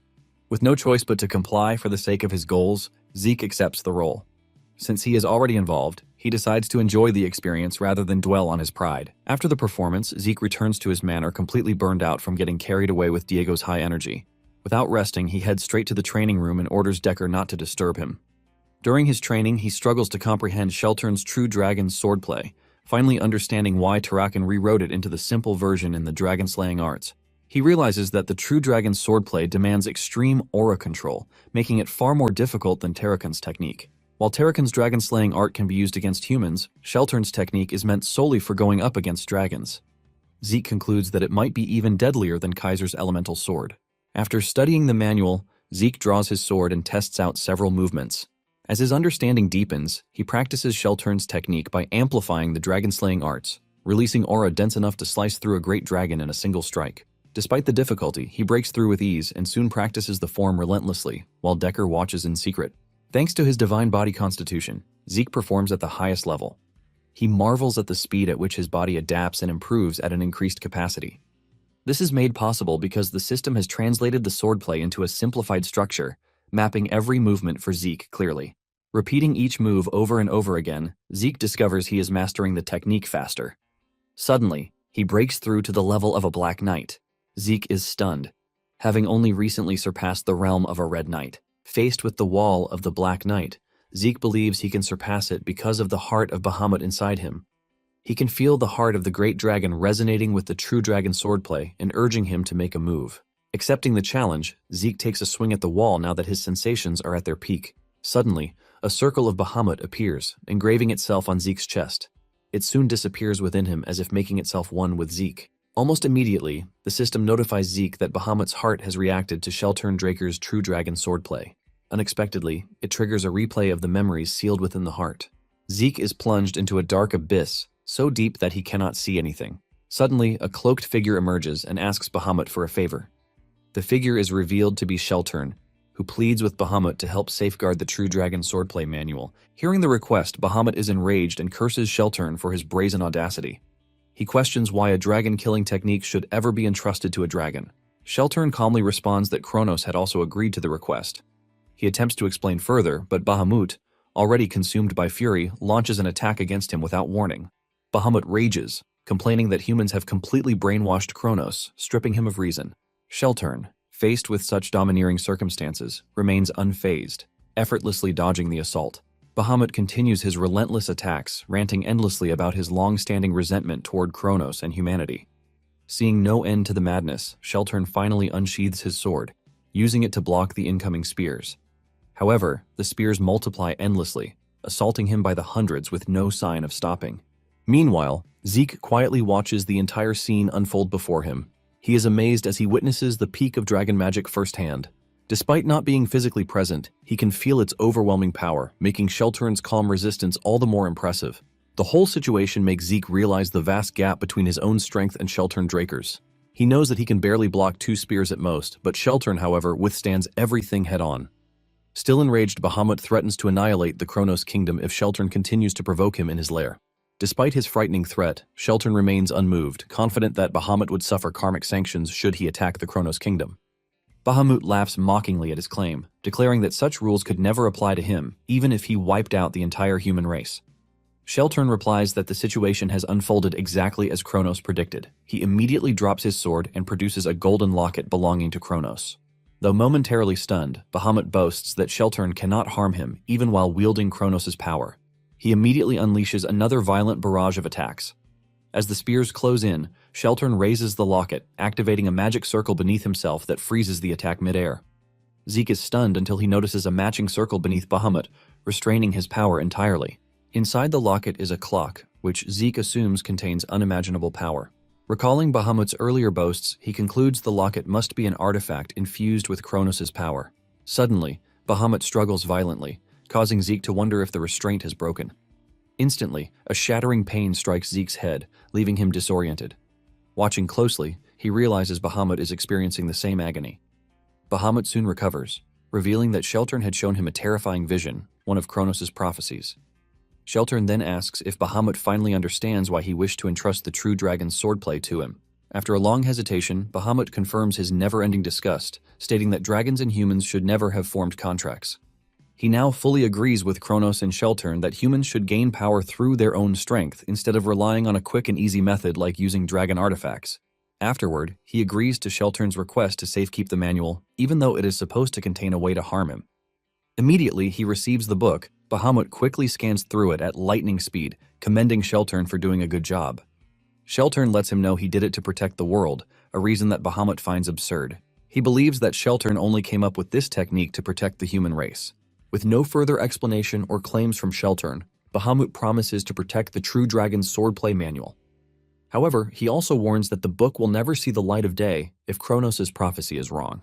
Shelturn ignores him, and as he turns to leave, he assures Bahamut that even without the book, humans will eventually learn to use aura. Hearing this, Bahamut vows to exterminate the human race if they ever start using aura.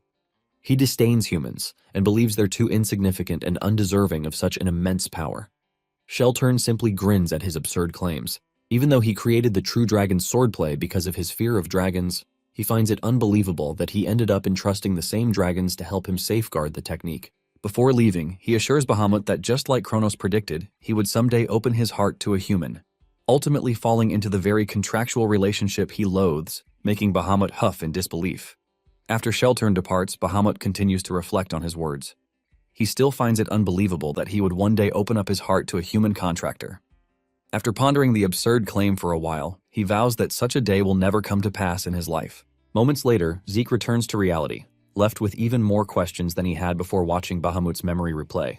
His only takeaway from the whole confusing conversation between Bahamut and Shelturn is that Bahamut is extremely distrustful of the human race.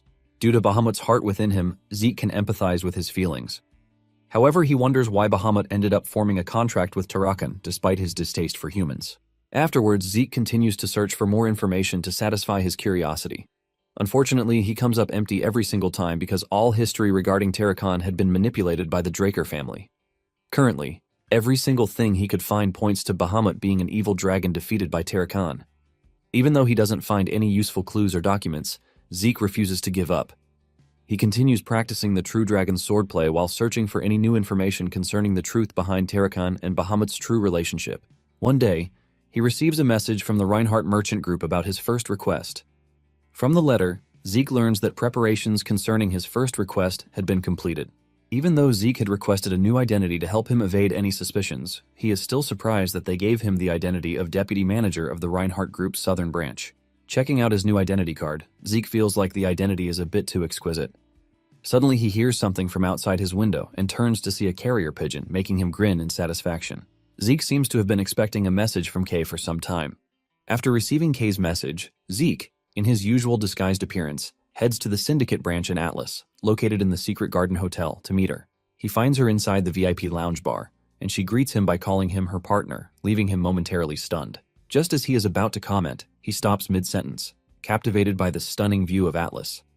Even though he has spent time in the city, seeing Atlas like this feels completely different. The scenery he remembers from the Continental War is a ruined cityscape, but now it appears vibrant and full of life. Zeke comments that he never imagined such a breathtaking sight of Atlas. Kay, who had long noticed his distracted expression, is surprised that he was only absorbed in the scenery. Pouring him a drink, she explains that the hotel is one of the Syndicate's side hustles, created to give underground workers a private space for their dealings. Zeke politely turns down the drink, without revealing that it is because of his tea obsession. Kay chuckles, and thinking he refused due to his age, she calls him a cute kid. Zeke, embarrassed, quickly explains that he simply doesn't like drinking. During the celebration party with Andre and Duke, he had discovered that the system categorizing alcohol as poison helps him detoxify it. Therefore, no matter how much he drinks, Zeke can never get drunk, making it pointless to continue drinking. Although during his past life he occasionally drank to help him forget his worries, now with the poison resistance effect, he would rather just stick to tea. Deciding to drop her mockery of him, Kay presents the result of her investigation into the true identity of the Pabella group.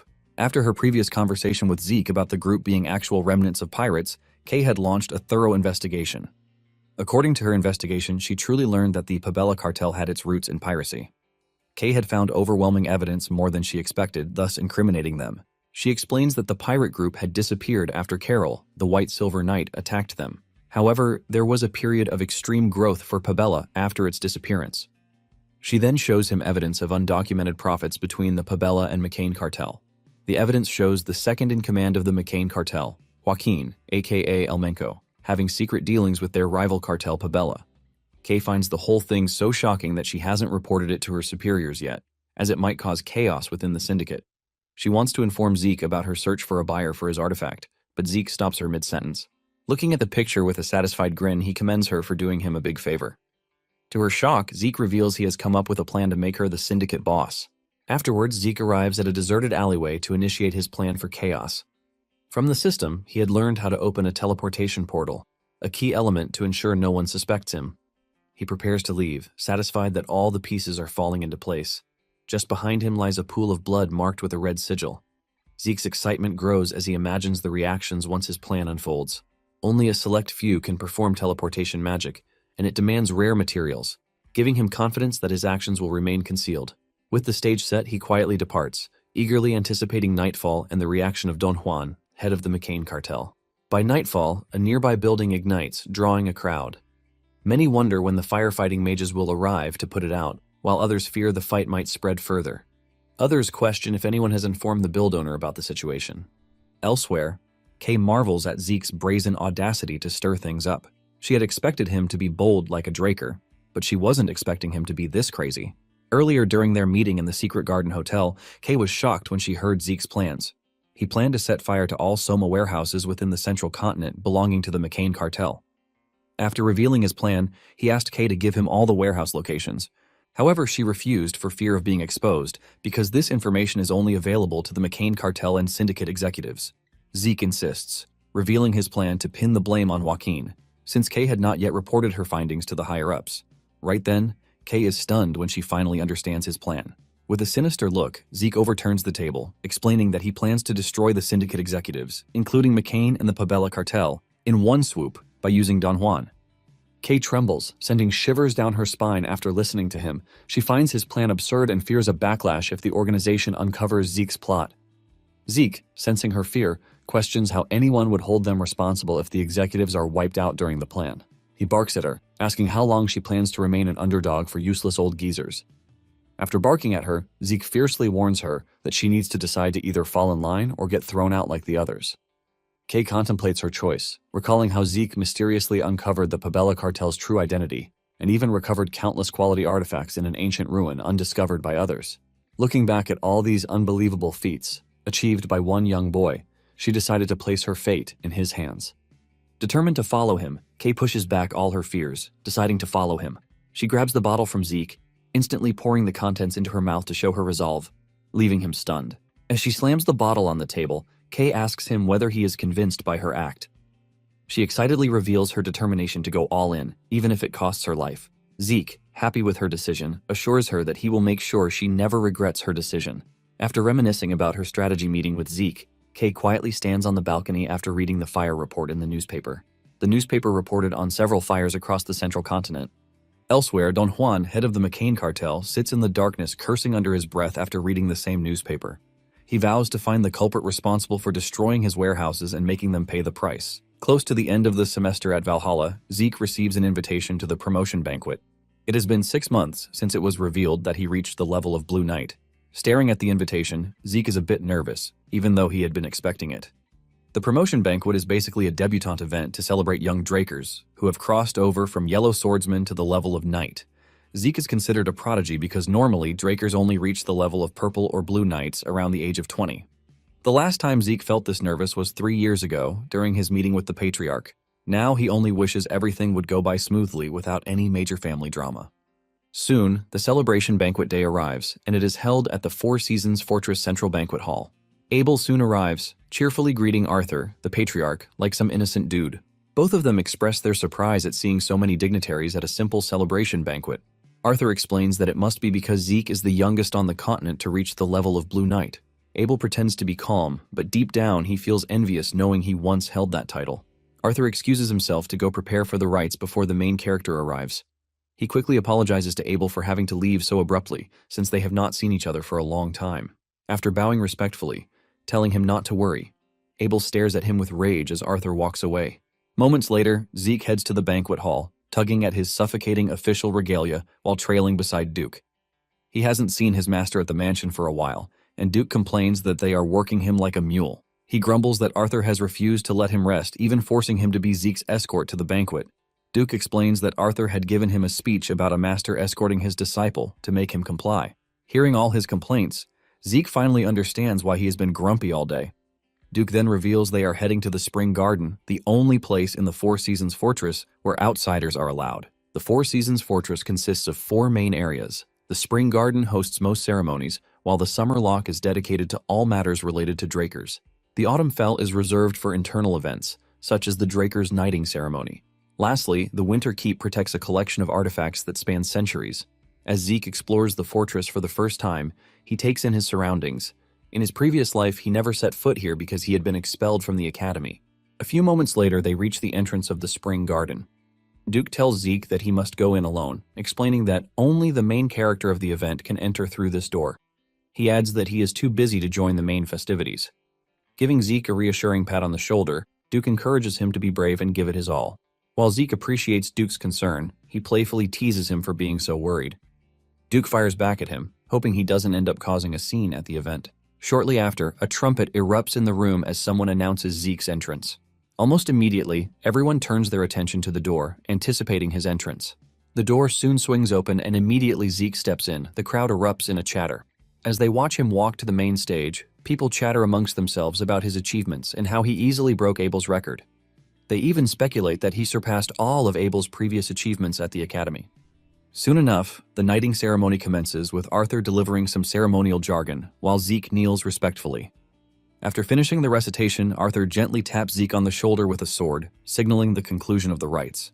Just when Zeke believes the ceremony is complete, Arthur unexpectedly continues speaking, causing Zeke to feel a sense of discomfort. To his shock, the Patriarch bestows upon him the prestigious title of a formally ranked Knight of Draker.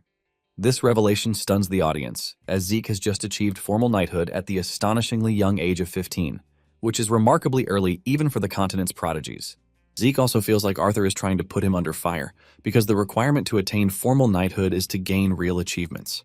Even though the Drakers are blessed with aura, causing them to awaken earlier than others, they still need real achievements instead of relying on their aura mastery.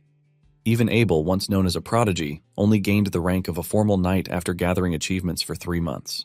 Zeke reasons that Arthur's decision is a clear violation of the rules, even though he has autonomy as the Patriarch to confer titles as he pleases. Just as Zeke is still struggling to understand his father's mindset, Arthur proudly introduces him to everyone, boasting about his achievement as the first golden light pure blood awakener and the youngest blue knight. He further reveals that Zeke will one day surpass him. He then raises his glass, inviting everyone to celebrate Zeke's talent.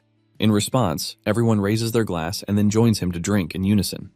Meanwhile, Zeke, irritated, stares at the same man who was indifferent when he was kicked out in his previous life, acting like a proud father now. He is snapped back to reality when Arthur calls out his name, inviting him for a private conversation as father and son. Abel, on the other hand, is struggling to hide his envy, so his friend reminds him to try and keep a straight face. He inquires about the prince, and his friend informs him that the prince plans to show up later. From their conversation, it seems the two have other plans besides joining the ceremony for the fun of it. Zeke steps out of a room holding a token after his conversation with Arthur. Checking out the token, which can be exchanged for 1 artifact in the Draker's treasury, he wonders why Arthur gave him something like that. Finding no suitable reason, Zeke is frustrated by his father's sudden, bizarre behavior. He soon heads back into the banquet hall, silently dreading the event, which is supposed to last for several days. Zeke wonders how he is supposed to stay sane while maintaining a pleasant face for several days in a row. At this very moment, he truly regrets being a noble. Suddenly, someone calls his name, introducing herself as Melissa, the first princess of the Alencia Kingdom. Zeke instantly recognizes her as the same princess from his past life who became the next monarch of the Alencia Kingdom. Unlike the frail and ailing current ruler, Melissa is poised to implement transformative policies that prioritize the needs of the Alencia people. In his previous life, she garnered immense support from the people due to her leadership style, but this also put her at odds with the greedy aristocrats of the kingdom. Zeke believes it was only a matter of time before the aristocrats would find themselves at her mercy once she officially ascended the throne. Unfortunately, in his past life, Melissa vanished without a trace as tensions with the Empire escalated. Before his regression, he had read several articles speculating about her whereabouts. No one was able to uncover the truth, even after the kingdom fell to the Empire during the war. Now that she has appeared before him, Zeke still knows so little about her activities. Right then, he suddenly makes the connection between her sparse news to Cliff looking for a cure for the rose disease. He finally realizes that Melissa has been silent so far because she might have been down due to the disease. He then cheerfully greets her, thanking her for gracing his event. Melissa, surprised to learn that Zeke has heard about her, questions him about it. Zeke simply reveals he has been fascinated by her policies, leaving her speechless. To her further surprise, he rambles on about the intricacies of her policies, showing he truly cares about them. Regaining her composure, Melissa chuckles quietly, realizing the rumors about Zeke being different are actually true. Zeke is confused by the sudden laugh, prompting him to ask if he has offended her. Melissa replies that she simply finds it delightful to see someone who can relate to her grievances. Still elated, she quickly excuses herself to leave, leaving Zeke confused about her sudden departure. Melissa explains that as much as she enjoys his company, it would be rude of her to monopolize his time. Although he doesn't mind chatting with her, he worries that she would certainly feel burdened by all the glares from the guests waiting to speak to him as well. Before leaving, Melissa assures him that they'll find a good opportunity to chat next time. Afterward, Zeke beams with happiness after entertaining the last guest. He tries his best to keep a straight face, while miserably wishing he could just return to his training room. A loud clank of armor soon draws his attention, and he quickly scans the room, looking for the source. He wonders who in their right mind would wear full armor to a banquet. Before he can locate them, a blonde boy clad in full armor with armored soldiers surrounding him appears before Zeke. This dude is the 4th imperial prince of the Roman Empire, named Callus Nerva. Despite his cheerful outward appearance, Callus oozes an ominous aura. Zeke immediately recognizes him from his past life as the one who joined hands with Abel to wage the Continental War. Callus then introduces himself to Zeke, stretching his hand forward to shake him. However, Zeke, ignoring the handshake, bows respectfully to offer his greetings, making Callus a bit pissed. He also thanks the prince for attending the banquet. After a moment of hesitation, Callus simply smiles, immediately grabbing Zeke's shoulder as if they had been besties for eternity. Ignoring a confused Zeke, he orders someone to bring them drinks to celebrate their first meeting. He pours a drink for a nervous Zeke, urging him to down it. Amidst disdainful stares from the guests, Zeke quickly chugs down the drink. The crowd quietly murmurs, calling him a kid for taking the prince's words seriously. Even Callus is surprised when Zeke downs the glass of wine. Whispers soon circulate about the prince pulling such a disrespectful stunt at a Draker event. Energized by the moment, Callus further encourages Zeke to join him in a drinking spree. Just then, Abel arrives and he invites him to join them, but Abel turns down the offer, inviting him for a private discussion. Callus presses him for further details, but Abel explains that the matter is sensitive. Hearing this piques Zeke's interest as he looks at them suspiciously. Callus then apologizes to Zeke for his sudden departure, and before leaving, he promises to share a drink with him. The crowd watches with disdain as the prince departs, flanked by his armored guards.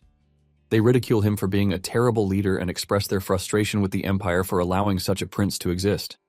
Meanwhile, they commend Abel for stepping in and escorting the prince away before he embarrasses himself further. Zeke listens quietly to their conversation, realizing that people are drawn to someone like Abel who stirs up trouble. He refrains from judging their opinions, acknowledging that Abel has skillfully concealed his true nature from the public. As Zeke tunes out the ignorant remarks, he reflects on the relationship between Abel and Callus. Observing their closeness, he suspects they have been allies for longer than he anticipated from his past life. Remembering their recent interaction, Zeke senses their bond may be even stronger than that of blood brothers. He now fears that the Continental War could arrive sooner than he expected. After the banquet, Zeke heads to the Winter Keep, examining the token he received from Arthur at the banquet while reflecting on their private conversation. During their discussion, Arthur had inquired about Zeke's ambitions to become the strongest on the continent. Noticing the prominent dignitaries at the knighthood ceremony, he remarked that Zeke's plans must be progressing smoothly. Zeke acknowledged that everything is indeed going well, largely due to Arthur's support.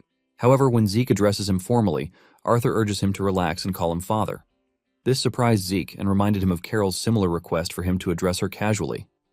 Now thinking back to that time, Zeke feels the same discomfort he experienced with Carol's request.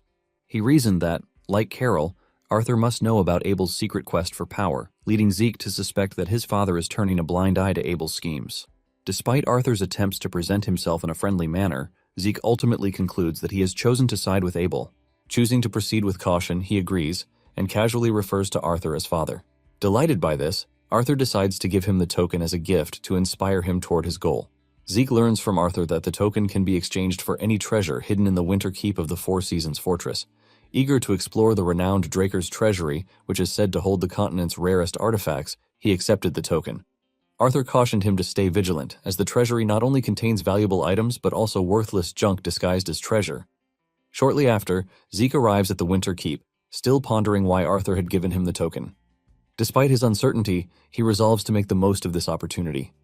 Outside the treasury, a staff member is ready to guide Zeke inside. Before they enter, she takes a moment to explain the storage facility. She shares that the treasury currently holds around 17,000 rare artifacts. She adds that Zeke can exchange as many tokens as he has for an equal number of artifacts. She further explains that while he can remain in the vault for as long as he likes, he cannot re-enter once he leaves. Curious about the lack of guards, Zeke asks why there aren't any present. The receptionist explains that the vault is protected by security magic similar to that in Arthur's study, eliminating the need for guards. Additionally, she mentions that each relic is equipped with a magic tracking system, making theft impossible. After her explanation, she points to an opening, instructing Zeke to place the token. Zeke immediately drops the token inside, triggering a mechanism that opens the giant vault door. As soon as he enters, he is met with an overwhelming, gigantic view inside. It looked even bigger than he had imagined compared with the outside. After the receptionist leaves him all alone in the enormous treasury, Zeke is left wondering how to identify what he needs. To make his task easier, he asks the system to help him organize the treasury information according to his desired criteria. Immediately, the system links the relevant artifacts to his dragon eyes, asking him to select a target using the dragon eyes effect. Zeke feels a bit confused at first, but as he understands the situation, he quickly activates his dragon eyes skill. This ability allows him to see detailed information about individuals and objects. He springs into action, swiftly scanning the treasury using the Gale Art's shadowless steps. Within seconds, he completes the scan, and the system notifies him that over 17,000 selected items will now appear on the minimap. Zeke swiftly reviews the minimap and directs the system to filter out irrelevant items, given the overwhelming amount of information. The system promptly complies, narrowing the list to about 9,000 items. However, that is still too many to sift through, so Zeke instructs it to eliminate anything inferior to his Stygian sword. After examining the updated list, he realizes that all other blades have been removed, confirming that his sword stands out among the so-called rare artifacts in the treasury. Suddenly he stops when he stumbles upon an artifact without any displayed information. Afterward, Zeke sets out to find the mysterious artifact. When he arrives at the exact location, he discovers an unremarkable bracelet. Disappointed, he examines it closely when, suddenly, the system alerts him that the bracelet has reacted to his status as the heir to Tarakan Draker. He picks it up to study, eager for more information about the bracelet. Moments later, Zeke learns from the system that it contains a sacred guardian stone blessed by the fairy monarch. This bracelet can call forth a summon that aligns with its user's soul. Without warning, the system registers the sacred guardian stone as Zeke's possession, prompting him to summon a familiar that suits him. As the bracelet disappears, Zeke is left confused, since he never agreed to any of this. However, the system explains that it became his due to his identity as the heir of Tarakan Draker, a title that cannot be revoked, meaning the item cannot be returned. Frustrated, Zeke wishes he had the chance to explore his options before making a decision. Nevertheless, he resolves to accept his fate, knowing that anything connected to Tarakan is bound to be extraordinary. He then instructs the system to activate the bracelet's properties. Activating the sacred stone, the system searches for a summon suitable for Zeke's soul. Soon after, the bracelet appears on his wrist, drawing him into a magical circle. To his astonishment, Zeke discovers that, thanks to the blessing of the fairy monarch, he can now summon holy beasts, which are at a higher level than ordinary summons. Moments later, the magic identifies a suitable holy beast for Zeke's soul and brings it forth. A blinding light erupts before him, and from the portal emerges a magnificent creature with a stunning blonde mane. The system informs him that this is a draconic steed holy beast. Zeke is thrilled to add this remarkable creature to his collection, which already includes Bahamut's heart and fang. Gazing at the insane beast before him, Zeke can't help but wonder what other extraordinary treasures Tarakan has in store. The draconic steed gently rests its mouth on Zeke's forehead, marking the beginning of their soul bond. Despite this being their first encounter, Zeke feels as if he is reconnecting with an old friend. Overwhelmed by a sense of familiarity, he embraces the creature and expresses his fondness for it. Their moment is soon interrupted by a system notification, prompting Zeke to name the beast so he can summon it at will. He takes a moment to observe the beast before settling on the name, Bucephalus. The holy beast seems to respond as if approving of its new name. The system quickly registers the name, revealing that Bucephalus's two horns can summon thunder. As Zeke reads on, he learns that his holy beast is the king of all draconic steeds. Puzzled by this revelation, he glances at Bucephalus with curiosity. Without warning, Bucephalus grabs Zeke by the collar, ignoring his protests, and tosses him onto its back. Realizing the creature only intended to give him a ride, Zeke happily strokes its mane, impressed by its intelligence. The beast seemed to understand Zeke's curiosity about its abilities and had placed him on its back to demonstrate. Suddenly, Bucephalus gallops forward, lightning crackling around it, startling Zeke. Once he regains his composure, Zeke excitedly encourages the beast to run. Bucephalus responds eagerly, dashing like a flash and leaving a trail of lightning in its wake. Despite its immense speed, Zeke realizes its hooves are silent, leaving no noise as it hits the ground. Still reveling in the insane moment, several magic circles suddenly appear in the air, and Bucephalus uses them to teleport from one point to another, leaving Zeke completely mind-blown.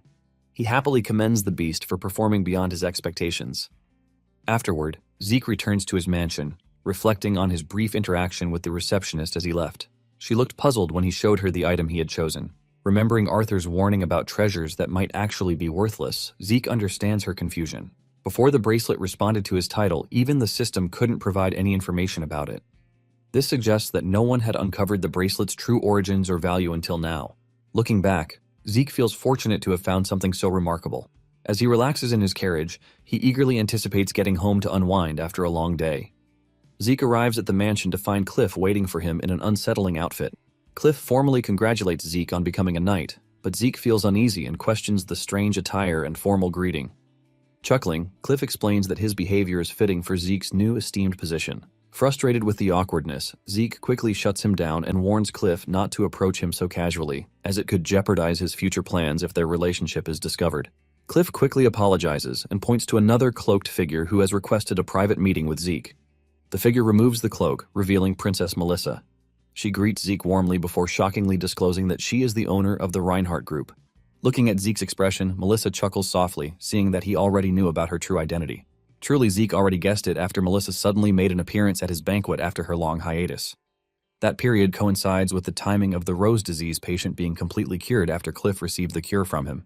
Seeing that there is no need for any long explanations, Melissa gets down to discussing the purpose of her urgent visit. She shows him a couple of documents explaining that they are the analysis results of the rose disease, from the Nirvana Transcendent family. After reviewing the documents, Zeke is taken aback by their contents and asks Melissa once more to confirm their authenticity.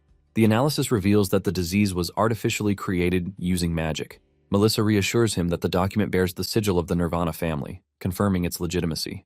The Nirvana family is one of the 3 most powerful families skilled in magic. Zeke observes that the rose disease is spreading more rapidly than it did in his previous life, leading him to wonder if his regression has triggered a butterfly effect. Melissa uses thumbtacks to mark the locations in a small village on the border of the Alencia Kingdom and the Rome Empire, where the disease first emerged. She explains that the disease is spreading toward the Alencia Kingdom, but not the Empire.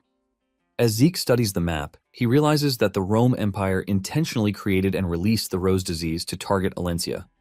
He remembers that in his previous life, the Empire significantly weakened Alencia by exploiting the devastation caused by the rose disease. Zeke finally understands that Melissa seeks his permission to mass-produce the cure for this disease. This is because the previous contract with Cliff only gave their merchant group the right to produce it. Now they need to draw up a new contract for the Alencia Kingdom to distribute the cure in bulk. Melissa and Zeke discuss the terms of the contract while Cliff quietly listens from the side. From how well she discusses business, Zeke is quite impressed, noting that she truly deserves the title of Reinhardt Merchant Group's main leader. Explaining her terms further, she tells Zeke not to worry about the production and distribution. After producing the cure, she plans to distribute it to her people as part of her usual relief supplies. She gives him the new contract, promising to compensate him properly. Zeke is stunned when he learns that the new terms state that he would get 20% of the merchant group's shares. Zeke carefully evaluates the value of the shares, considering that if the group remains stable along with the Alencia Kingdom, then these shares could become quite valuable. He estimates that converting 20% of their shares now could yield millions in gold. He also believes that if he can prevent the war, the shares might even be worth billions. After a moment of contemplation, he decides to ask Melissa a few questions to gauge her true perspective. He inquires about the possibility of his siding with the Empire, and Melissa confidently replies that she is certain he hasn't aligned himself with Rome. Thanks to her keen observation skills, she noticed his demeanor at the banquet after their conversation. From her brief assessment, Melissa points out that Zeke displayed a cold attitude toward anyone associated with the Empire, particularly when he declined the handshake from the 4th Imperial Prince. While others saw his bow as a simple gesture of respect, Melissa interpreted it as Zeke's attempt to distance himself from the prince out of disdain. Zeke is impressed after hearing Melissa's analysis of his true intentions. She further adds that losing 20% shares to save her people is worth it. Hearing this, Zeke is suddenly transported back to his past life. He remembers trying to persuade Queen Alicia to retreat, but she had stubbornly refused. To him, defeating the Empire held no value if it meant losing her life. Alicia insisted she understood the need to regroup, yet Zeke couldn't understand why she remained so stubborn. She told him, much like Melissa did now, that she would gladly sacrifice her own life to buy time for her people to escape. These painful memories weigh heavily on Zeke, filling him with sadness. He wished to forget them, but Melissa's words had brought them rushing back. In that moment, Zeke declares his intention to work with Melissa, making her extremely happy. As they finalize their agreement, he cautions her to keep his identity a secret. 2 weeks later, Zeke is back to his old routine, enjoying his favorite time in the training hall of his estate. From his insane moves, Zeke seems to have improved greatly in the True Dragon's swordplay. After an intense practice session, the system informs him that he has successfully learned the True Dragon's swordplay at an S-rank beginner level. Zeke is excited to hear this news, impressed that it only took him about a month to complete. With the conditions for the quest to become Sheltern's heir completed, the system rewards him with a bunch of good stuff, including 2 random boxes, 500 karma points, and the Kronos Kingdom treasury map. After checking out the rewards, Zeke is excited to replenish the points he spent burning down McCain's Soma warehouses. Zeke then pulls out one of the rewards, the Kronos Kingdom report radar, to check out the contents. However, to his shock, the system fails to read the coordinates in the capsule. It advises Zeke to locate the scattered seals required for activating the coordinates. He also learns that the seals are linked and visible on the system minimap. Zeke immediately checks the minimap to discover 2 seals in the middle and 1 each in the south and north. Zeke is now concerned that this new quest might take a while because of the distance between the seals. Almost immediately, the system turns into an actual quest, but Zeke is not surprised, as he has been expecting the notification to pop up. His new quest is to find the scattered seals and restore them to their original state. The quest has no time limits, and as a reward, Zeke will be granted the title of Kronos Kingdom's successor. Zeke finds the quest reward disappointing. It makes him wonder if the treasures he will obtain after restoring the seals have already been included, leaving nothing extra to gain. He also wonders if this reward title will trigger some reaction, like the bracelet from the Draker's vault. Frustrated by these questions, Zeke decides to put the quest on hold since it has no time limit. He decides to attend to other pressing matters. Having previously received a message from Kay, he sets out for the south. Afterward, he arrives in Port Gulfa, a port town on the southern continent. As the ship docks, Zeke immediately notices the familiar smell of blood mixed with the sea. It is the same scent he remembers from his past life. He had traveled south on a Reinhardt Merchant Group ship. Just as he tries to slip away quietly, the crew shouts their farewells at the top of their lungs, making him embarrassed. He wore his usual disguise to stay unnoticed, but their loud voices drew far too much attention to him. Once off the ship, Zeke strolls through the town, which still looks similar to before his regression. Not long after, the Northern Rangers who once kidnapped him arrive. They compliment how well he pulls off merchant clothes, and Zeke thanks them. He quickly gets to the point and asks if they memorized the plan he sent them. One of the Rangers answers confidently, saying they are ready. He explains how they plan to use chaos to rescue the prisoner from McCain's hands on the day of the operation. After ensuring they understand the plan, Zeke tells them to keep their guard up, as it involves more than just rescuing the target. The scarred Ranger is curious to know what type of chaos to expect on the day of the operation.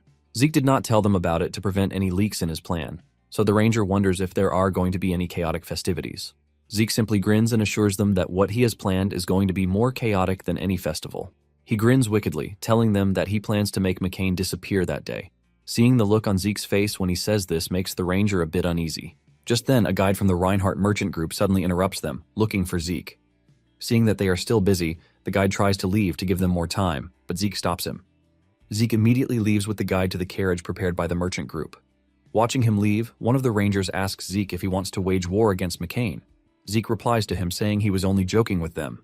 But both Rangers know better than to take his words lightly. Moments later, Zeke is in a carriage discussing his plans with Kay.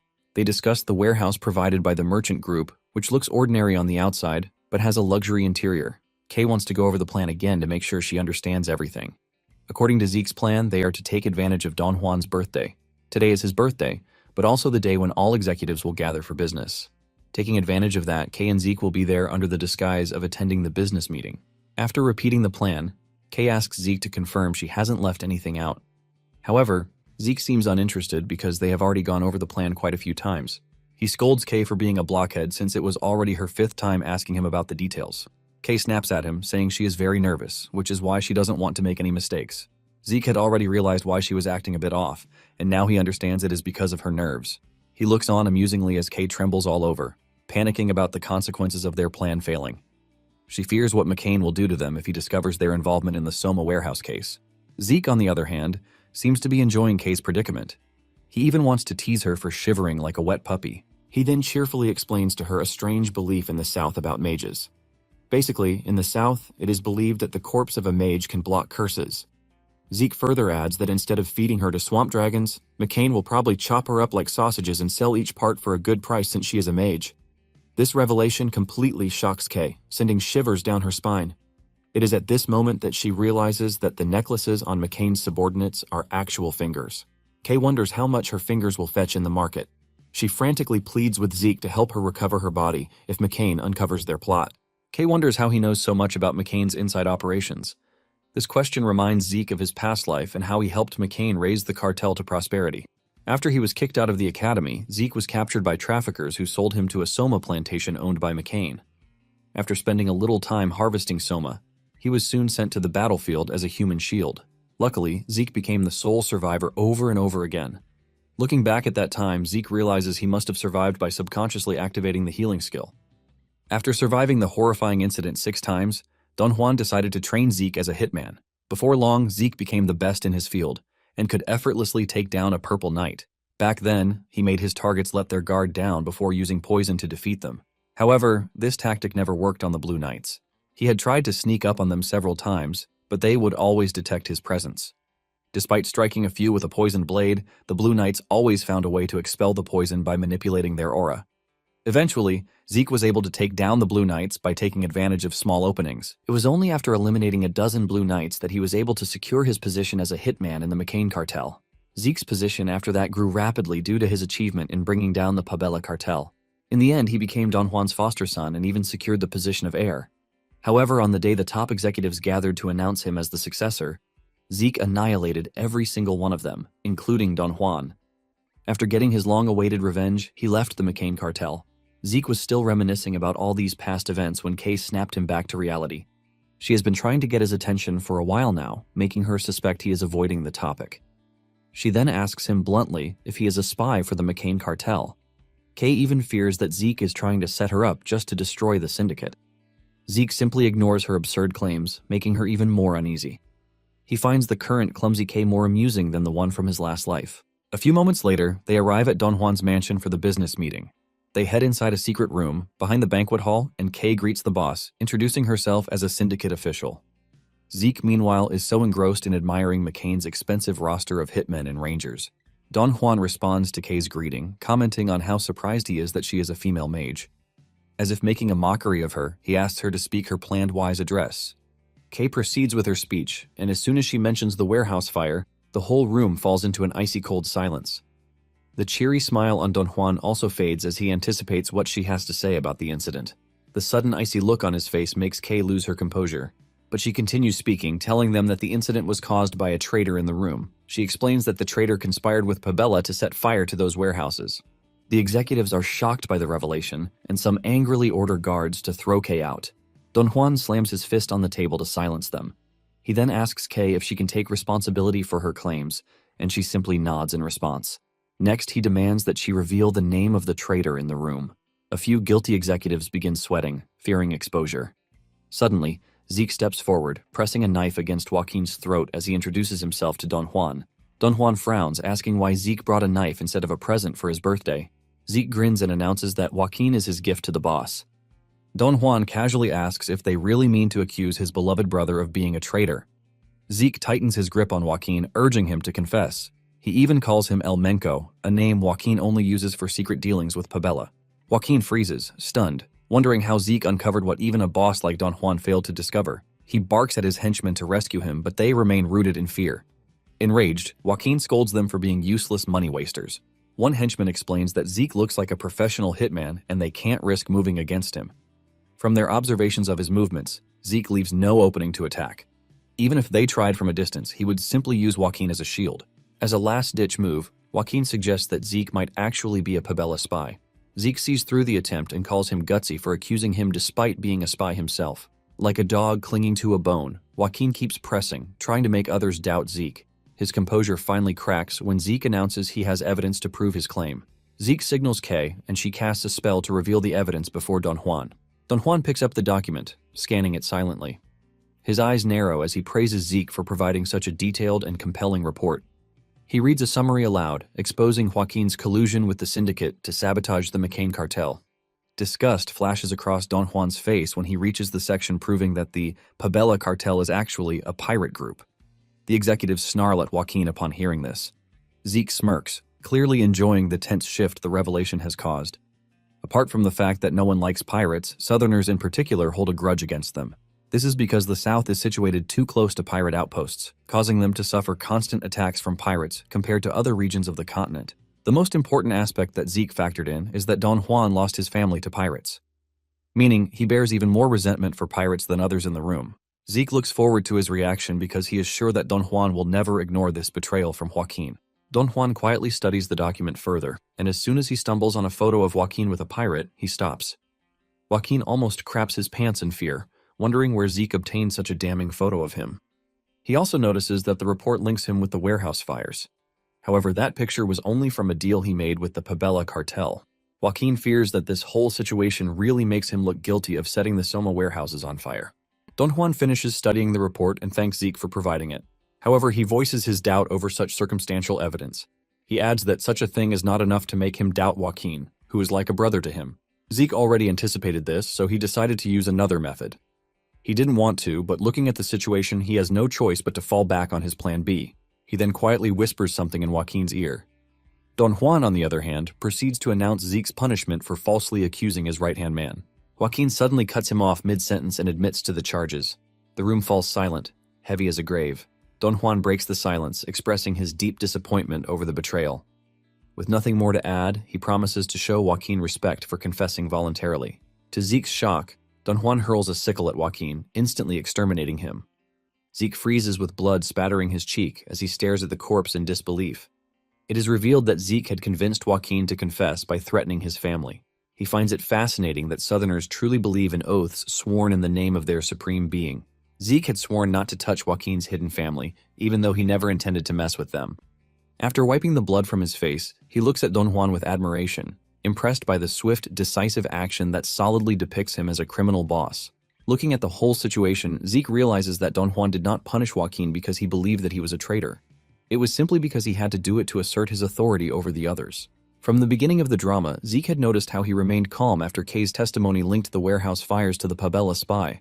After he accused Joaquin and the shocking revelation about the hidden pirate group, Don Juan still maintained a calm composure. Zeke had noticed that despite everything, Don Juan wanted to stay neutral and analyze the situation properly. Unfortunately, the executives had already signed out after hearing the part about collusion with a hidden pirate. At that point, even though he wanted to save Joaquin despite the confession, he couldn't. Don Juan knew if he didn't make a decisive decision right there, the organization would fall apart. After analyzing the whole thing, Zeke concludes that Don Juan is still as calculating as ever. Meanwhile, Don Juan picks up his weapon and swings it to wipe the blood off it. He then turns to face the syndicate executives with a threatening expression. He says that since Kay's testimony is correct, it must mean there are other traitors among them. He slams his weapon on the document, explaining that in the report, the burning of the warehouse was the syndicate's first plan in betraying the McCain cartel. He then threatens them to confess, promising to give the traitors a painless end. By now, the syndicate executives are terrified. One of them denies all the allegations, claiming Kay is setting them up and urges Don Juan to interrogate her. Without warning, Zeke suddenly eliminates the loudmouth right in front of Kay, leaving her frozen in shock. Looking at the body beneath her feet, she trembles uncontrollably. Don Juan narrows his eyes at Zeke, questioning why he would act so brazenly in his presence. Zeke calmly explains that he was simply helping the boss deal with the traitor. He adds that, since Joaquin worked with the syndicate and already confessed to colluding with Pabella, there is no doubt the others are also traitors. Don Juan stares at Zeke, suspicion flashing across his face. Finally realizing he had been used as a pawn, he now understands that Zeke planned to manipulate him to eliminate the syndicate executives. Hanging his head as if exhausted, he questions whether Zeke is an angel sent to help or a spawn of the underworld sent to destroy him. Zeke only smiles, replying that he is simply a businessman, here to propose a new partnership. Don Juan, taken aback by his sudden offer, looks at him with a curious expression. Zeke explains that they share the same goal of eliminating Syndicate and strengthening the McCain cartel. Zeke reveals that Don Juan didn't want to punish Syndicate executives for fear of retaliation since they are his only distribution channel for Soma. He had guessed this because Pabella and Ishtar cartels already control the ocean routes, leaving Syndicate as the only distribution channel for the McCain cartel's Soma business. From his tone, Don Juan is surprised because Zeke sounds like he knows him well. To reassure him that there will be no retaliation, Zeke then informs Don Juan that Kay handles all the syndicate's Soma distribution. He finally adds that he will join Kay in handling all of McCain's Soma distribution. After considering the offer for a moment, Don Juan replies that he can't fully trust Zeke, even though it is an enticing proposition. He explains that since this is their first meeting, there is no foundation of trust between them. Zeke steps up to the table, tossing Don Juan's weapon aside. He hurls a few documents into the air and drives his blade straight into a document bearing the Pabella cartel's sigil. As a gesture of goodwill and to earn Don Juan's trust, Zeke promises to destroy the lands under Paulo's command. Paulo Santos of the Pabella cartel is not widely known due to his cautious nature. His caution earned him the nickname Cowardly Paulo for always taking the safest path. Don Juan is impressed that Zeke not only knows of his existence, but even recalls his nickname. Satisfied, he accepts Zeke's deal, stating that accomplishing it will be enough to earn his trust. Don Juan offers to assign an assassination troop to assist Zeke, claiming the task is too dangerous to handle alone. But Zeke senses it is merely a ploy to monitor him. Don Juan also insists that Kay remain with the cartel until Zeke returns. Zeke, however, knows it is just a subtler way of keeping her as leverage. Despite understanding all of this, he agrees to every one of Don Juan's terms. Later that night, Zeke leads the group of assassins toward the Pabella Soma production factory, deep in Paulo's territory. They move silently under the cover of darkness, following Zeke's precise orders. Even the squad commander Manuel finds himself completely under Zeke's control, unable to explain why. Watching Zeke's covert skills, Manuel feels no regret for tagging along like a dummy. He notices Zeke's stamina far surpasses that of a normal assassin. He also discovers that Zeke's movements are swift, precise, and seemingly calculated, as if he had already memorized the entire southern lands. During a sudden werewolf attack, Manuel witnesses Zeke in action and concludes that he is nothing short of a monster. Moments later, they stop a short distance from the factory, and Zeke orders them to hold their position. Manuel starts to object, but Zeke reminds him that their role is only to observe. He adds that he has positioned them to see the entire factory clearly without any strain. Zeke warns Manuel not to pretend they are there to assist in combat. He insists they focus solely on observation and avoid getting in his way. Before Manuel can argue further, Zeke quickly disappears into the shadows, leaving him speechless. The rest of the squad, also confused, ask their commander for further orders, but Manuel simply tells them to observe, as Zeke said earlier. He admits that their true purpose is to observe, so there is no need for them to risk their lives. Manuel orders the group to set up a camouflage outpost so they don't get caught. Somewhere close to the factory, the Rangers are already in position. Suddenly, an explosion erupts in the factory, making them wonder if Zeke has made his move. Meanwhile, inside the factory rages absolute chaos, with fire razing the place and corpses lying on the ground. A huge fire tornado soon tears through the factory, and a guard informs his colleagues that a mage is among the intruders. Seeing that they can't handle the situation, he orders someone to call the magic squad for reinforcements. Unknown to them, there is only Zeke, hidden somewhere using the elemental sword technique. Moments later, one of the guards spots Zeke and calls for backup. Before long, he is surrounded by a group of armed men. Even so, Zeke is mildly impressed that they managed to locate him so quickly. As they charge towards him, he activates the elemental sword flame field, releasing a barrage of fireballs on them. In a single strike, he barbecues them completely, leaving no survivors behind. Even with such a powerful move, Zeke still feels it is too poor for his warm-up. Suddenly, he senses another presence behind him, and suspects cowardly Paulo has finally made his move. Turning around, he finds himself surrounded by several war magic tanks. Zeke reasons that this kind of extravagant defense suits a notorious coward like Paulo. Hiring a mage would have been cheaper, but spending a fortune on heavy machinery is the safest choice for a wuss like Paulo. Less than a minute later, the magic tanks crackle to life and fire multiple rounds at him. Zeke calmly deflects the massive projectiles with his blade, swatting them aside as if they were mosquitoes. Each shell explodes upon landing in different directions around him. Even then, Zeke finds himself impressed by Paulo's criminal instincts, noting that the Pabella cartel must have seen value in him to entrust him with their operations. Zeke then activates the elemental sword wind field, summoning a massive tornado. The raging wind lifts every magic tank into the air, smashing them apart like falling dominoes. Clearly enjoying the destruction unfolding, he reflects that in his past life he would have cowered and fled at the mere sight of such weapons. But now the situation is different. He releases one final wind strike, wiping out the remaining magic tanks. After dealing with the surface defenses, Zeke heads underground in search of his main target. Along the way, he takes out a dozen henchmen, wondering why the main dish has yet to appear. Hoping to draw him out, he moves deeper inside. Suddenly, an arrow shoots straight towards Zeke's head. He effortlessly stops it midair, but it detonates in his hand, releasing poison. The system immediately activates to neutralize it, but Zeke halts the process halfway and orders his healing factor to pause as well. At last, cowardly Paulo steps forward, complaining about the useless henchman above ground who failed to stop a single intruder. He goes on to proudly educate Zeke about the poison that just exploded in his face. He boasts that it is potent enough to bring down even the strongest aura users. Offering an antidote, Paulo demands information about Zeke's companions in exchange. He urges Zeke to accept, claiming the group above ground must have already been captured. From the unnatural silence on the surface, Paulo concludes his men have dealt with the other intruders. Zeke, knowing there is no antidote for black mamba poison, secretly mocks Paulo for trying to deceive him. An ordinary person would have died within minutes. Even a blue knight, after forcibly expelling it, would suffer lasting after effects. Since Zeke knows he is an exception, he shatters the vial in Paulo's hand, startling him. Paulo calls Zeke a mad dog, asking if he intends to hasten his own death. Zeke calmly replies that he is immune to all poisons. Paulo grows even more terrified when Zeke reveals the surface is quiet because all his henchmen have been wiped out. He finds it hard to believe, given that his forces include Pabella's elites and insane magic weapons.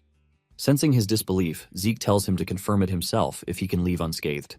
Now furious, Paulo demands to know Zeke's true identity and the mastermind behind the attack. Zeke simply tells him to take a wild guess. After a moment, Paulo settles on the McCain cartel, and Zeke immediately confirms it. Paulo is confused, since despite being rivals, the two cartels have always respected each other's territories. Zeke explains that Pabella operatives were found lurking in McCain's land, waiting for a chance to strike. Paulo is left speechless, only to be further shaken when Zeke reveals that Pabella's piracy routes have also been exposed. Zeke adds that his boss has officially declared war on all filthy southern pirates, including the Pabella cartel. With everything laid bare, Paulo sees no reason to keep fighting and flees in panic. Zeke immediately gives chase, but eventually loses him on purpose in a strange section of the factory. Zeke looks around, noting that this area feels different from the underground mines where he encountered Paulo. He also notices that the path leading here was filled with far more traps. They were so excessive that he found it difficult to restrain his power, in case someone was secretly watching. Judging from their placement and condition, Zeke senses the traps were installed recently. The strange setup makes him wonder what Pabella had been planning to do in this place. As Zeke scans the ruins, someone lurking in the shadows suddenly attacks. He narrowly dodges the strike, prompting the attacker to glance at him in surprise. Without hesitation, the cloaked man attacks again, but Zeke overwhelms him. With a single strike from the elemental sword wind field, Zeke shatters the man's sword and fatally wounds him. As he moves to inspect the body, a blonde dude surrounded by several other cloaked figures emerges. From their attire, Zeke immediately recognizes them as the Empire's infamous hunting dogs. The blonde dude expresses his dissatisfaction about working with Southerners. He rambles on smugly, referring to Zeke as a rat. He boasts that since Zeke wandered into the ruins, he will be leaving in a body bag. Zeke recalls spotting a marked ruin in the southern continent during his search for Kaiser's ruins and wonders if this site also contains an artifact the Emperor seeks. Meanwhile, the blonde dude studies Zeke's dagger, noting that though it looks ordinary, he recalls seeing it wrapped in wind earlier. To avoid any surprises, he warns his team to stay alert, suspecting it might be an artifact. Suddenly, his attention snaps to something in Zeke's hand, and he orders everyone to brace themselves for impact. Apparently, he mistook it for a destructive magic scroll. Zeke calmly tells them to relax, explaining it is only for soundproofing and barrier magic. He adds that it has no lethal effects and will last for 30 minutes. Zeke intends to test some of his new skills without drawing attention or leaving any survivors. After sealing the area, Zeke retrieves his main sword from system storage. The blonde dude stiffens as a massive blade materializes out of thin air. Combined with the wind-wrapped dagger and the barrier spell, the scene leaves him confused.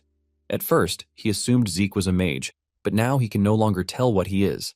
His unease spikes even further when Zeke channels aura into the blade, making him wonder if Zeke is a blue knight.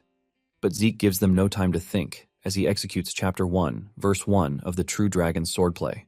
With terrifying precision, he unleashes Sky Slice, completely annihilating the hunting dogs, including the blondie. As violent energy tears through the ruins, the barrier spell prevents any sound or debris from escaping. Moments later, the barrier dissipates as Zeke burns the remains, wanting to leave no traces behind. He plans to set up the whole show today to make it appear as though the McCain cartel used knights and mages to attack the Pabella cartel. This is just one step in his plan to pit the two against each other and intensify the tension between them. While finalizing the setup, Zeke questions why Pabella and the Empire were cooperating. The most likely explanation he comes up with is that the Empire is using Pabella's network to search for ancient artifacts. He soon recalls that in his past life, he searched this ruin and found no artifacts. He didn't find any traces of the Empire either, suggesting they left long before his arrival. Regardless of their goal, Zeke is satisfied that he disrupted the Emperor's plans by clearing out this underground ruin now. After finishing the cleanup and satisfied with his masterpiece, Zeke prepares to leave, but trouble arrives uninvited. An armored redhead appears, claiming he sensed a strange, chaotic surge of magic earlier, only for it to vanish. He fixes his gaze on Zeke and remarks that, despite not being invited, Zeke somehow managed to wander into this place. Zeke studies the armor and quickly identifies it as Hersion, a magical armor issued exclusively to the Red Knights of the Roman Empire. It is considered a supreme artifact, enchanted with multiple spells including lightning enhancement and automatic restoration. After observing it closely, Zeke notices subtle differences from the standard Empire-issued Hersion armor. He asks the redhead for his identity, but instead of answering, the dude suddenly attacks, catching Zeke off guard. Zeke reacts just in time, switching from his dagger to his sword to block the blow. The two soon clash fiercely, their exchange of power kicking up a massive cloud of dust. Before Zeke can fully recover from round one of the battle, the redhead reappears out of nowhere and charges again, relentlessly like an annoying mosquito.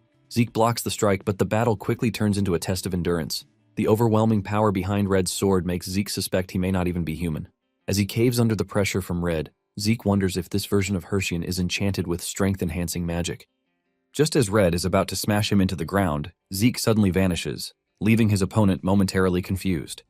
While hidden, Zeke activates the elemental sword steel field, trapping the armored dude inside an earth enclosure. But Red effortlessly shatters it with a single strike. Before he can regain his footing, massive stones crash down from above, crushing into him. Taking advantage of the chaos from the falling rocks, Zeke activates a flashbang.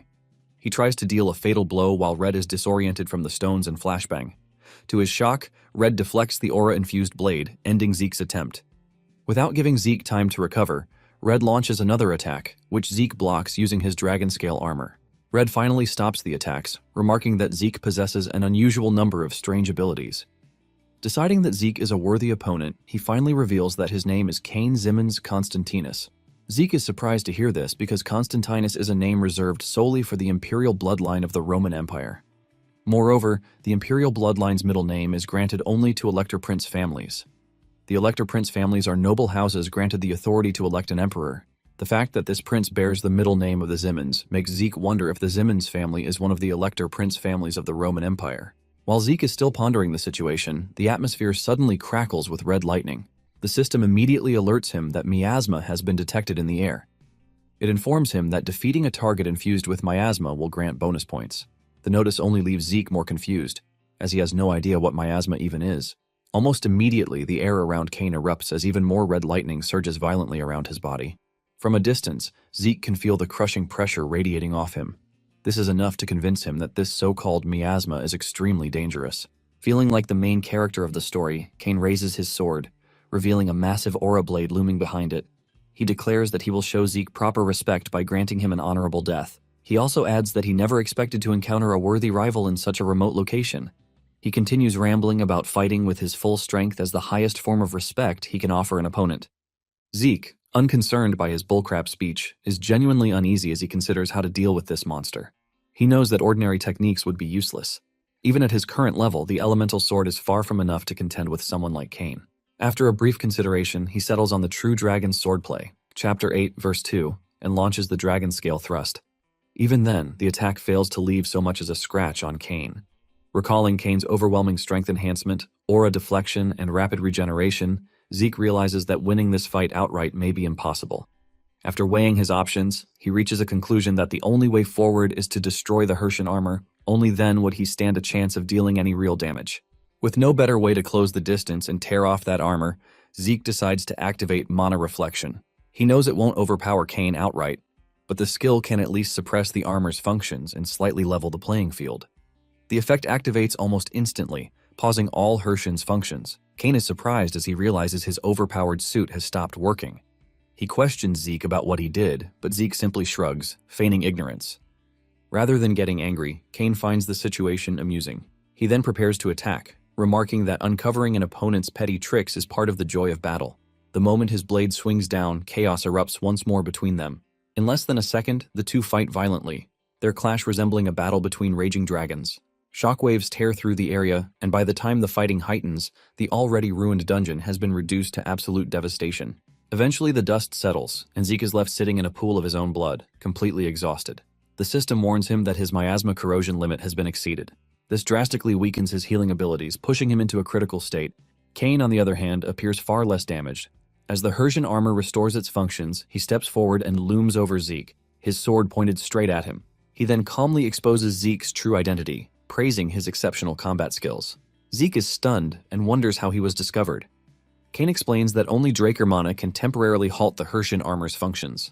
He also adds that during their final clash, Zeke used a technique closely resembling the dragon-slaying arts. The realization that he has been exposed hits Zeke hard. What shocks him even more is that Kane recognized the true dragon thrust technique at all. While the dragon-slaying arts originate from true dragon swordplay, the dragon-scale thrust is a closely guarded secret taught only within the Draker family. For an Imperial Knight to know it, Zeke concludes that the Zimmons family must have sold the dragon-slaying arts to the Empire. The realization distresses him so badly that he coughs up blood. Seeing him at the end of the rope, Kane calmly notes that the miasma must have already destroyed Zeke's insides. Declaring him a worthy opponent, he decides to grant Zeke a painless and honorable end. After finishing his bullcrap speech, Kane plunges his sword into Zeke's chest. As Zeke closes his eyes, Kane quietly wishes him a peaceful journey to the underworld. After finishing him off, Kane proudly turns to leave, still running his mouth about Zeke being a worthy opponent. Before he can take another step, a dagger suddenly flies out of nowhere and tears straight through his jugular. As blood sprays from the fatal wound, Kane staggers forward in disbelief. He turns around, only to find that Zeke's body has somehow vanished without a trace. Clutching his neck, Kane desperately tries to stop the bleeding while struggling to understand what just happened. Behind him, Zeke quietly reappears, preparing to send him to the afterlife. Having used a top-grade healing potion, Zeke's body is already in recovery. Without giving Kane a moment to react, Zeke completely severs his blockhead with one single clean slice. The moment it ends, Zeke drops to his knees, coughing violently. The system is still repairing the damage from earlier, and forcing that final strike pushes his body beyond its limits once again. Zeke, struggling to catch his breath, recalls how he had used the Holy Grail healing potion, named Salvation. This is the item he had kept in his shortcut slot back then for emergencies. It can only be used once to recover stamina and mortal injuries. Apart from that, it can also grant an unknown effect. While this potion saved his life, it failed to heal his aura-inflicted wounds completely. A few moments later, the system cracks, as though it is infected with a virus. Zeke suddenly feels an unbearable pain, just as the system attempts to shut him down due to excessive skill usage. Refusing to pass out in enemy territory, he fights against the system's shutdown protocol with all his willpower. For a brief moment, it becomes a struggle for consciousness between him and the system's safety protocols. As his body almost gives in and crashes toward the ground, he forces himself to stay awake. Zeke desperately chides himself to stay awake no matter what. Just before hitting the ground and losing consciousness, he remembers Kane's body and he instantly activates gluttony. Right then, a dark abyss opens beneath him and completely devours Kane's remains. Since Kane was a miasma-corrupted demonic human, the system converts the absorption into a massive recovery, refilling Zeke's stamina and mana. On top of that, he also acquires a grade A lightning skill from Kane's bloodline. After completing the absorption process, Zeke wakes with a sharp gasp, as though he just forced himself out of the grasp of the Grim Reaper. Relieved he stopped the forced shutdown, Zeke is glad he remembered to activate gluttony just before losing consciousness. The system immediately informs him that he has obtained Kane's armor and urges him to register as its user. Zeke finds it quite curious that he cannot find any name or detailed information about the armor in the system interface. Deciding not to dwell on it, he accepts the registration. When he equips the armor, Zeke discovers that it can change freely into different forms based on his preference. He also learns that he can currently activate 3 out of the 28 magic circles engraved within it. After testing its lightness and functionality, Zeke is more than satisfied. However, to avoid drawing the Empire's unwanted attention, he stores it away for now. He plans to use it only after changing its form later. Just as he is about to leave the underground ruin, Zeke perceives the stench of blood and decay. He heads out to investigate, only to stumble into an active human experiment lab. The sight instantly sends him into rage. He can't believe the Empire has sunk this far in their shitty behavior. The workers in the lab are all busy, completely oblivious to Zeke's presence. Just then, one of the mad scientists sees him and immediately alerts the others. He orders them to attack, and they immediately use a magically formulated poison to attack Zeke. Due to the nature of the poison, the system is unable to neutralize it. To counter the poison's effects, Zeke drinks an upper-class antidote. After annihilating everyone and wreaking havoc in the lab, he decides to grab the lab's research papers since they might contain something related to the Rose disease. Just as Zeke prepares to round up, the main mad scientist arrives, pissed at Zeke for destroying his lab. Without even waiting to hear him talk trash, Zeke unleashes his aura blade and charges forward to end the old geezer. Despite his surprise to see someone wielding an aura blade, the old geezer, who happens to be a mage, blocks the attack using a magic circle. Zeke immediately recognizes the crest behind his cloak. This crest belongs to the Desert Scorpion clan, who are practitioners of forbidden magic. From the proficiency of his skill, Zeke can tell he is an executive level 6th circle mage, meaning he is a tough opponent to handle. He also realizes that the Empire is willing to collude with every disgusting gutter rat it can find. Not wanting to waste time in this territory anymore, Zeke activates Mana Reflection, nullifying the old geezer's magic. The moment his magic shuts down, the old man realizes Zeke is a pure bloodline Draker. With his magic temporarily shut off, the old dude panics and quickly uses a magic artifact to summon a grotesque synthetic chimera. As the abomination charges in, the old man proudly lets Zeke know that it is his greatest creation. He claims that even a pure-blood Draker can't defeat it. The creature attacks relentlessly, its claws tearing through the air as Zeke struggles to block each strike. Activating Shadowless Steps, Zeke leaps above it and counterattacks, slicing off several stingers. He then studies the creature closely, searching for a blind spot, but finds none. Growing frustrated and aware that reinforcements could arrive at any moment, Zeke unleashes a barrage of attacks that barely leave a scratch. He had not planned to waste any more time in enemy territory, but this new problem seems to be preventing his evacuation plans. Just as he reaches his limit, the system sends a sudden notification. It informs Zeke that he can now activate Innate Authority Draconic Control. The system asks if he wishes to subjugate the target, noting that the creature possesses draconic origins. Staring at the raging abomination lunging toward him, Zeke can hardly believe it. The idea that he might actually control the damn thing feels unreal. The moment the grotesque creature inches closer, Zeke accepts the system's suggestion and commands the ugly bird-like abomination to submit. Just as it is about to tear his head off, the creature suddenly freezes mid-motion. Fear floods its instincts as the command takes hold, strengthening Zeke's control over it. With full authority established, Zeke orders the system to proceed with subjugation. In an instant, a magic circle appears beneath the creature, and glowing chains wrap tightly around its body. Once the process is complete, the once rampaging beast becomes obedient. Zeke casually reaches out and pats it as though taming a pet. Meanwhile, the old geezer cowers in a corner, desperately shouting orders at the beast that go unanswered. Peeking out, he watches in disbelief as his greatest creation behaves like a harmless pony. Zeke, ever ruthless, casually commands his new pet to deal with him. In less than a second, the creature strikes, forcing the old man's soul to flee from his exhausted, fragile body. Zeke checks the old dude's bag to find his identification. He learns that the old man's name is Gurav. Thinking about it now, he wonders if Gurav is the second in command of the Scorpion clan. He is still trying to figure it out when the chimera nudges him. Just as Zeke is wondering why it is so clingy, the system notifies him to give it a name. This is to make it easier to respond to summons later. Without even thinking about it, he simply names the creature Gurav and the system registers it. The creature clearly dislikes the new name, but Zeke informs it that it cannot be changed anymore. After all his near-death ordeals, Zeke returns to report to Don Juan, who commends him for completing the mission.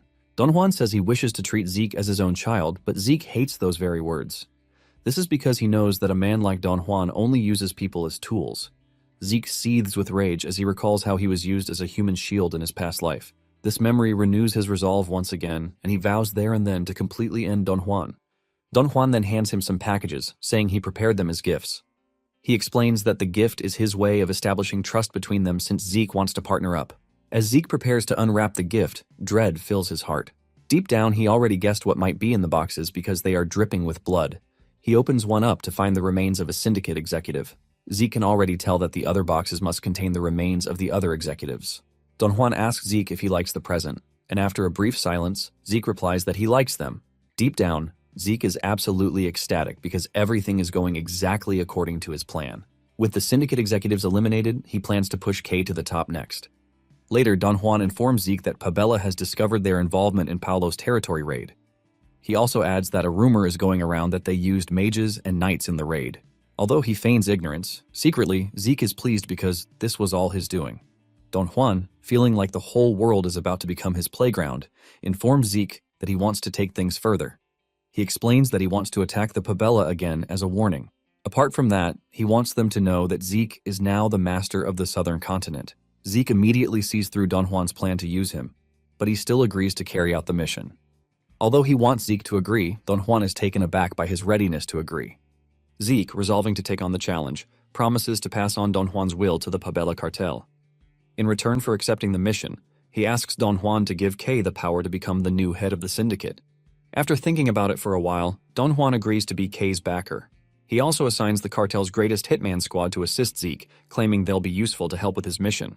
In less than a second, the hitman squad swoops into the room without warning. One of them, with a patch over one eye, immediately catches Zeke's attention.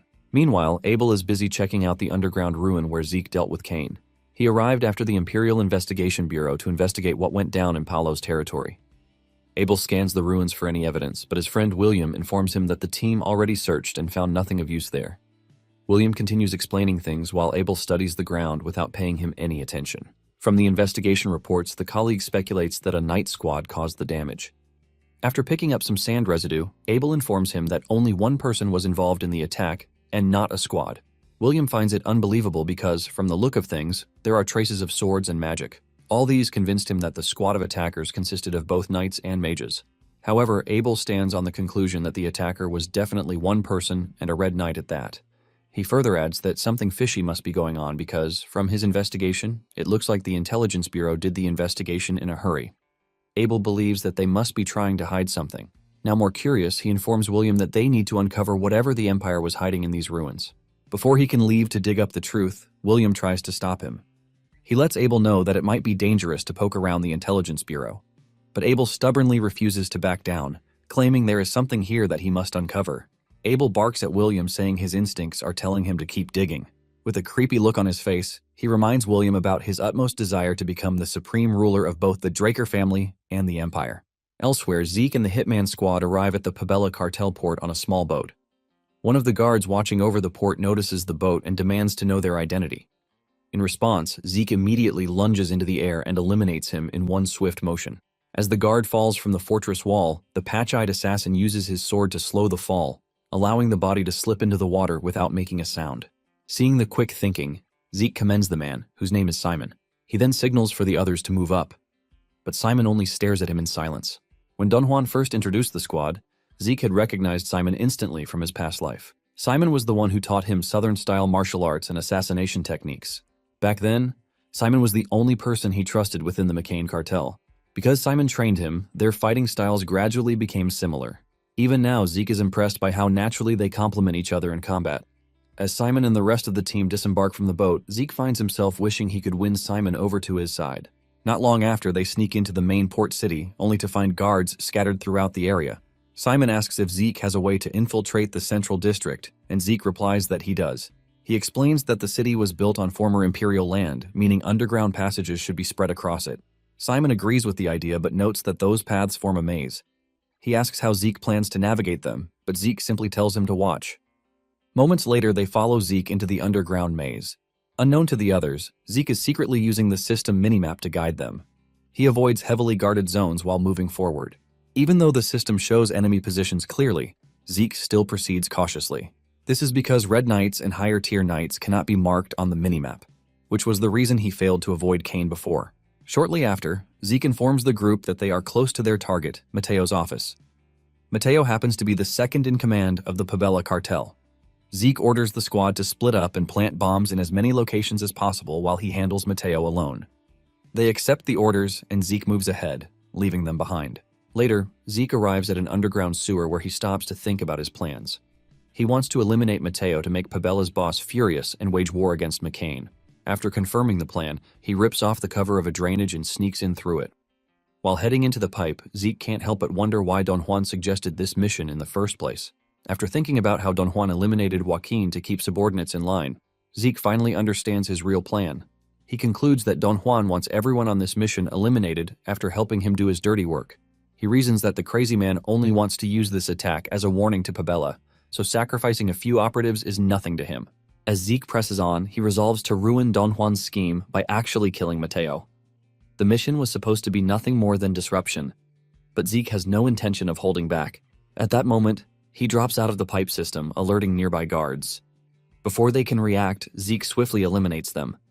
Afterward, he finds it strange that there are no Imperial guards present. Since Pabella worked with the Empire at the ruin, he expected to see them here. He checks the minimap but finds no trace of Imperial forces.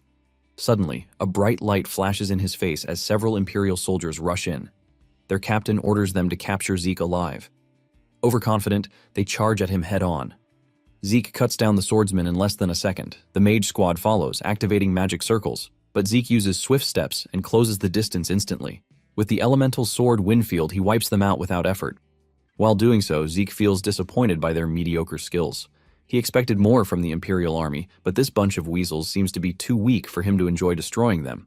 Finding the boring fight underwhelming, Zeke stops attacking and activates the dragon's dignity skill. This skill can petrify even the most headstrong dragon. The pressure alone terrifies the remaining guards. He orders them to flee if they want to live, or advance if they want a straight ticket to the underworld. After a single fierce glance, the guards scatter, leaving the room silent. With that settled, Zeke wonders what the Empire is doing this far south. Just then, he senses an awful aura seep into the room and turns around to see a cloaked figure staring at him. The cloaked figure calls Zeke an annoying roach, complaining that he is messing up their great plans. Zeke is surprised because he didn't even sense any presence until now. He questions the cloaked figure about his identity.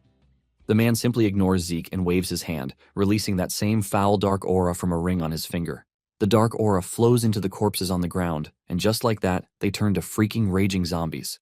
Once again, he threatens to take Zeke's soul since he interrupted the great plan. He then orders the zombies to eliminate Zeke, and they instantly charge in, growling like hungry dogs. Zeke swoops into action, but he can't help but be amazed by the cloaked dude's power. He reasons that raising this many zombies in one go is only something a high-level mage can do. Zeke faces off with the zombies while studying the dark mage. From his observation, a mage of such level should only be from the Scorpion clan, like the old geezer Gurav. However, he notes that this mage doesn't possess the Scorpion clan's affiliation circle, which puzzles him. Like a puppeteer, the dark mage continues to feed the dark miasma into the soldiers while Zeke takes them down. After destroying several zombies, the system rewards Zeke with 10 karma points for each kill, making him ecstatic. Energized by this, he wipes out the rest with renewed momentum. He becomes so absorbed in receiving free points that he barely notices when the last zombie drops. Expecting more, Zeke quietly waits, but the cloaked mage retreats instead, leaving Zeke disappointed. Unwilling to accept the fact that his fun had been cut short, he decides to catch the cloaked dude later and turn him into reward points. With no time to waste, Zeke resumes the mission. As he nears Mateo's office, he senses someone closing in. Just then, a knife nearly grazes his neck, but Zeke does not react, having anticipated the attack. The assailant is immediately revealed to be One-Eyed Simon. Zeke reveals that he had already expected Simon to track him down here. He wonders if Don Juan sent Simon to stop him from pushing things too far. Simon ignores the questions and grabs Zeke, slowly edging the dagger closer to his neck. He explains that Don Juan plans to wipe Pabella out completely, but Zeke will not live long enough to take credit for it. Zeke points out that McCain would have lost the Pabella distribution network without his help. Simon calmly responds that the operation will continue smoothly without him. He adds that they will use Kay's influence in the syndicate instead. Ignoring the threat, Zeke suspends his healing ability and leans closer to the blade. He urges Simon to kill him and calls him by his secret code name, Shadowless Ghost. Simon freezes in shock and immediately demands to know how Zeke learned his former name. Zeke replies that he knows Simon's past and the real reason he works under Don Juan. The revelation unsettles Simon as he never expected a stranger to know anything about him. Zeke continues, stating that Simon's true goal was to protect the last surviving bloodline of the Cuzco Kingdom. Simon is left stunned, questioning how Zeke could possibly know this. Seeing Simon distracted, Zeke decides to make his move. He quickly draws his dagger and deflects the blade at his neck. Simon refuses to retreat and counters, demanding how much Zeke truly knows. He presses further, asking who Zeke really is. Zeke reveals that he is a direct descendant of Draker. Hearing the name Zeke Draker, Simon pauses and asks if he is the same one rumored to be the youngest Blue Knight. Moments later, Simon resumes his attack, believing that a Draker's presence would only worsen the situation in the southern continent. Zeke explains that he is not acting on behalf of the Draker family and insists he is working alone. Simon remains doubtful and demands to know why Zeke revealed his identity instead of hiding it until the end. Their blades clash again, but Zeke refuses to fight seriously and knocks Simon's weapon away. He proposes an alliance, urging Simon to side with him instead of Don Juan. Zeke promises to protect the Cuzco bloodline and assist in rebuilding the fallen kingdom. Hearing this, Simon freezes, as Zeke continues to tell him all the reasons why he should not side with the McCain cartel. He asks Simon to think about what will happen after he carries out Don Juan's request and eliminates him here. Zeke tries to convince him that Don Juan only sent them here to die after helping him achieve his goals. He assures Simon that the bastard will never send reinforcements after they finish the mission. Reflecting on all their previous missions, Simon finally realizes that Don Juan has never sent reinforcements for them. They always had to find a way to survive after every mission, no matter how dire the situation. Zeke, adding more fuel to the fire, reminds Simon that the cartels took over the Cusco lands after the kingdom collapsed. He adds that Don Juan intends to erase all remaining royal knights so he can sell the surviving princess to the rebels for profit. 10 years ago, when the kingdom fell, Simon took the newborn princess to the border to take refuge. To become stronger, he became an outlaw, mostly to gain power to defeat the rebels and restore the princess to the throne one day. This reason pushed him to become a hitman under Don Juan. Even though Simon hid his true purpose, Don Juan already discovered it long ago. Zeke remembers that in his past life, Don Juan disposed of Simon and sold the princess to rebel forces. Before he died back then, he had asked Zeke to take care of her. But before Zeke could find her, she had already perished in a fire. Still regretting that he could not keep his promise in his last life, Zeke wants to save Simon in this one. Having listened to Zeke's convincing speech, Simon decides not to ask how Zeke knew about his past anymore. He admits that siding with McCain once seemed like the best option. Now, with Zeke's arrival, he sees the cartel's foundation crumbling. He adds that chaos erupted the moment Zeke appeared at Don Juan's birthday party, leaving him uncertain of everything. To decide his next move, Simon asks Zeke to reveal his true objective. Zeke explains that he intends to force Pabella and McCain into war, then eliminate McCain once the conflict ends. Simon finally understands that Don Juan was Zeke's real target from the beginning. Zeke invites Simon to join him, and Simon agrees under several conditions. He asks Zeke to protect his subordinates, honor his promise to safeguard the Cusco bloodline, and help rebuild the kingdom. Zeke agrees without hesitation, swearing on his honor as a knight. Once Zeke swears to him, Simon bows respectfully, pledging his allegiance to his new master. Zeke always finds this type of formality annoying, so he quickly tells Simon to rise. He tells him they need to finish up quickly, and asks about the other hitmen. Simon tells him that the others are in place, waiting to detonate the bombs once he gives them the signal. Zeke tells Simon to send the signal and call the others to gather at the underground path entrance. Simon then reveals he has already captured and tied up Mateo inside. After exchanging information, the two of them go their separate ways to finish up the plan. A few moments later, Zeke finds Mateo inside the office, bundled up like a bag of meat. While struggling to break free, Mateo assures Zeke that his boss will definitely come after the McCain cartel.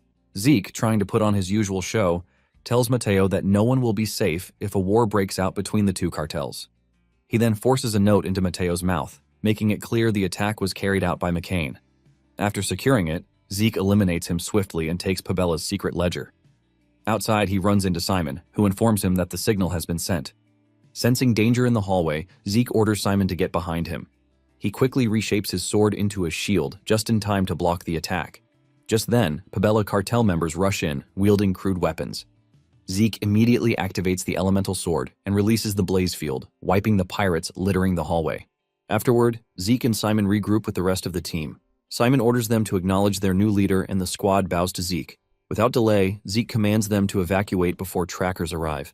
As they flee through the tunnel, Zeke senses the tracking team's pursuit and orders the group to split up.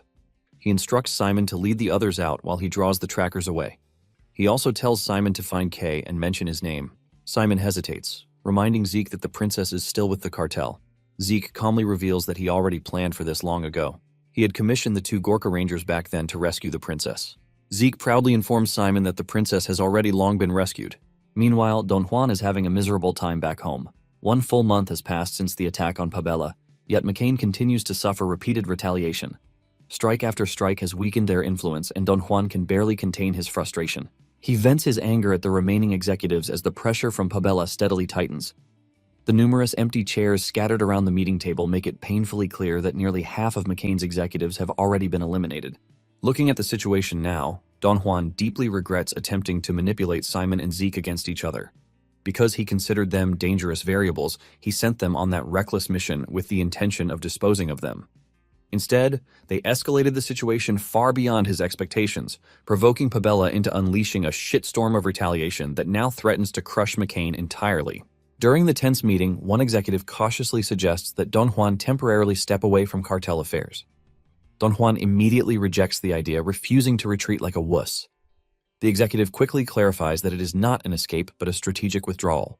He explains that Pabella's revenge will continue relentlessly, and remaining exposed would only worsen the damage. He proposes relocating Don Juan to a secured villa in Tawani while deliberately luring Pabella's forces toward the main mansion. This will allow them to wipe out the attackers in one decisive counterstrike. After carefully weighing the suggestion, Don Juan ultimately agrees to the plan. Once the decision is finalized, Don Juan delivers a bold speech meant to steady the shaken executives and restore their confidence. After the meeting concludes, the executives gradually leave the room, leaving behind only the man who proposed the relocation plan. As the executive tries to leave, Zeke suddenly appears behind him, pressing a dagger tightly against his throat. Terrified, the man frantically explains that Don Juan has already been lured to the Tawani villa exactly as instructed. Ignoring his desperate pleas, Zeke eliminates him without hesitation. Under his breath, Zeke happily thanks the man for helping him set up the stage for the main course. Later that day, Don Juan arrives at the villa in Tawani, completely unaware that he has walked straight into a trap. As he steps out of the carriage, he angrily curses Pabella for forcing him to hide in what he considers a worthless dump. That night, while enjoying what would unknowingly be his final bottle of premium wine, a shadow silently appears inside the room. Assuming it belongs to a servant, Don Juan dismisses the figure without turning around. When no response follows, his irritation rises. He barks another order and finally turns, only to see a masked figure wrapped in dark miasma. The figure removes the mask, revealing Zeke and leaving Don Juan frozen in shock. Quickly recovering, Don Juan scoffs and lifts his wine bottle, clearly underestimating the threat standing before him. He dismisses Zeke's intrusion as a childish prank and pours himself another drink. Zeke strikes the glass, shattering it instantly. Expecting fear or pleading, Zeke instead finds satisfaction in Don Juan's arrogance and decides to end things without delay. Leaning closer, he remarks that it would have been dull if Don Juan begged for his life. Furious at the disrespect, Don Juan curses him and orders his guards to force Zeke to kneel. Zeke calmly informs him that every guard in the villa has already been eliminated. Preparing to end Don Juan, Zeke steps closer and speaks of his past life, expressing regret that he was unable to make Don Juan suffer properly back then. He recalls the years of humiliation, abuse, and the countless assassinations he was forced to carry out under Don Juan's command. He admits that those memories still haunt him relentlessly. Don Juan, unable to comprehend the nonsense talk of past lives, denies everything in panic and begs Zeke to stop. Ignoring his pleas, Zeke attacks, declaring that the voices of his victims still echo endlessly in his nightmares, all begging for mercy just as Don Juan now does. Rage consumes him as he recounts their final words while choking Don Juan. As Zeke prepares to deliver the final blow, Don Juan begins rambling about being chosen, which only further enrages him. Refusing to listen any longer, Zeke chops him up and leaves him to die slowly. Eventually, he seals his remains inside a body bag like beef before heading downstairs to meet Kay and Simon. Zeke asks Kay for an update regarding the syndicate. She reports that everything proceeded smoothly. All executives who sided with Pabella were eliminated, and evidence was planted to make it appear as though Don Juan orchestrated the purge himself. Kay assures Zeke that the syndicate is fully under control.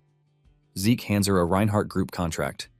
While removing his usual disguise, he explains that the contract is for transporting highly refined soma. According to Zeke, the Reinhardt Group wants to establish a pharmaceutical company. He plans to produce high-quality soma and distribute it through them. Apparently, refining soma properly yields a lot of good medicines. Before leaving, he tells Kay that he will be entrusting the logistics plans to her. Confused by the incomplete explanation, Kay presses him for details about production and how to legally move the products. Zeke informs her that permits will follow once the Cuzco Kingdom is rebuilt.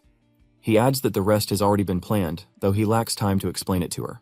Kay is left frustrated as he quickly departs. Later, Zeke arrives at a secluded location wearing his Valhalla uniform. Decker has summoned him urgently on behalf of Prince Callus, who has remained in Atlas since the banquet. Zeke plans to teleport to the central continent, knowing that traveling normally would delay him and raise suspicion. Any lateness could trigger an investigation tracing him back to the south. Zeke even suspects that they might already be suspecting him, hence the invitation. Deciding to tread cautiously, he plans to construct a convincing alibi. To do that, he uses the system teleportation portal and spends 600 points to teleport to the Atlas ruins. Soon after, Zeke arrives on time at the Atlas Hotel Sky Lounge to meet Callus. Seeing Abel present does not surprise him, as the two are rarely seen apart. Maintaining his composure, Zeke pays his respects to Callus and immediately asks why he was summoned. Callus claims it is for a serious matter, but to Zeke's shock, it turns out to be nothing more than getting wasted. The crazy prince throws an arm around Zeke like they are lifelong drinking buddies. He starts complaining that Abel and William are excellent at work, but absolutely useless when it comes to holding their liquor. He explains that he called Zeke because of how well he handled himself at the banquet last time. Just listening to Callus ramble already drains Zeke's energy for the rest of the day. Being stuck in a room with so many dangerous people also makes him uneasy. As he quietly observes the group, Zeke suspects Abel actually wants to speak with him alone. Callus wastes no time and shoves a drink into Zeke's hand, urging him to drink. Zeke accepts it, and they clink glasses, signaling the start of a long night. Before long, Callus drinks himself into oblivion, forcing William to drag him away like a sack of potatoes. Zeke remains completely unaffected thanks to his convenient ability to neutralize alcohol. He almost feels bad being the only one with such an unfair cheat code. After the others leave, Abel apologizes for pulling Zeke into this mess. He mentions hearing that Zeke had been in long, closed-door training. Zeke plays along, saying he was not making any progress anyway, so the invitation did not interrupt anything important. Abel accepts this and invites Zeke to drink with him. Zeke finds it strange, never imagining he would share a drink with the future butchering knight. He immediately senses Abel has something important to say. Before Zeke can even take a sip, Abel asks for his honest thoughts about House Draker. Zeke stays silent, confused by the question. Sensing his confusion, Abel clarifies that he wants a personal answer. When Zeke still does not respond, Abel suddenly declares that he plans to destroy House Draker someday. The confession shocks Zeke so badly that he stands up from his seat. Abel ignores his reaction and continues, claiming that Zeke carries the same scent as him, a scent of blood, battle, death, and victory. He goes on to say that this is how a true pure-blooded Draker should be, even calling Zeke a predator. Zeke is irritated by the obsession with bloodlines and predators. Deciding to play along despite his irritation, he asks whether Abel's closeness to the Empire is also part of his plan to destroy it. Abel answers vaguely, saying that ruling one city is meaningless and that true strength comes from expansion. Abel goes on to praise the Empire, saying they are the perfect example of true power.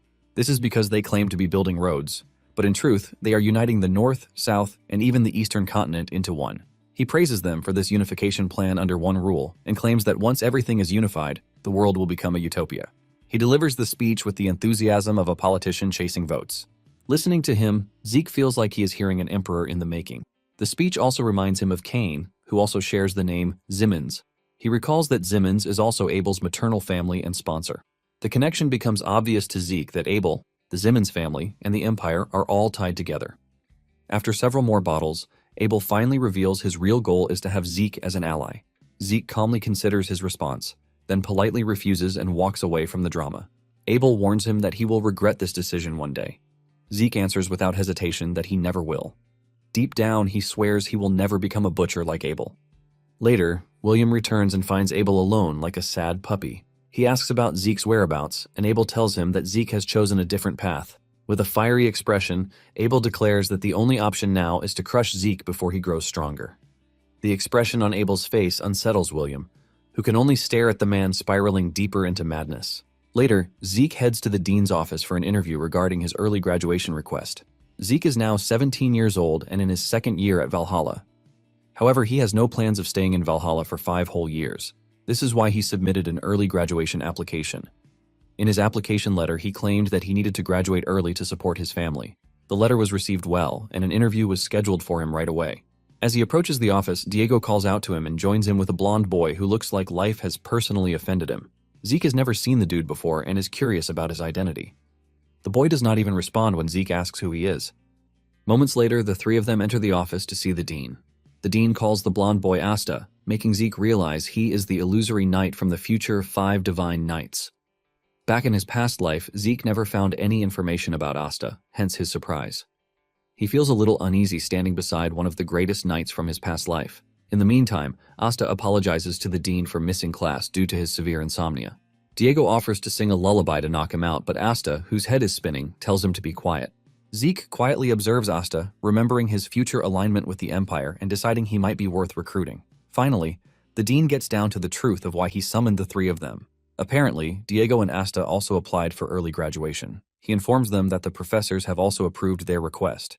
The dean then hands them a Delphoa cooperation document, saying he plans to send them on a mission as their final assessment. He asks them if they have heard about the Yaksha, the Black Knight.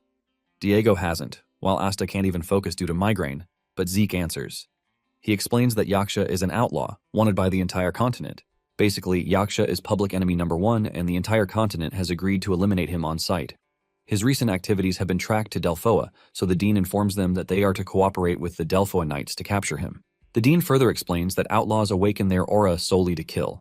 Apparently, due to their insane combat style, Delphoa requested Purple Knights or higher as reinforcements.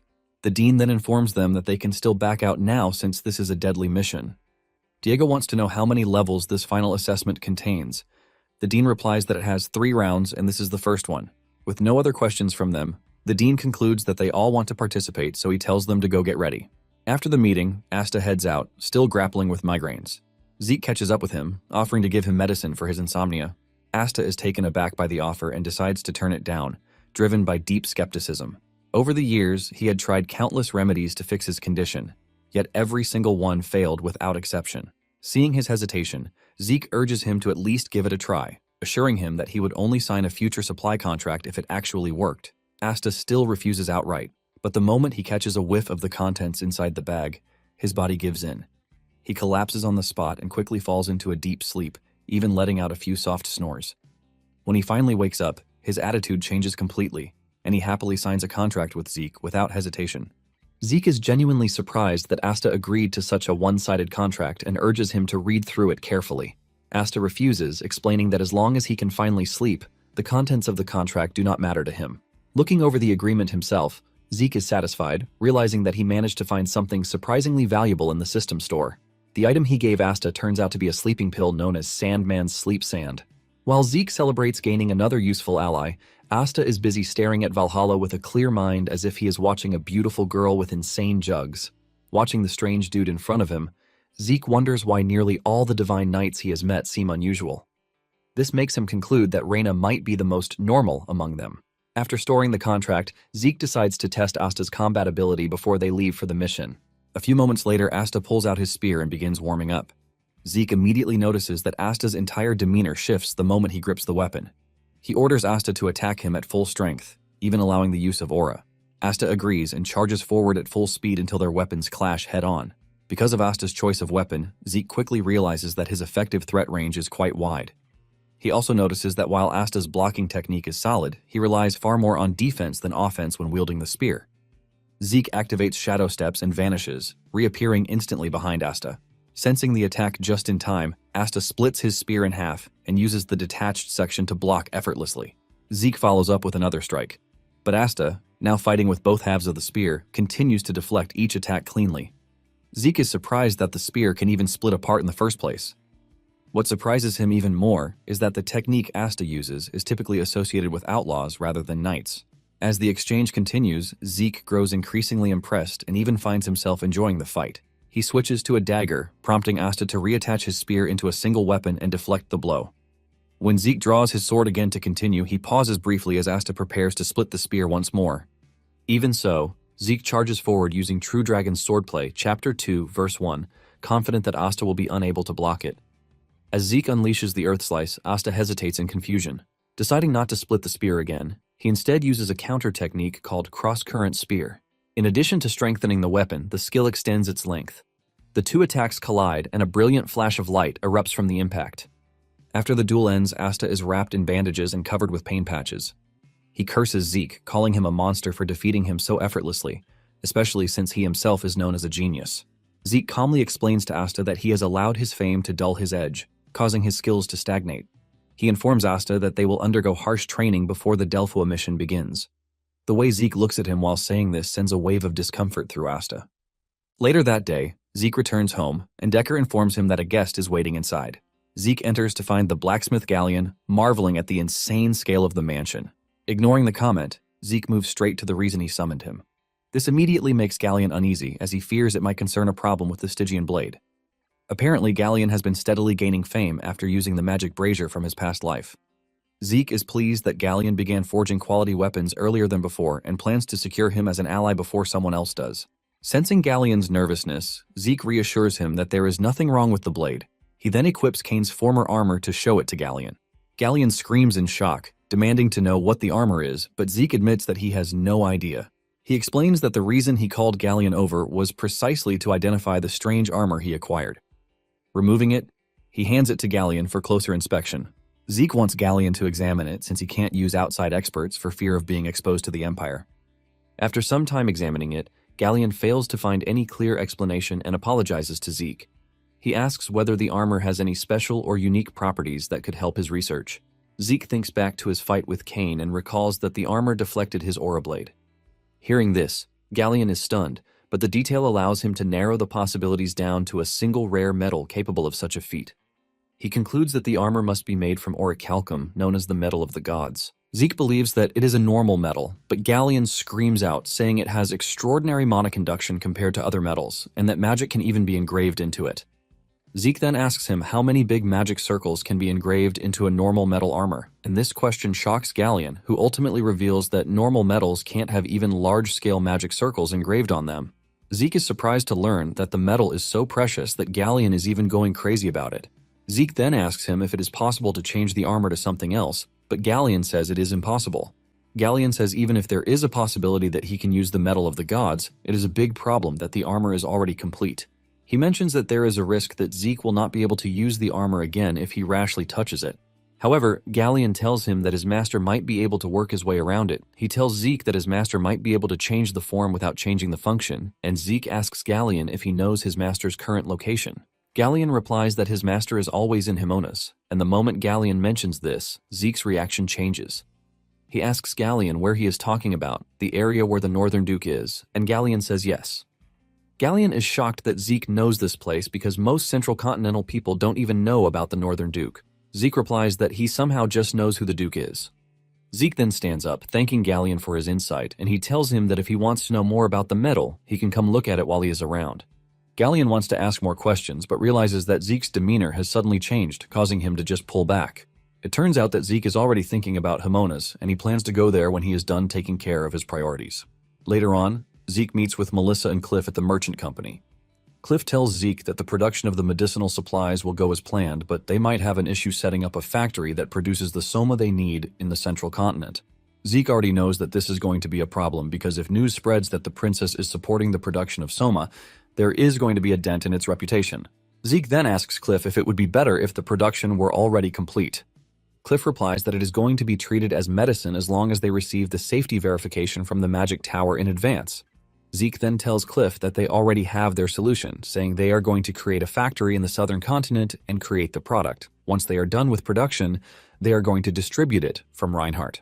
Melissa then cuts in, telling Zeke that the merchant group doesn't have the influence to create a large-scale factory on another continent. She lets him know that they barely even managed to create a factory for the creation of the rose disease antidote, which means they are supposed to consider other plans for the construction of a factory. Zeke then tells her that she doesn't have to worry about this because they will be the ones to create the factory. He tells her that what she has to do is ensure that the magic tower provides the approval so that they can distribute it. Melissa assumes that Zeke wants the Draker family to come in, but Zeke lets her know that everything he just said has nothing to do with his family.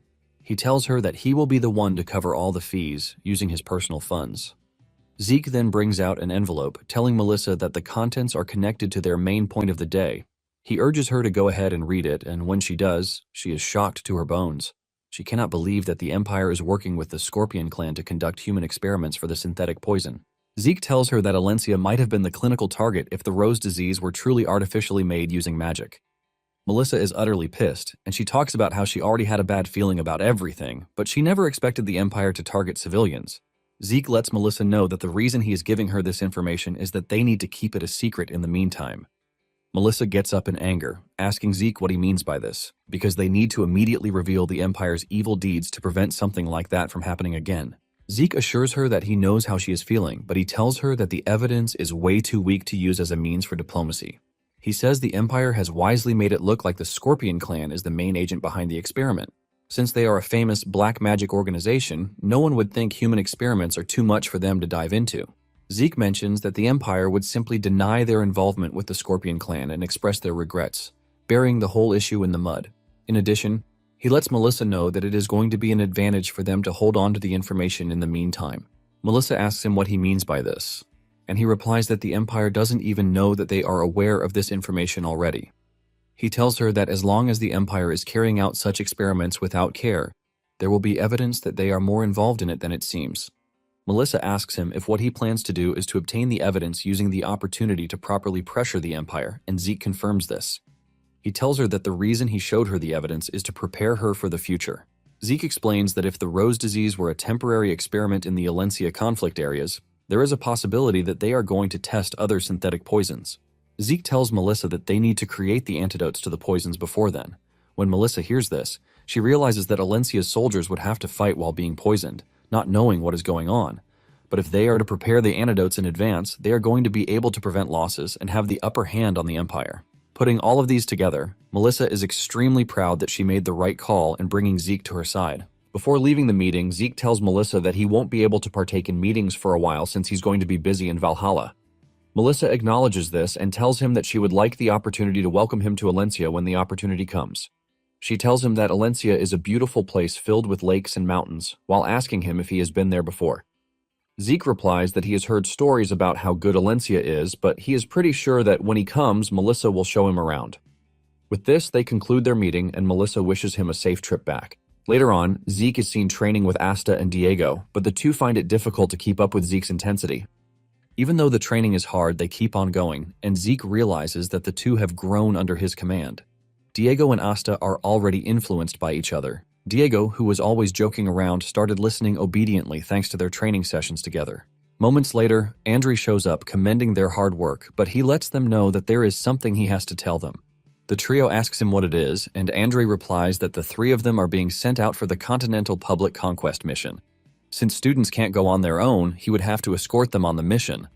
Later on, the team boards a train heading to Delphoa, and Zeke expresses his shock that Andrei is escorting them on the mission. Andrei reminds them of what he said, saying students cannot go alone because there are additional details to explain. Andrei asks them if they are aware of what kind of place Delphoa is, and Zeke replies that they learned basic things during class. Apparently, mages are favored in Delphoa, unlike other places. Andrei confirms this, saying Delphoa has a different system, explaining that the Knights of Delphoa, unlike other places, use shields as their priority. And while the Knights drive into their enemies with their shields, the mages attack from the rear. Asta then asks Andrei if the damage to the allies isn't always much. Andrei tells him that to reduce this is why the Knights train more often while running with shields.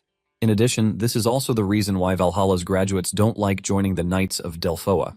Diego is pissed when he hears this because he can't believe that there are knights who are specifically made to shield mages, saying it basically means the knights are not highly rated. Andrei confirms what Diego is saying and tells the team they should not be too surprised once they arrive in Delphoa that the mages there are annoyingly arrogant. Soon afterward, they arrive at Delphoa and they are welcomed by the 8 Knights captain, Jorge Auter. Andrei tells Jorge that the trio behind him is among the top students in the academy, assuring the man that there is not going to be an issue during the mission. Jorge is glad to hear this, and he casually tells them that the captain awaits them inside the carriage. Diego is surprised to hear the dude addressing someone else as captain, since he just introduced himself as the captain. Zeke doesn't want any problem, and he tells Diego to keep his mouth shut because they are in Delphoa. The carriage door then opens to reveal an arrogant and annoying-looking dude. Diego finds it hard to keep his mouth shut, and he admits that the dude truly looks like an a-hole. Andrei finally gets to the mage's captain, and he is surprised that the knight's captain has been sulking up to the dude. After a brief discussion between Jorge and the mage's captain, Jorge tells them that the captain is saying he would go ahead of them, so they would have to find a carriage to transport them. This utterly pisses Diego off because he can't believe that they are being treated like dogs, and he starts screaming out of his lungs, forcing Zeke to kick him in the leg. Diego falls to his arse in pain while asking Andrei why he is not saying anything about what just happened. Andrei then tells him that he is going to face this kind of ridicule frequently once they graduate, so he urges them to keep in mind what is going to happen from that moment forward. Later that night, the team finds themselves in a rundown building that serves as a resting place for them. While the others have gone to sleep, Zeke remains awake, realizing that things are truly different. While they are staying in a tattered house, the mage facilities appear to be top-notch thanks to the amazing funding that they are getting. At the same time, Zeke wasn't expecting anything good in the first place. After thinking about the whole thing for a while, he decides to go and get some fresh air. As he walks through the hall, Zeke thinks about everything that is happening, but he is not entirely bothered because he has been treated worse in his past life. However, what he is worried about is the Black Knight Yaksha mission itself. It turns out that during the strategy meeting, all Jorge and the rest of the knights could do was listen to the mages. Even though he was expecting the situation to be bad, Zeke didn't think it would be this bad. Suddenly, he runs into the mage's captain, who asks him what he is doing out there all by himself. The mage captain then tells Zeke that there is not so much for them to do, so they should just go back quietly to avoid complicating things. Zeke cannot believe what is coming out of the dude's mouth because he can't believe why they would ask for a collaboration if they are just going to shut them out. Zeke clenches his fist in anger, wishing he could just beat up the dude. The captain then notices Zeke's gloves and he asks him if he is a pure-blooded Draker awakened, to which Zeke says yes, while asking him if there is something wrong with them. This pisses off the captain, who grits his teeth in anger, asking Zeke what gave him the effrontery to speak to him in such an arrogant way. The captain tells Zeke that it would be good for him not to remove the gloves when he is in Delphoa if he wants to finish the mission and return safely. After saying this, he walks off in anger. Zeke figures out that the dude is sensitive, and this is because pure-blooded awakeners have the power to disrupt mana. Just then, someone interesting shows up, and this is Professor Fanon. The two exchange greetings, and Zeke asks Fanon why he is in Delphoa. Fanon replies that he is there because there is no better place than to gain experience as a mage, and since he thought research was lacking, he decided to volunteer to enlist. Fanon then asks Zeke why he is there, and Zeke replies that he is there for the Black Knight Yaksha mission. The moment Fanon hears this, he immediately tells Zeke to follow him to where they can talk in private. Once they have made sure that they are alone, Zeke asks the man what he wants to say to him. Without hesitation, Fanon tells Zeke that he can't go out for the mission, and Zeke asks him what he means by this. Fanon reiterates what he said, revealing that the mission is already doomed to fail, and this shocks Zeke to his bones. Thanks to this, Zeke stays up all night, but he couldn't wrap his head around the whole situation, since Fanon refused to go deeper than what he told him. After thinking over it for so long, Zeke realizes that there are only two scenarios that he can imagine. He figures out that it is either there is corruption within the raid squad's higher-ups, or they have some sort of deal with the people to be raided. Even though Delphoa is a place that prefers mages, Zeke still doesn't believe that the inner workings should be so rotten that there would be rampant military corruption. He believes that if there is something wrong, it is more realistic that there is some kind of alliance with the people to be raided, and because of this, Zeke believes that it would not hurt if he considers the second possibility. Later that day, they head to the rendezvous point, and the mage captain distributes the squad into groups. He then gives them their orders, and after he is done, Zeke butts in, asking him what he and his team are supposed to do. This gets the captain annoyed, and he reminds Zeke that he already told him the night before that he doesn't have to do anything. He is about to continue raging when Zeke cuts in, telling him that he is a blue knight, and Diego and Asta are purple knights, and all he is asking is if he is ready to let a talent of their high level go to waste. The captain is shocked when he learns that Zeke is a blue knight because Zeke is pretty young for such a level. Trying not to be too rude, he tells Jorge to assign patrol missions to the trio. Andre then asks Zeke why he suddenly riled up the captain because it is very unlike him to do so. Zeke replies that there is something off about the mission, and Andre asks him what it is. Zeke replies that he suspects that there is an alliance between the raid squad and the Black Knight Yaksha. Andre is blown away when he hears this, but he decides to keep it in, saying he is pretty sure that Zeke has his own reasons for thinking this. Andre then tells Jorge that they are going to carry out a patrol mission from where they are to the Black Knight Yaksha camp. Surprisingly, he puts Zeke in charge of the mission. Meanwhile, members of the Black Knight are seen patrolling the area when they run into trolls, and the leader of the patrol team tells his men that they have to move as quietly as they can. He is still telling his team what to do when a sword comes flying out of nowhere and hits him in the thigh. He falls to the ground and screams in pain, immediately alerting the trolls that they were trying to avoid in the first place. The trolls descend on them, turning the whole situation into chaos. The team is about to be wiped out by the trolls when Zeke and his team step into the fight, cutting down the trolls pretty easily. Once they are alone with the wounded team leader, Zeke walks up to him with all ferocity, demanding to know where Yaksha is. Later that night, Zeke and his team make their way to Yaksha's fortress to stake it out. Andre figures out that the fortress is made of stone, and it would be hard to break through. Zeke asks Jorge where the mage core is because it would be hard for them to raid the fortress on their own. Jorge reluctantly replies that once they are done with the fortress, the mages will be the ones to support them from behind. Zeke believes he heard wrong, forcing him to ask Jorge to clarify what he just said because they are dealing with a fortress with such a low number of people. Suddenly, Diego looks up to see projectiles flying in their direction, and he alerts the team. Zeke looks up in shock, and he immediately tells the knights to scatter as fast as possible. The shells soon hit, resulting in a massive explosion, but Jorge is too stunned to move. Zeke runs up to him during the whole chaos, telling him to get himself together unless he is prepared to let all of his subordinates die. This is able to wake Jorge up from his slumber, while Zeke, on the other hand, tries to figure out how the enemy is able to know their location. He realizes that there is an internal spy, but before he is done thinking about this, he spots enemy soldiers running at them. Just then, he notices that there is something wrong with the enemies charging at them, and on closer inspection, he realizes that the enemies are all high on soma. It turns out that the soma that is being produced by the Southern Cartel and distributed to the central continent has spread throughout the mainland. Apparently, mages use it in controlled amounts for temporary mana increases, but the real issue is the mercenaries. Since they are always living like it's their last day on the planet, they frequently use more soma than recommended. As they charge toward the knights, Zeke urges the team to maintain their stand and not fall for the mercenaries. A fierce battle soon ensues, and as they cross swords, Diego and the others complain that the enemy number is too much. Zeke urges them not to use their aura at the moment because they can't overdo the whole thing.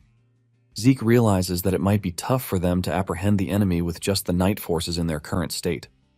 Zeke starts to rack his brain for what he is supposed to do, and he even thinks of sweeping the entire fortress, but suddenly, a magic explosion hits in the distance. Zeke heaves a sigh of relief that the mages are finally there to help them out.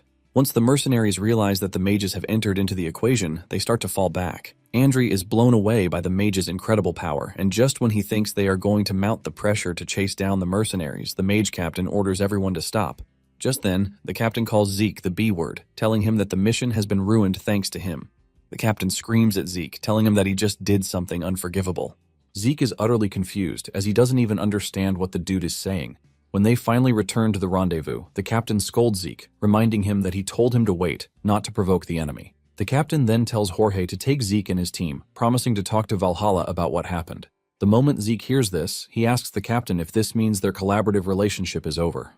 The captain is confused by this, and Zeke reminds him that since their collaboration is over, it means he doesn't have to follow his command any longer.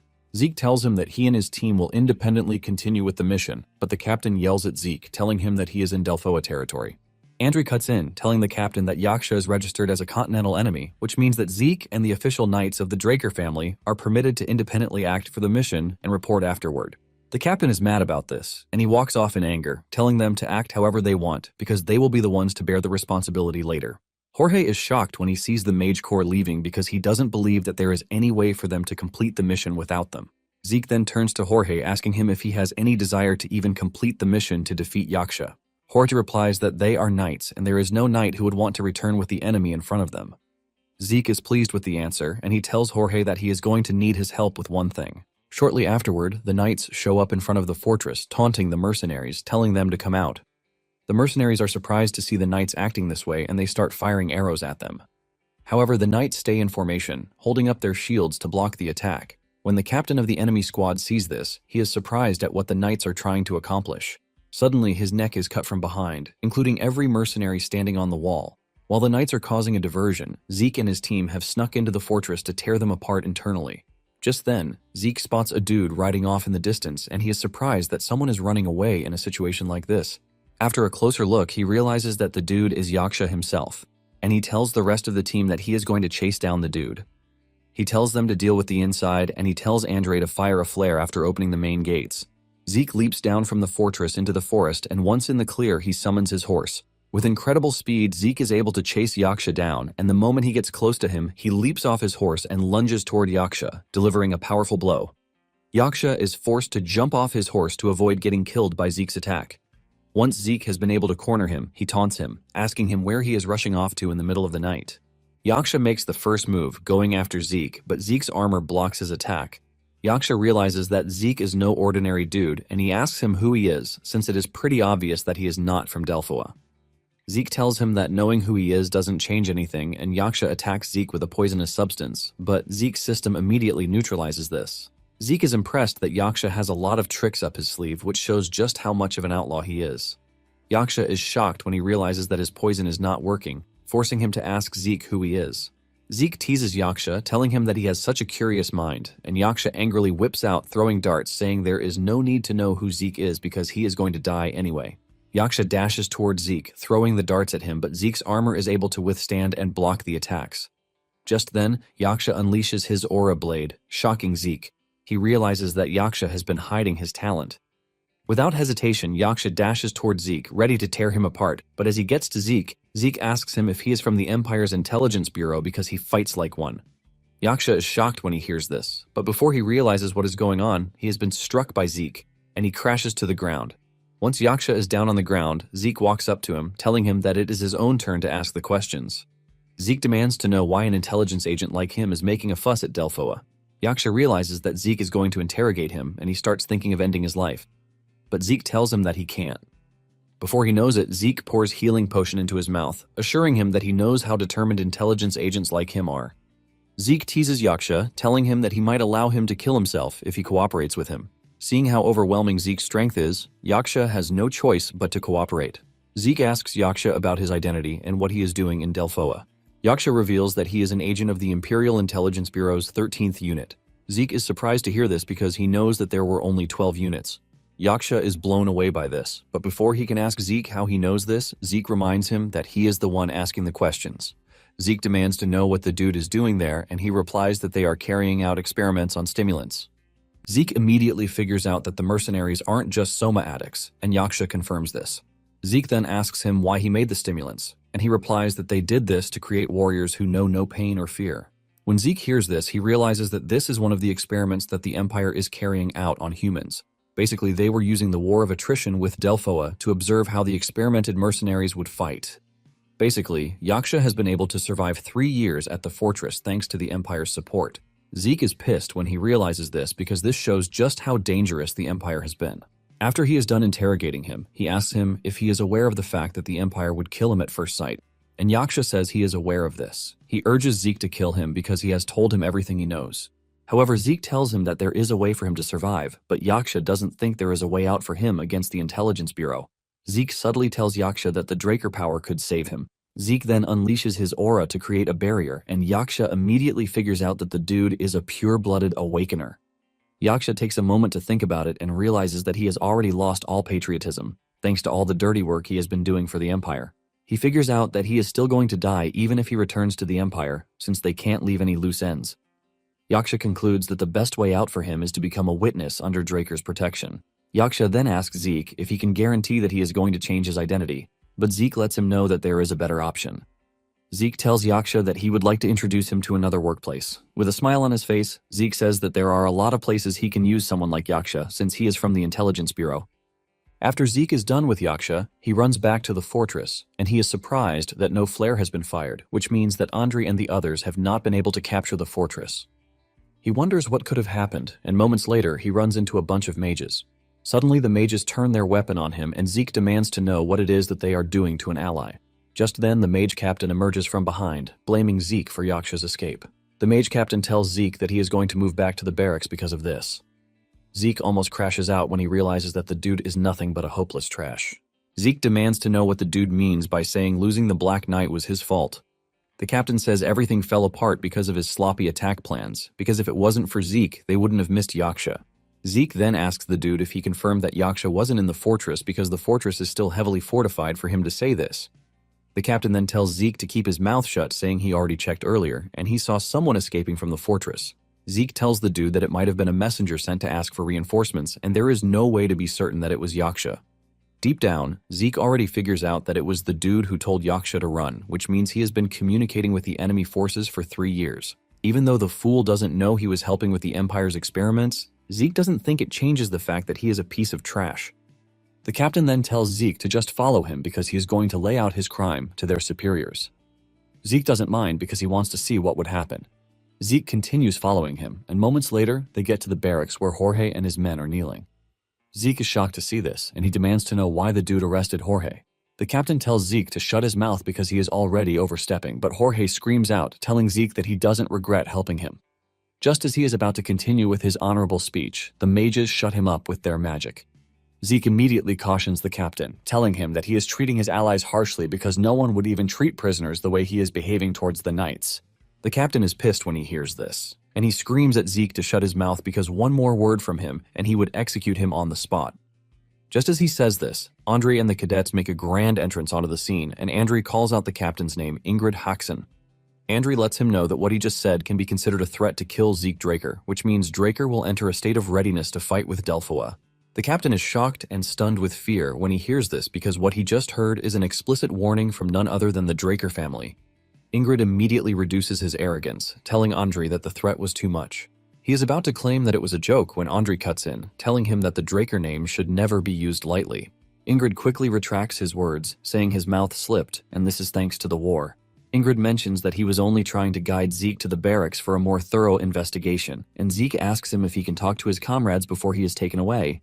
The captain is frustrated by this but realizes that he has no choice, and he tells Zeke that he is going to give him 20 minutes. Once Zeke is alone with his squad, he puts up a barrier so that no one can hear them, and he reveals shocking news by telling them that he caught Yaksha. Andre is stunned, forcing him to ask Zeke if he did it alone. And Zeke says yes. He mentions that he had to put Yaksha's guard down, which allowed him to later catch him. Andre is totally blown away by the fact that Zeke was able to capture an enemy that even experienced knights couldn't face. Zeke then reveals that after his interrogation, he learned that he is involved with Ingrid, which is going to make things complicated. Andrew then asks him what he plans to do, and Zeke replies that it would be right to let Delphoa deal with the whole thing themselves, but he is also going to do what he can in the meantime. After the meeting with his squad, Zeke allows himself to be taken to the interrogation room. Moments later, Fanon shows up in the room asking Zeke what is happening. Zeke then replies that it is a result of not listening to his warning. It turns out that Fanon already knew about Ingrid's disloyalty and the fact that most of the high-level mage officers are also aware. However, in Delphoa, in order to rise to higher rank positions, mages must have core experience, and the only thing he can offer is the path of cutting off this experience. Zeke then tells Fanon that there is something he needs to know, and Fanon asks him what it is. Zeke asks him if he knows about the Empire's stimulant experiments, and after asking this question, Zeke tells Fanon everything he discovered about Yaksha. This leaves Fanon with two options, and the first is to confess the internal corruption that he has just discovered, and the second is to neglect it for his own safety. After revealing all he wants to reveal, Zeke asks Fanon if he is willing to help him expose the corruption. Later on, Ingrid gets information from his loyal underlings that Fanon rejected Zeke's proposal. Ingrid is glad to hear this because he is pretty sure that Fanon would put his position over his beliefs, and there is no way in hell Zeke would convince him otherwise. Since things appear to be going his way, Ingrid suggests that they continue with their plan. He tells his team that they are just going to explode a few noisy spells to make it look convincing. The team then returns to the fortress, and they fire off a bunch of trash spells, while Ingrid is already looking for a way to make Jorge take responsibility for the lack of achievements. Suddenly, Ingrid notices that something is wrong because the mercenaries are not firing back, and they always pretend to fire back. As if this is not enough, the doors start to open, which is totally not part of their regular plan. Just then, Zeke steps out of the door with his squad behind him, leaving Ingrid utterly speechless.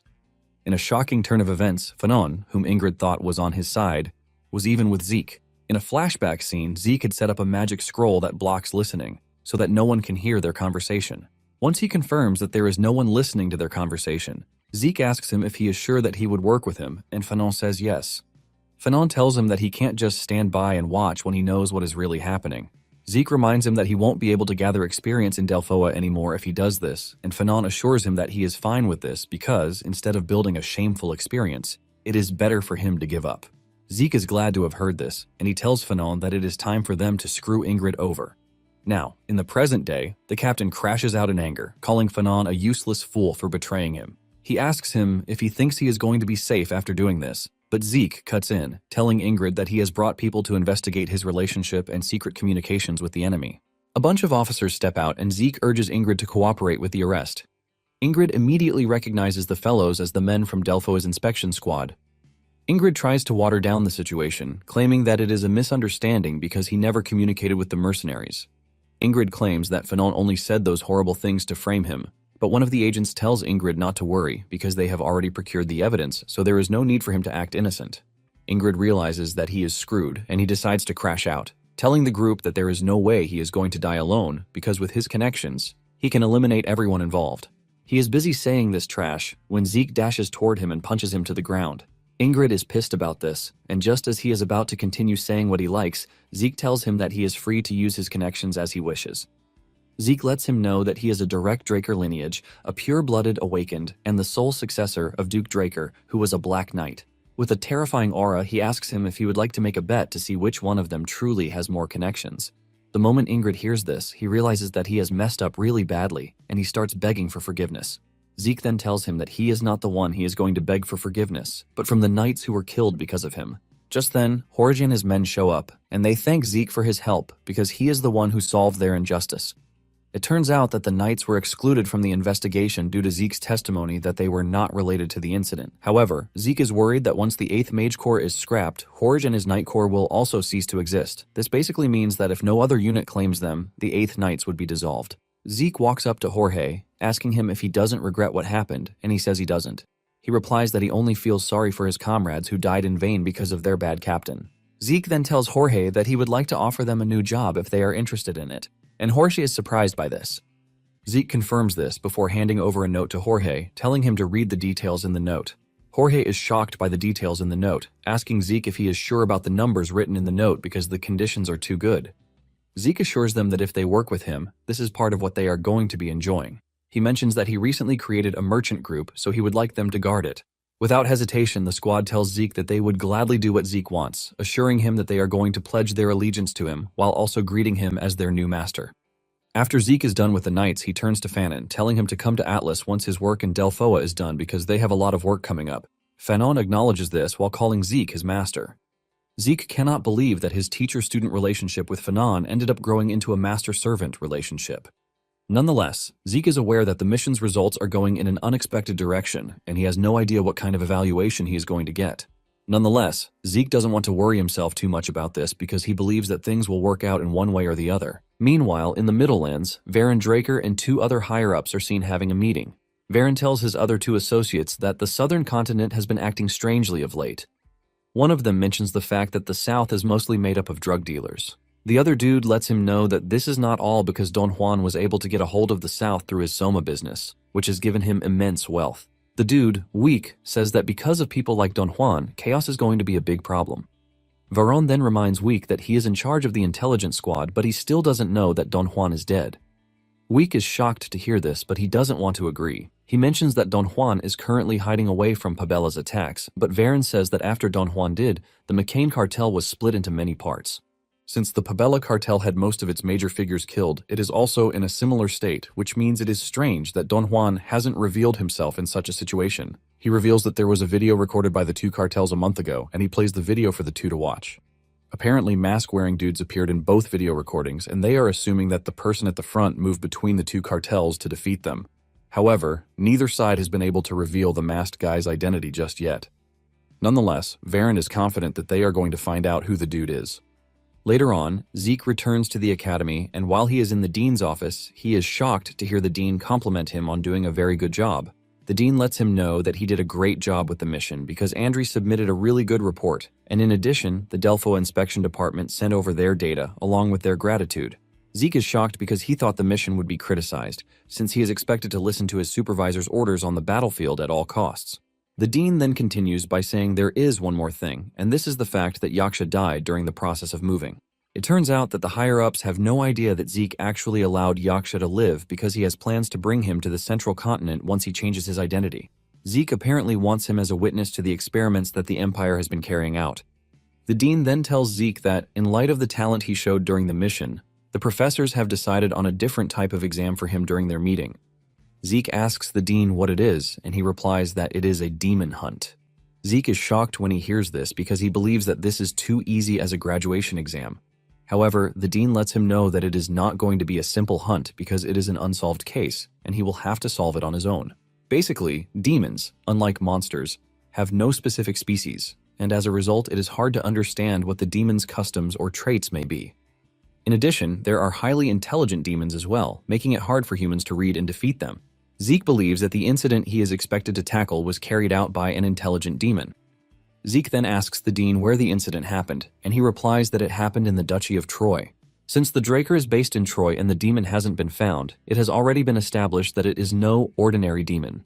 The dean then tells him that he will be exempt from taking other exams if he passes this one, which means he will be allowed to graduate. The moment Zeke hears this, he assures the dean that he is going to solve the case quickly, while telling him that he is not going to disappoint him. After the meeting with the dean, Zeke meets with a dude named Felix Valencia, who is supposedly his guide for the mission. Zeke is surprised because he has never heard this name in his current or past life. In addition to the dude mystery, Zeke can sense a strange energy coming from the guy. Zeke immediately concludes that the dude is not to be messed with because he is not even a Draker, but he has something interesting inside him. Zeke then asks him if he is from Troy, and he confirms this, revealing that he is a native. Apparently he went to a swordsmanship guild when he was younger, and he now works at the Atlas Guards. Even though the dude appears to be normal, Zeke believes that it would not hurt if he keeps his guard up just in case. Zeke thanks Felix for letting him know this, and in no time they set off to the Troy Duchy. Soon afterward, they arrive at the Troy Duchy, and they are welcomed by the representative. He expresses his shock that a pure-blooded awakened was assigned to their area, and Zeke tells the man that he is just happy to help. Zeke then asks the man to explain the details of everything to him. The man tells Zeke that the whole issue has been going on for weeks. The first thing that started going missing was livestock, but as time passed, even those who went up the mountain never returned. It was first the children, then followed by men, and over time it began targeting larger prey. Zeke asks him if there is still any scene where traces of the incident might be found, and the man leads him to a farm where livestock disappeared. Zeke looks closely and realizes that the fence is untampered with, even though there is blood on it. He decides to look around more with his dragon eyes. He soon catches up to big footsteps. Zeke is shocked when he realizes just how deep the footsteps are because this tells him just how big the creature that left the deep footsteps must be. The moment he analyzes everything on the scene, Zeke declares that they are not dealing with any ordinary demon, and there is no indication that the mission is going to be easy for them. Later that night, they set up camp, and in no time, Felix fell asleep. Zeke is not surprised because he is convinced that the dude is tired since they worked hard on the investigation. Earlier that day, they had climbed the mountain following the demon's traces and eventually reached a deep forest far from civilization. This was where they finally found a clue, and this clue was a corpse that was shriveled up like a mummy with no wounds. Zeke figures out that demons can't absorb body fluid without leaving a trace. And if it is the demon that he suspects, the footprints found in the village aren't his. Suddenly, they hear some sort of noise, and even Felix wakes up asking Zeke if he heard the disturbance. Zeke lets him know that it is 2 kilometers to the west, but he urges Felix to stay back in the meantime, assuring him that he is going to return before sunrise. Without wasting time, Zeke dashes off to the origin of the disturbance. He figures out that whatever is going on out there is the demon's doing. He soon arrives at the location, and to his surprise, he sees a giant red-headed dude swing a big tree like it is nothing. Even Zeke is taken aback by the dude's immense strength. With a closer look, Zeke draws his conclusion that the redhead is most likely a barbarian, and then the dude that the barbarian is fighting turns out to be a creature with a stinger on its tail. This is an ancient species called Joyuan. In his past life, he remembers finding a mummified corpse, and his master told him that it was the handiwork of a demon, so he had to be careful. Just like a monkey, the Joyuan moves very quickly, and it is pretty cautious. However, what one needs to be careful of is its tail, which it uses like a tentacle. Once the tentacle is attached, it sucks the victim's vitality as fast as possible. As the fight between the two continues, Zeke figures out that it was the barbarian who took the livestock and the Joyuan took people. Just then, the Joyuan gets the drop on the barbarian and pushes his tongue into his chest, sucking out his life force as fast as he can. The barbarian initially tries to fight this, but before he knows it, he starts to feel dizzy. Before the demon can finish the barbarian off, Zeke intervenes. He appears from behind, ready to cut the demon's head, but the demon's reflexes are so sharp that he is able to dodge Zeke's attack at the last second. The demon figures out that Zeke is going to be a problem, and he dashes off into the forest. Zeke refuses to follow the demon, since it is quite fast. He then turns his gaze to the wounded barbarian. Even though he is not really interested in the dude who stole the livestock, Zeke decides to do something nice for once. He uses the healing potion on the barbarian, but this doesn't work. Zeke assumes that it is because the barbarian isn't human. Since this is the case, Zeke places his hands on the dude's big chest to activate his buff skill, the healing factor. This generates a lot of energy, and in the end, it is able to heal the barbarian. The barbarian finally gains his strength, and he gets into defensive mode, believing that Zeke is an enemy. In barbarian language, Zeke urges the giant fellow to calm down because he was the one who saved his life. The barbarian thanks Zeke for his help, and he is glad that Zeke knows how to speak the barbarian language. It turns out that the dude's name is Big Fists, and even though he is just 16, he is stronger than the warriors in his village. Apparently, it is because of this reason that they wanted a suitable test for him as the warrior ceremony. He was then tasked with defeating and bringing down the Joyuan, which is considered the strongest demon among barbarians. However, this mission turned out to be difficult, which is why he eventually hunted the demon till they reached the Troy Duchy. Big Fists tells Zeke that the hunt is so hard, and he fears that he is going to fail. Just then, Zeke assures him that he is going to help with the hunt. Later on, Zeke returns to camp with Big Fists, shocking Felix, but he doesn't react. Big Fists asks Zeke who Felix is, and Zeke replies that Felix is his subordinate. When Zeke sees just how calmly Felix handled the situation without drawing his sword the moment he spotted Big Fists, he figures out that this is something that can only be possible through extensive training. Taking away Felix's aura, Zeke realizes that the dude operates like a perfectly ordinary swordsman. Just then, Big Fists calls their attention to the demon's smell that he just latched onto. The barbarian leads them to the cave where the smell is coming from, and Zeke immediately agrees that the demon might be inside. This is because his master once mentioned that the demons like dark and humid places. Zeke then asks Big Fists if he has a way to catch the demon, and his reply to this is simply beating up the demon. Zeke realizes just how dumb he is, which is why he keeps missing out on the demon. Zeke then makes the plan, telling Big Fists that Big Fists would take on the demon while he attacks from behind. Once they are both in on the plan, the two head into the dark cave, and Zeke soon finds proof that the demon is truly staying in the cave because there are bones everywhere. Zeke is still warning Big Fists about being careful when the demon appears behind them, targeting Big Fists especially. Big Fists' reflex kicks in at the last second, allowing him to dodge the demon's strike. The demon hits the ground, and Big Fists launches a counterattack to strike down the demon, but he hits the ground instead. The demon vanishes, shocking Big Fists. However, Zeke already knew what they were walking into, and he was aware that it wasn't going to be easy.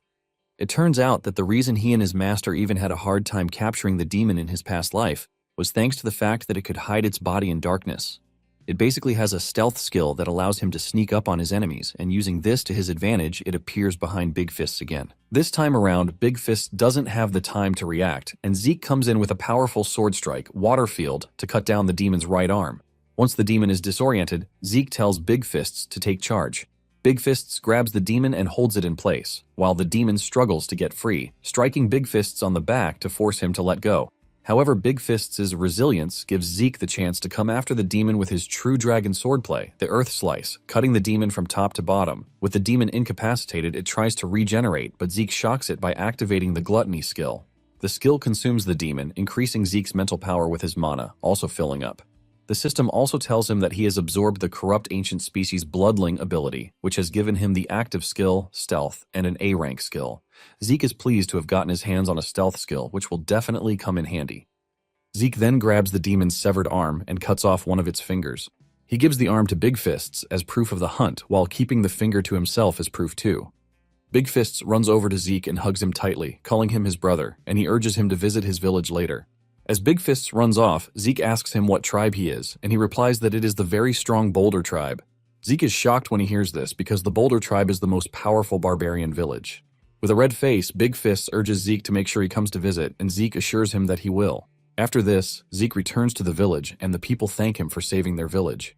While celebrating with the villagers, Zeke senses that there is something off about Felix. By the time he dealt with the demon and returned to the camp, Felix was gone. When he later returned, he looked dirty, but gave an excuse that he had fallen. Zeke wonders if Felix actually hid around to watch him and Big Fists fight, since he can't sense people from afar whenever he is fighting. Since he has no proof at the moment, he just decides that he is going to keep an eye on him in the meantime. After the celebrations, Zeke is heading to the room prepared for him when he runs into Felix. Zeke is shocked to see the dude because his room is in the opposite direction.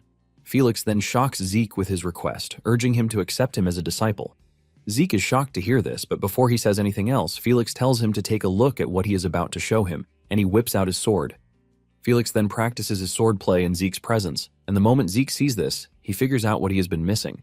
He realizes that Felix is using the swordsmanship passed down among the paladins from the Holy Kingdom. After he is done with the display, Zeke asks him if what he said is true, that he completed the swordsmanship guild process, but he somehow knows the swordsmanship passed down among paladins. Felix is shocked when Zeke mentions this because even within the Holy Kingdom, the paladins have extremely limited contact with the outside. They are members of the Holy Knights, and the secret swordsmanship that is passed down among them is only known to very few. Felix cackles nervously, telling Zeke that he already expected him to recognize the swordsmanship. Since Zeke has already figured out what swordsmanship it is, Felix says there is no point in hiding anything from him again. Felix then brings out an official paladin's insignia, revealing that his grandfather was a paladin. However, he had to leave after he was swept into some secret strife within the Holy Kingdom. Zeke is stunned to hear this and realizes that the whole thing is getting complicated. Felix continues by saying that in order to reveal the corruption within the kingdom, his grandfather put his life on the line and fought with internal enemies. But he couldn't avoid the arrows pointed at him. With the risk of being dishonorably executed, he was able to escape the Holy Kingdom with the help of his friends. After escaping the Holy Kingdom, he lived in the Troy Duchy with a concealed identity. After time and before dying, he taught Felix everything about his swordsmanship. When Zeke hears this, he asks Felix if his grandfather tried aura transmission before passing away. Felix is confused as he has no idea what Zeke is saying, and Zeke tells him to hold out his hand. Felix does this, and Zeke grabs his hand to transfer the aura into his body. Zeke was able to do this, and he immediately figured out that Felix's aura conductivity is high. In addition to this, his aura circuits are properly cleared, and seeing the expression on his face, Felix asks Zeke if there is something wrong. Zeke tells him that nothing is wrong, but he should be thankful to his late grandfather. Felix is confused by this, and Zeke explains that his grandfather was most likely a former Arch Paladin. In simple terms, it means his grandfather was on the level of a Black Knight, and this shocks the hell out of Felix. Zeke continues by saying there is a unique skill that is taught to the paladins of the Holy Knight since the Imperial Age. This skill is called aura transmission, and it's a technique that allows one to reach faster results with aura. Zeke tells him that this isn't the only thing his grandfather did because he also increased his aura conductivity and cleared his circuits. Felix doesn't want to believe this because he didn't even know. Zeke then asks Felix if he wants to become his disciple to avenge those who wronged his grandfather, and Felix replies that it is one of the reasons. However, he mentions that after he secretly watched Zeke fight the demon, he realized that he truly wanted to serve by Zeke's side. Felix assures Zeke that if he makes him a disciple, he is not going to regret it, and Zeke takes a moment to think about it. He realizes that he can just keep Felix close if he is a normal spy, so he could find out who the enemy is. But if this isn't the case, it doesn't hurt having a follower with a lot of potential. Zeke then tells Felix that it won't be easy to follow him, while telling him to get ready because they will be returning to Atlas the next day. With a bright smile on his face, Felix thanks Zeke for the honor, assuring him that he is going to do his best. When Zeke returns to the academy, he is commended by the dean, telling him that it is no easy task to heal a barbarian and work together to defeat the demon. The dean admits that keeping Zeke at the academy will be a waste of potential, and Zeke replies humbly, saying he was just lucky. The dean teases him, telling him that he is being modest, and he hands over a temporary graduation certificate to him. Since the semester is not over yet, he lets him know that graduating at that moment will be hard, but with the temporary certificate, he will have no trouble with what he wants to do. Zeke thanks the dean for this, and the man asks him if he has decided on his path after graduation, demanding to know if he is going to Draker. Zeke confirms this, saying the first thing he would like to do is to accumulate experience as a knight of the family. The dean commends him for this, saying he would be waiting to see his growth in the future. Just then, they hear a knock on the door, and it turns out to be Andri. He tells the dean that the Four Seasons Fortress has asked him to take Zeke to the fortress. When the dean hears this, he realizes that the patriarch already found out about Zeke's graduation, which shows just how fast he is about everything. Zeke then tells the man that he is going to leave, and he agrees, urging him to come visit often. After leaving the man's office, Zeke asks Andri if he has any idea why the patriarch would ask for him, and he says no. Andri believes that it is going to be a normal congratulations meeting on his graduation. Andri soon moves past this, telling Zeke that he saw his friends on his way to the dean's office, and Zeke asks him what friends he is talking about. It turns out that it is Diego and Asta, and Andri says the two looked depressed. Zeke asks him what happened because he heard that they were on guard at the northern border, basically doing refurbishment work the whole time. Zeke somehow understands why they are depressed because there is a saying that snow is scarier than monsters. Upon arriving at the patriarch's door, Andri tells Zeke to go in, and he thanks the dude for his help. The moment Zeke enters the room, the patriarch congratulates him on his graduation, and he urges him to take his seat because he must be curious as to why he called him. The man then tells Zeke that he is thinking of sending him out in the upcoming Draker martial arts competition, and he is hoping that Zeke will return with a victory. Talking about the Draker martial arts competition, it is a competition that the Draker family hosts, where young knights who have reached the rank of Purple Knight within the last 5 years can partake in. In simple terms, it is a competition to find out which new rookies will be the leaders of tomorrow. After Zeke hears about the competition and shows his interest, Arthur asks him if he is sure that he is going to win, and Zeke assures him that he will, according to his wishes. Arthur heaves a sigh of relief, telling Zeke that he really hopes he can award him the medal on the last day of the competition, and to make everything better, he informs Zeke that he has prepared a graduation gift for him. There is a box sitting on the table, and Arthur tells him to open it.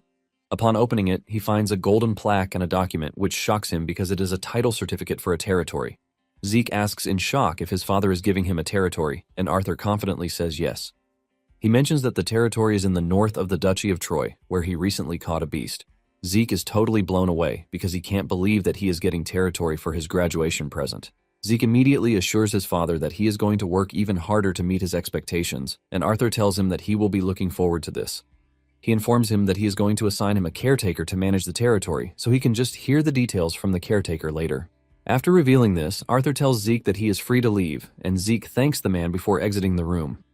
As he walks through the hall, Zeke thinks over the whole thing again, and he realizes just how crazy it is because one needs to become a high-level knight to receive a territory, but he, on the other hand, just became an official knight. So the whole giving of a territory is crazy to him.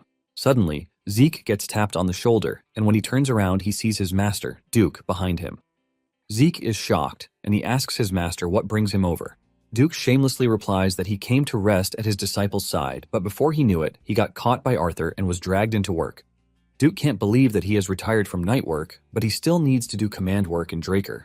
Zeke piles on his misery, reminding him that he has rested for 10 years already, so it is pretty okay for him to overwork himself. Duke cannot believe that Zeke is taking his father's side in this, and he just concludes that Zeke is Arthur's true son. Suddenly, Duke opens the window and jumps downstairs, telling Zeke that it is time for them to go home. Moments later, Zeke returns home to meet Duke chilling out. Duke talks about how nice it is to return home, but Zeke is forced to remind him that it is his home. Duke disagrees, telling Zeke that since he is his master, whatever is his also belongs to him. Duke then asks him why Arthur called for him because he knows for sure that it is not just to congratulate him on graduating. Zeke tells his master that he has just received his graduation present, and Duke immediately becomes interested, asking Zeke what it was. Zeke calmly replies that he was given a territory, and Duke initially says it is fine because a territory is good for him. Suddenly, it dawns on him what Zeke just said, and he stands up in shock, screaming out of his lungs, asking Zeke if he is sure about what he just said. Zeke mentions that the territory is north of the Troy Duchy, and Duke cannot believe his ears because this shows how happy Arthur is, since it is not normal to be given a territory at his age. Duke tells him the territory might be up north, but the tax revenue is pretty good. Zeke reveals that his mission is there, and surprisingly, the people there were all good to him. Duke assures him that it is a good deal because being a lord of a territory is better than just having a knight title. Zeke then tells his master that there is one more thing, and the man asks him if he managed to get another present. Zeke says no, revealing that Arthur told him to win the Draker martial arts competition. The moment Duke hears this, his mood changes, and Zeke asks him if the competition is that hard. Duke replies that the competition is not hard because with his talent, it won't be difficult for him, but it is not based on talent alone.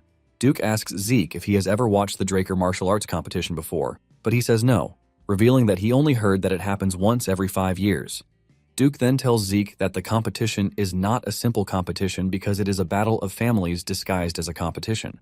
Zeke asks Duke if he is suggesting that there's corruption underneath, but Duke says no, revealing that it is actually the opposite of corruption. He mentions that the intervention of all sorts of power that can be mobilized is allowed, and the winner is decided with all of these included. It then dawns on Zeke that things have gotten more complicated than he thought because he believed that he just had to win, but with the kind of expression that Duke is making, it appears that things are quite serious. Duke then breaks it down, telling Zeke that if he doesn't have a sponsor family, he is never going to win the Draker martial arts competition. In the end, Duke tells Zeke that there is still time, so they can look for sponsor families in that time. Zeke is pushed to the wall because of this, since he is not a fan of politics, leaving him to wonder if there is no way out of the situation. Later that day, Decker shows up in his room, and Zeke asks him what he wants. Decker reveals that he has something to say, and it is about the Draker martial arts competition. Zeke tells him the problem he is facing, and Decker pulls out his sword to infuse it with aura. Zeke acts surprised about this, asking Decker if he was a Blue Knight all along. However, Decker tells him not to joke around because he is pretty sure that he's caught on before. Zeke admits this, and deep down he has no choice but to admit that Decker is quick-witted. Decker then reveals that he was once a knight in the Draker family, and he was the guard who protected Zeke's mother. At the mention of his mother, Zeke becomes even more interested, and Decker asks him if he knows why no one speaks about his mother. Zeke asks him why, and Decker replies that it is because she is from the Agamemnon family. Zeke is confused because he has never heard of the Agamemnon family. Decker then reveals that the Agamemnon family was once the most powerful force among Draker's blood allies. In fact, they were more powerful than the current Turun and Zimin's families. Zeke is shocked to hear this, as he didn't expect that they would be this powerful. Zeke then asks Decker why he is just hearing of them at that time. Decker reveals that everyone avoids them, believing that they are a cursed family. Zeke immediately asks what kind of curse is afflicting them, and Decker reveals that in the family, pregnant women would give birth to stillborn children. Those who managed to scale through childbirth would die before the age of 5, but Zeke's mother was the only one who survived until adulthood. Zeke is shocked when he realizes that Decker is basically suggesting that he ask the cursed family for support. Decker tells him that this is exactly what he is saying because they were once the greatest power in the central region. In addition, Zeke has the qualifications to be the family's sole heir.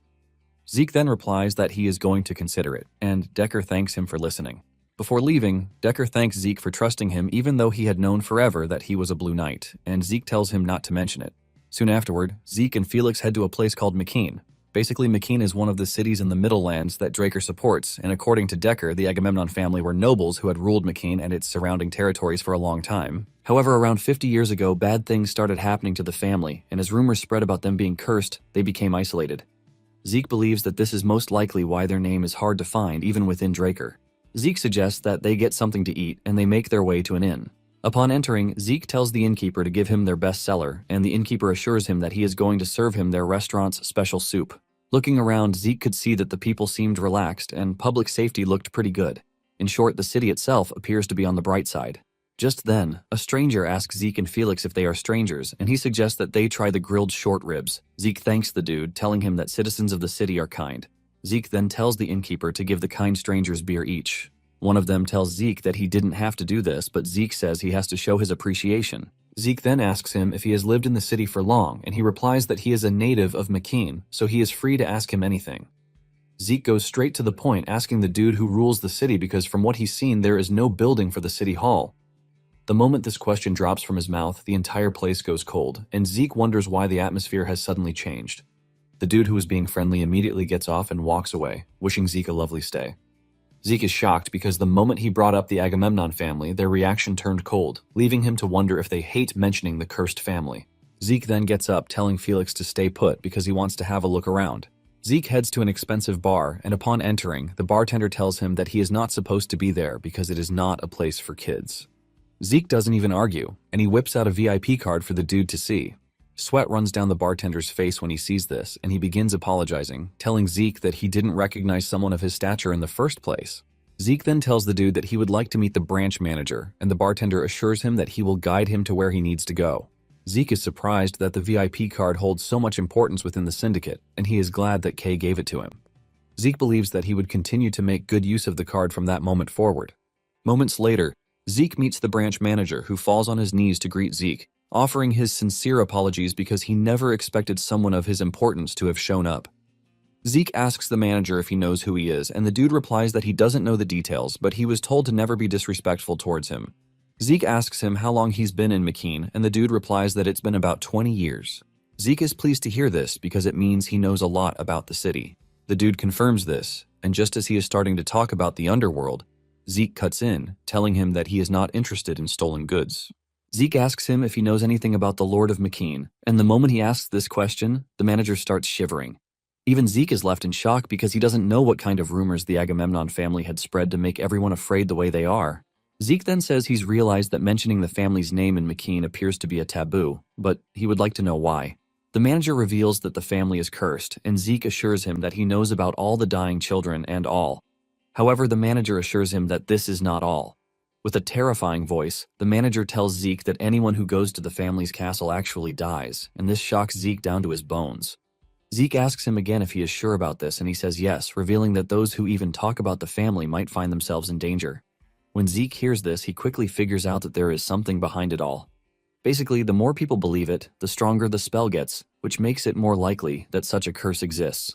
Zeke asks the manager if there's been a report of someone dying after visiting the castle, and the manager says yes. He reveals that, years ago, there was a famous story about those who visited the castle, and they all died. This is why Mekine citizens don't even go near the castle. The moment Zeke hears this, he immediately figures out that this is a curse that the Agamemnon family made on purpose. Soon afterward, Zeke and Felix arrive at the entrance of the castle, and they are hit with an ominous vibe that forces Felix to ask Zeke if he truly has the intention of investigating the castle. Felix suggests that they turn back, but Zeke cuts him short as he screams out his name to demand an audience with the family. Suddenly, the dark door opens, and a scary old maid appears from behind the door, welcoming Zeke. Zeke tells her that he would like to meet the patriarch of the Agamemnon family, and the maid laughs evilly, telling Zeke that he's come to the right place. With a weird smile on her face, she tells Zeke to follow her. As they walk through the castle, Zeke can see just how old the castle is, which means it's been around for about 1,000 years already. Moments later, they arrive at the waiting room, and Felix almost shits his pants when he sees the elders sitting at the table. Felix screams out that they are ghosts, but Zeke smacks him on the head, telling him to keep quiet. From how everything is, Zeke could see that the man in the middle is the patriarch. Zeke then walks up to the table, greeting the masters and elders of the Agamemnon family before revealing that he is there to request that they sponsor him as the direct bloodline of the Agamemnon family. The patriarch then stands up, walks to the wall, and starts staring at the portraits on the wall. Zeke then tells Felix to shine his light over the wall to see the paintings clearly. Felix does this, and what he sees shocks him to his bones. Zeke realizes that the patriarch is staring at two paintings. One shows countless people coughing up blood while dying, and the second one shows corpses being thrown into a lake. Just then, the patriarch speaks up, screaming out some sort of gibberish, telling Zeke that the symbol of the family doesn't exist and he will be cursed. He adds that he has no right to succession too. Zeke immediately clocks into this, asking the patriarch if he is saying the right to become the heir vanished because the symbol disappeared. Felix is left in shock because he can't fathom how his master came to this conclusion. Zeke takes a moment to think about it, and he realizes that the clues revolve around the symbol of the family and a lake. Zeke then asks the maid if the symbol of the family sank below the lake, but she could only answer like a dumb person. Zeke figures out that this means yes, and he tells the maid to guide him to the lake. Upon arriving at the lake, Felix screams out in shock again, saying he's never seen a lake that is this big before. To make it worse, it is murky, and this means the symbol would be hard to find. Zeke remembers that in the painting, there was someone who dove into the lake holding something, and since this is the only clue he has to work on it. Zeke then purchases whale's breath from the store because he plans to head into the lake himself. The whale's breath is an item that allows one to breathe underwater, and he wastes no time drinking the potion. After downing the potion, Zeke tells Felix to stay put because he has to enter the lake, and it might be a while. Before Felix can even protest this decision, Zeke has dived into the murky lake. The moment he enters the lake, Zeke finds a huge number of skeleton graves underneath, and he realizes that what was in the painting might have actually happened. Just then, he spots a golden mask, and on the golden mask sits a crest that is similar to the Holy Kingdom's insignia. Suddenly, Zeke senses a strange energy in the water, and just when he turns around, he finds a scary and angry dragon heading towards him.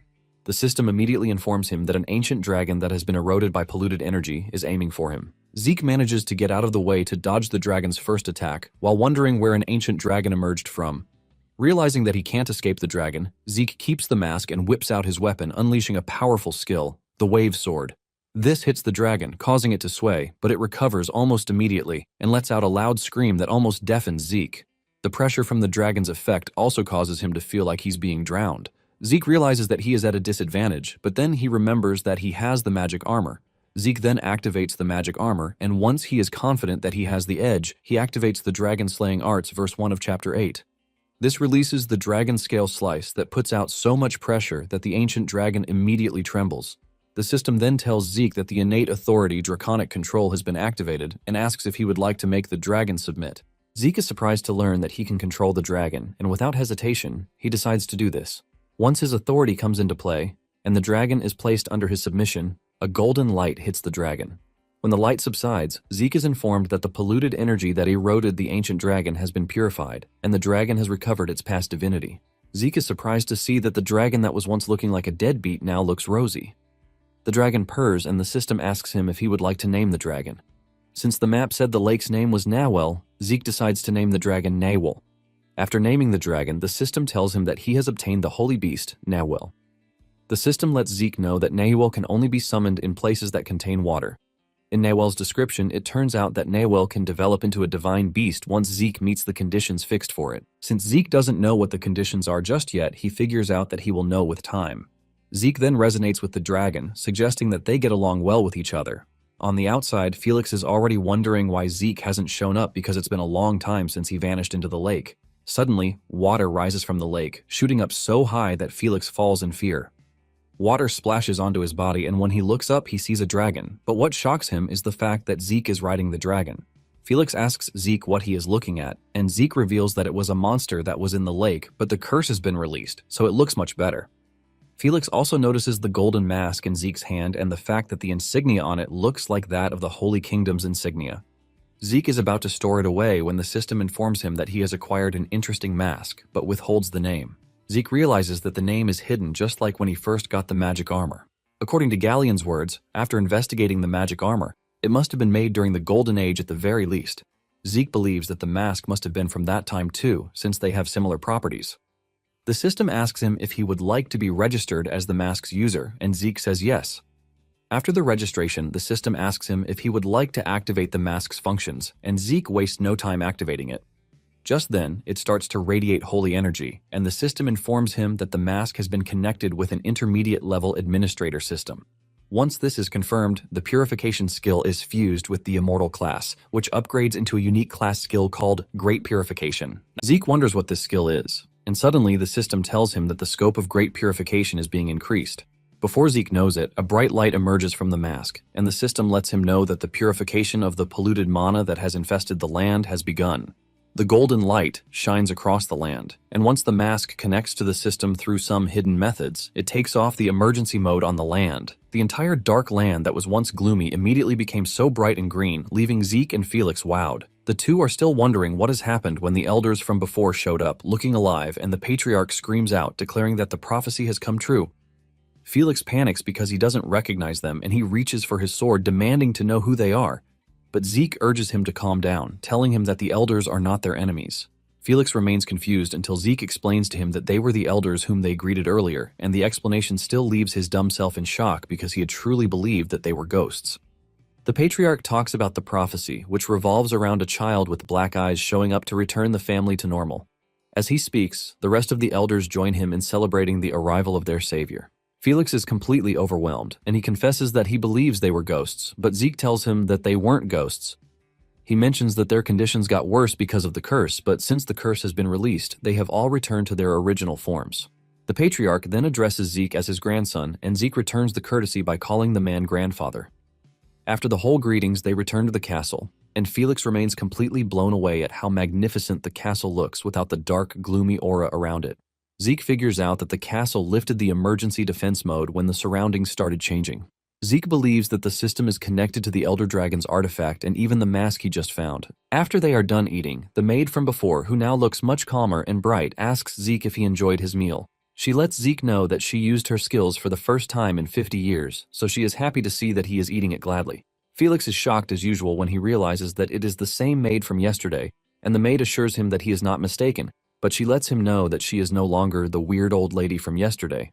The patriarch mentions that sunlight was taken away from them because of the curse, so they couldn't eat good food. Thanks to this, they got sicker over time, and in the end, they couldn't even talk properly again. Zeke then tells the old man that he has something to show him, and he brings out the golden mask that he found at the bottom of the lake. The old man recognizes the mask, revealing that it is Agamemnon's golden mask, and he is glad that the family's symbol has returned. Zeke asks him if he can know the story behind the mask, and the old man agrees to this, since Zeke has proven himself. He starts by revealing that the whole thing started around 50 years ago when a strange illness spread across Makine. At that time, the family did their best to contain the illness within the city. The adults of the family quarantined those who were affected and took the rest of the citizens into the castle with thorough preparations. Even with all of these, the disease still spread with incredible contagion speed and could not be prevented. It turns out that after a high fever, red spots would start to appear and most infected persons would begin to vomit blood and die within 3 days. When Zeke hears the description, he starts wondering if this isn't the rose disease too. Even though the timing of the deaths is different, the symptoms are similar. The old man continues, revealing that the real issue starts after sunset. For some weird reason, those who died from the disease rose again and started attacking people. Zeke is shocked to hear that they became zombies, but the old man lets him know that they were different from the zombies that black mages led. To make it worse, anyone they bit would also lose their senses and start attacking other people too. The only explanation they could come up with is that a curse had befallen Makine because it was so strange and dreadful for many to understand. After this, they fortified the castle and waited for the disease and people to settle down. However, without a definite solution at hand, the corpses only continued to grow. The old man then tells Zeke that the mask he is holding was passed down from the family's oldest ancestor. Zeke asks him if he knows who made the mask, and the old man says no, revealing that most of the records from before the Golden Age have already disappeared. Zeke is disappointed to hear this because he was trying to figure out its connection with the armor. The old man then reveals that the castle and the golden mask were the symbols of the Agamemnon family. Thanks to the holy power within, the dead could not come that far, but surviving within the castle also has its limits. After a long deliberation, the patriarch at the time came to a decision. The decision was that the adults of the family, including the patriarch, would voluntarily become bait in order to sink the dead in the holy lake and purify the corrupt. However, a problem occurred because the corrupted energy contaminated the holy lake, and even the guardian god of the lake became a monster. Zeke realizes that it was because of this that Nawel, the holy beast, became a monster. The patriarch reveals that the decision was made to try to help the city and the people, but it ended up creating another problem. Zeke then realizes that they were the ones who spread the rumor about the curse to protect the citizens. The patriarch confirms this, saying they did this because the remaining corrupt power's influence could lead to the disease outbreak again. Zeke then asks him if the curse about the children dying is related to the corrupt power as well. The old man replies that he believes so, since weak children are most vulnerable. Zeke then lets his grandfather know that he would like to know about his mother. The old man is surprised to learn that Arthur didn't tell him about his mother, and Zeke says he didn't even know her name because everyone in the Draker household avoids talking about her. The old man groans in frustration, regretting his decision to allow his daughter Laura to marry Arthur. The moment he says this, Zeke immediately figures out that his mother's name is Laura. Zeke then continues by saying he heard that the Agamemnon family once had more power than anyone in the Blood Alliance. The old man confirms that the Draker family used to be allied with Agamemnon, and this shocks Zeke. Zeke's grandfather reveals that during the time of the Holy Empire, Draker was merely a knight family from the countryside. In fact, without the Agamemnon family, the Draker family wouldn't have been able to enter the central continent. However, they used the fact that Mycenae collapsed due to the disease to swallow the other families and increase their size to become the Draker they are today. Zeke is not surprised by this because he knows fully well what the Draker family can do. Zeke then asks his grandfather why his mother chose to marry Arthur even though she knew the risk attached. The old man admits that he doesn't know because his mother has always been a mystery ever since she overcame the corrupt power to be born. This is when it dawns on Zeke that he is supposed to ask how Laura managed to become the sole survivor, and the old man reveals that there is a singular reason for this. Zeke's grandfather then shocks him by revealing that his mother belonged to the healer class, and a wave of shock runs down Zeke's body as he never expected his mother to be a healer. Talking about classes, those who are talented in swordsmanship go down the path of a swordsman, and those talented in archery go down the path of an archer, while those talented in spearmanship go down the path of a spearman, which is basically the whole essence of a class. However, Zeke's mother, Laura, was of the healer class, which allowed her to overcome unclean powers. Zeke's grandfather then tells him that in the old times, class was according to one's abilities, but during the age of the knights, they divided them into swordsman and mage, making the word class in itself lose its meaning. Basically, most Drakers began as a swordsman class, and Zeke finally understands why he suffered in his previous life. Zeke then asks his grandfather if his father knew that his mother was a healer, and he says yes. When Zeke hears this, he figures out that his father most likely knows that he has other abilities other than the sword, but can't wrap his head around why he would expel him from the family in his previous life. The old man mentions that there are not a lot of healers in the Agamemnon family, and they are typically rare, so the patriarch position went to those with healing abilities. However, Zeke's mother left before she was of legal age, and she headed to the Holy Kingdom, saying she was leaving to save the family. Zeke wonders if his mother tried to learn about the healer class from the Holy Kingdom in order to find a way to purify the miasma consuming the family.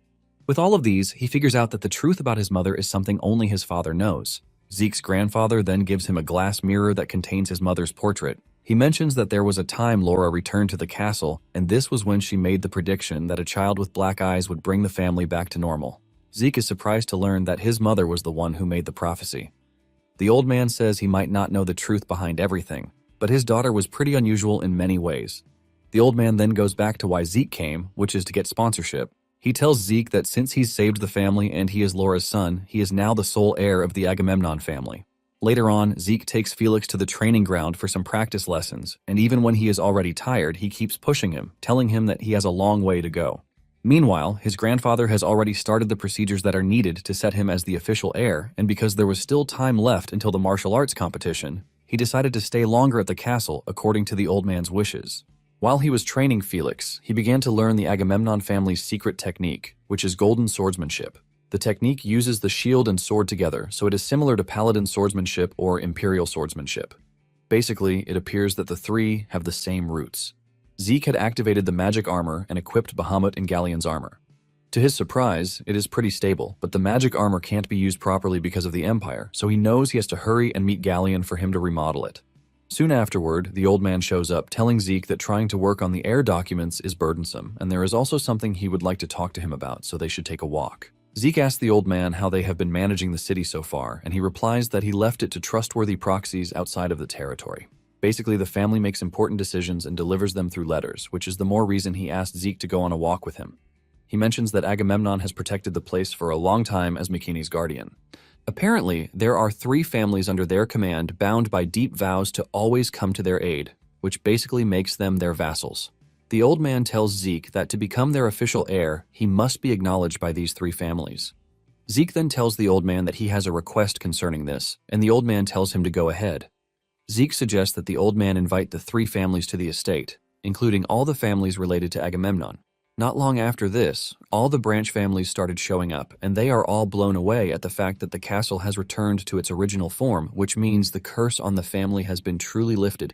The patriarch shows up to welcome them, and he offers his sincerest thanks to them all.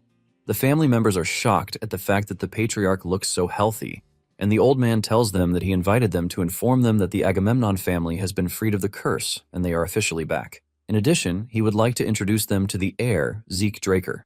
The moment Zeke steps out, they are all left in awe because they have heard of him, since he is the youngest Blue Knight on the continent and also the genius who graduated from Valhalla faster than any other person. One of the family heads, Arnold Achilles, then offers to speak, and Zeke's grandfather, Rufus, grants him the request.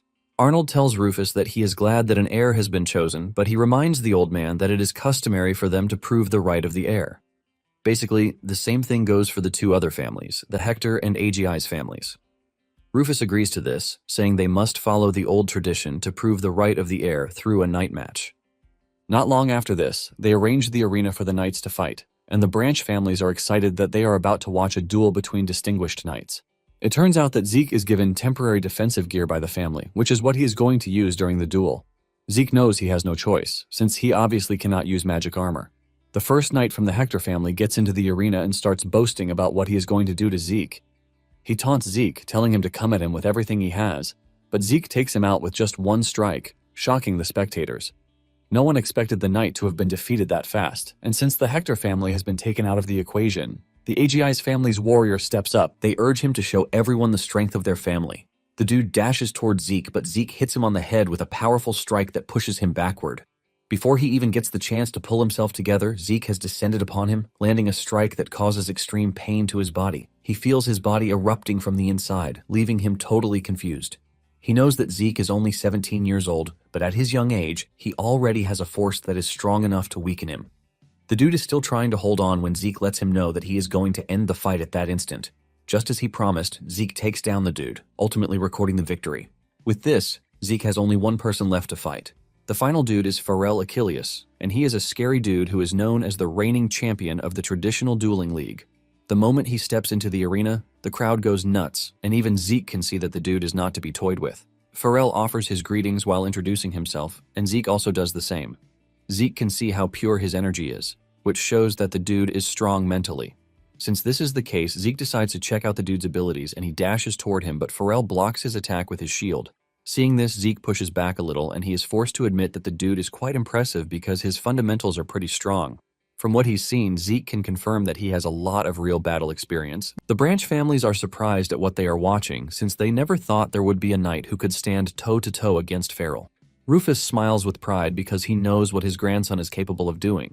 As the fight continues inside the arena with their swords clashing, Rufus is convinced that Zeke will be able to convince everyone that he is the true heir of the family. At the same time, Pharrell is already sweating really hard, and he realizes that the rumors about Zeke being an insane monster are actually true.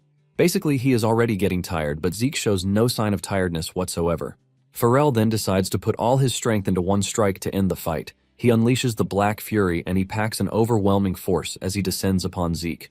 Realizing that Pharrell has stopped holding back, Zeke decides to try out the swordsmanship he just learned from the Agamemnon family, the Golden Swordsmanship, Ultimate Counter-Strike. A bright golden light shines around him as he charges toward Pharrell.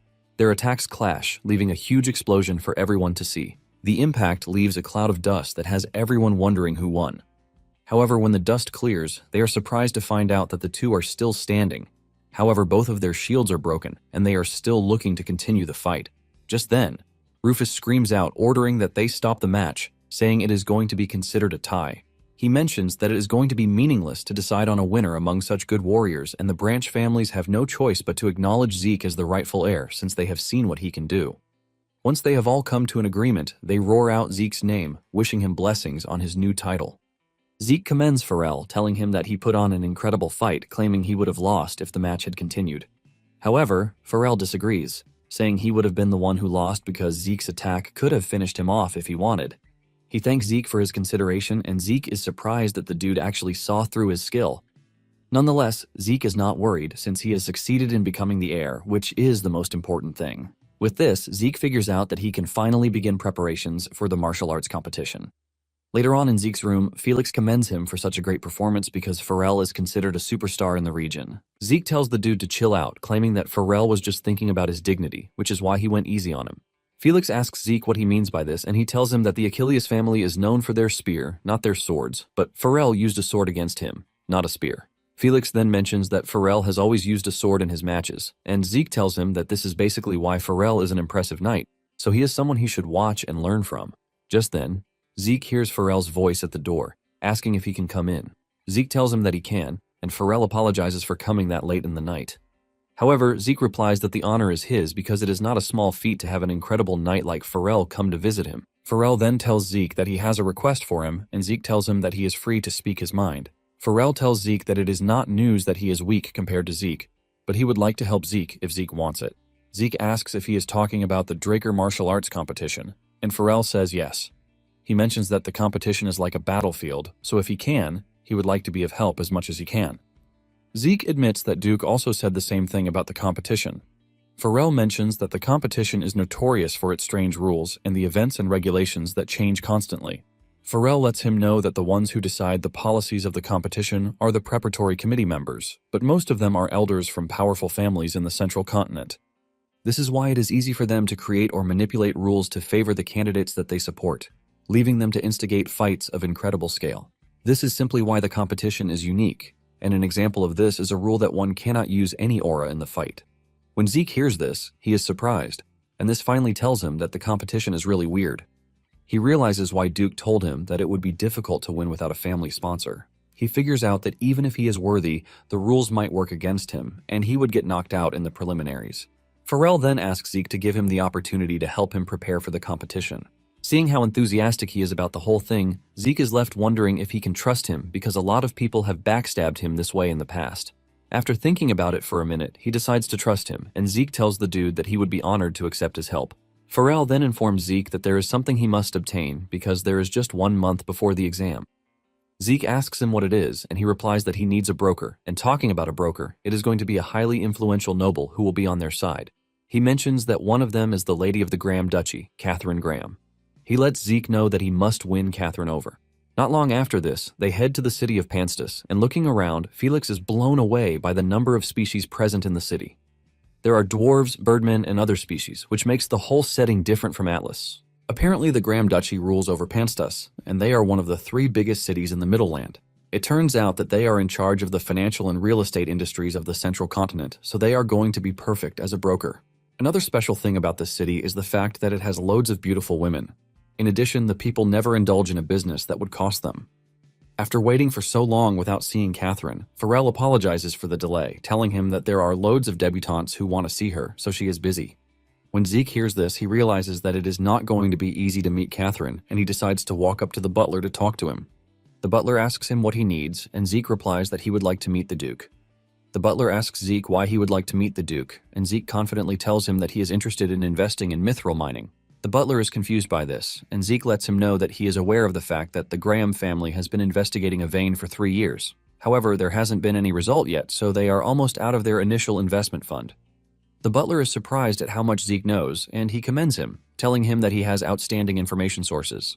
The butler then asks Zeke how much he plans to invest, and before he can talk about how they don't accept low investment funds, Zeke presents him with a check, asking him if the money is enough.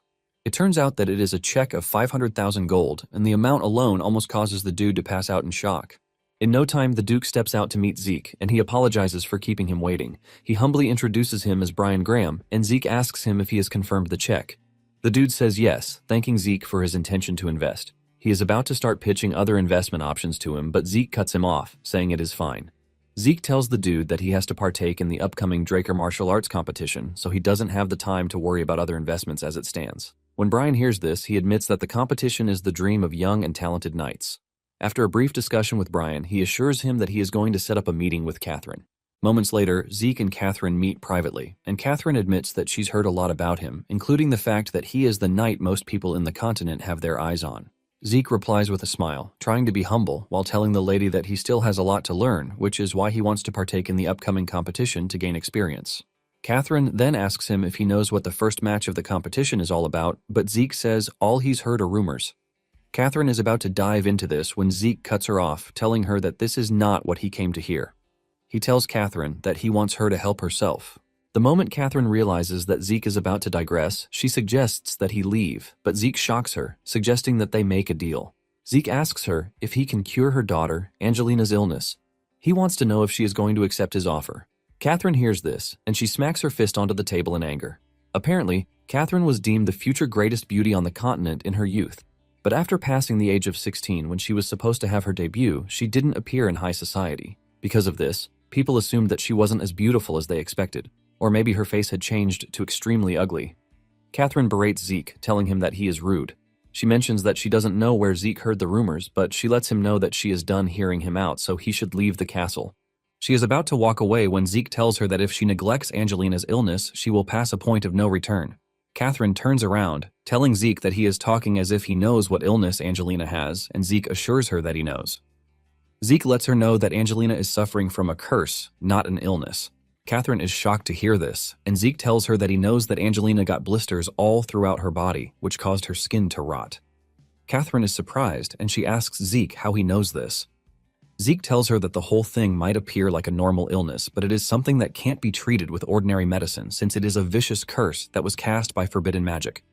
Zeke then asks her if she has ever heard of the Agamemnon family's curse, and Catherine says yes. She mentions that she is aware of the fact that it recently got dispelled, and suddenly it dawns on her that Zeke becoming the heir might be connected. Zeke tells the lady that he was able to resolve the curse.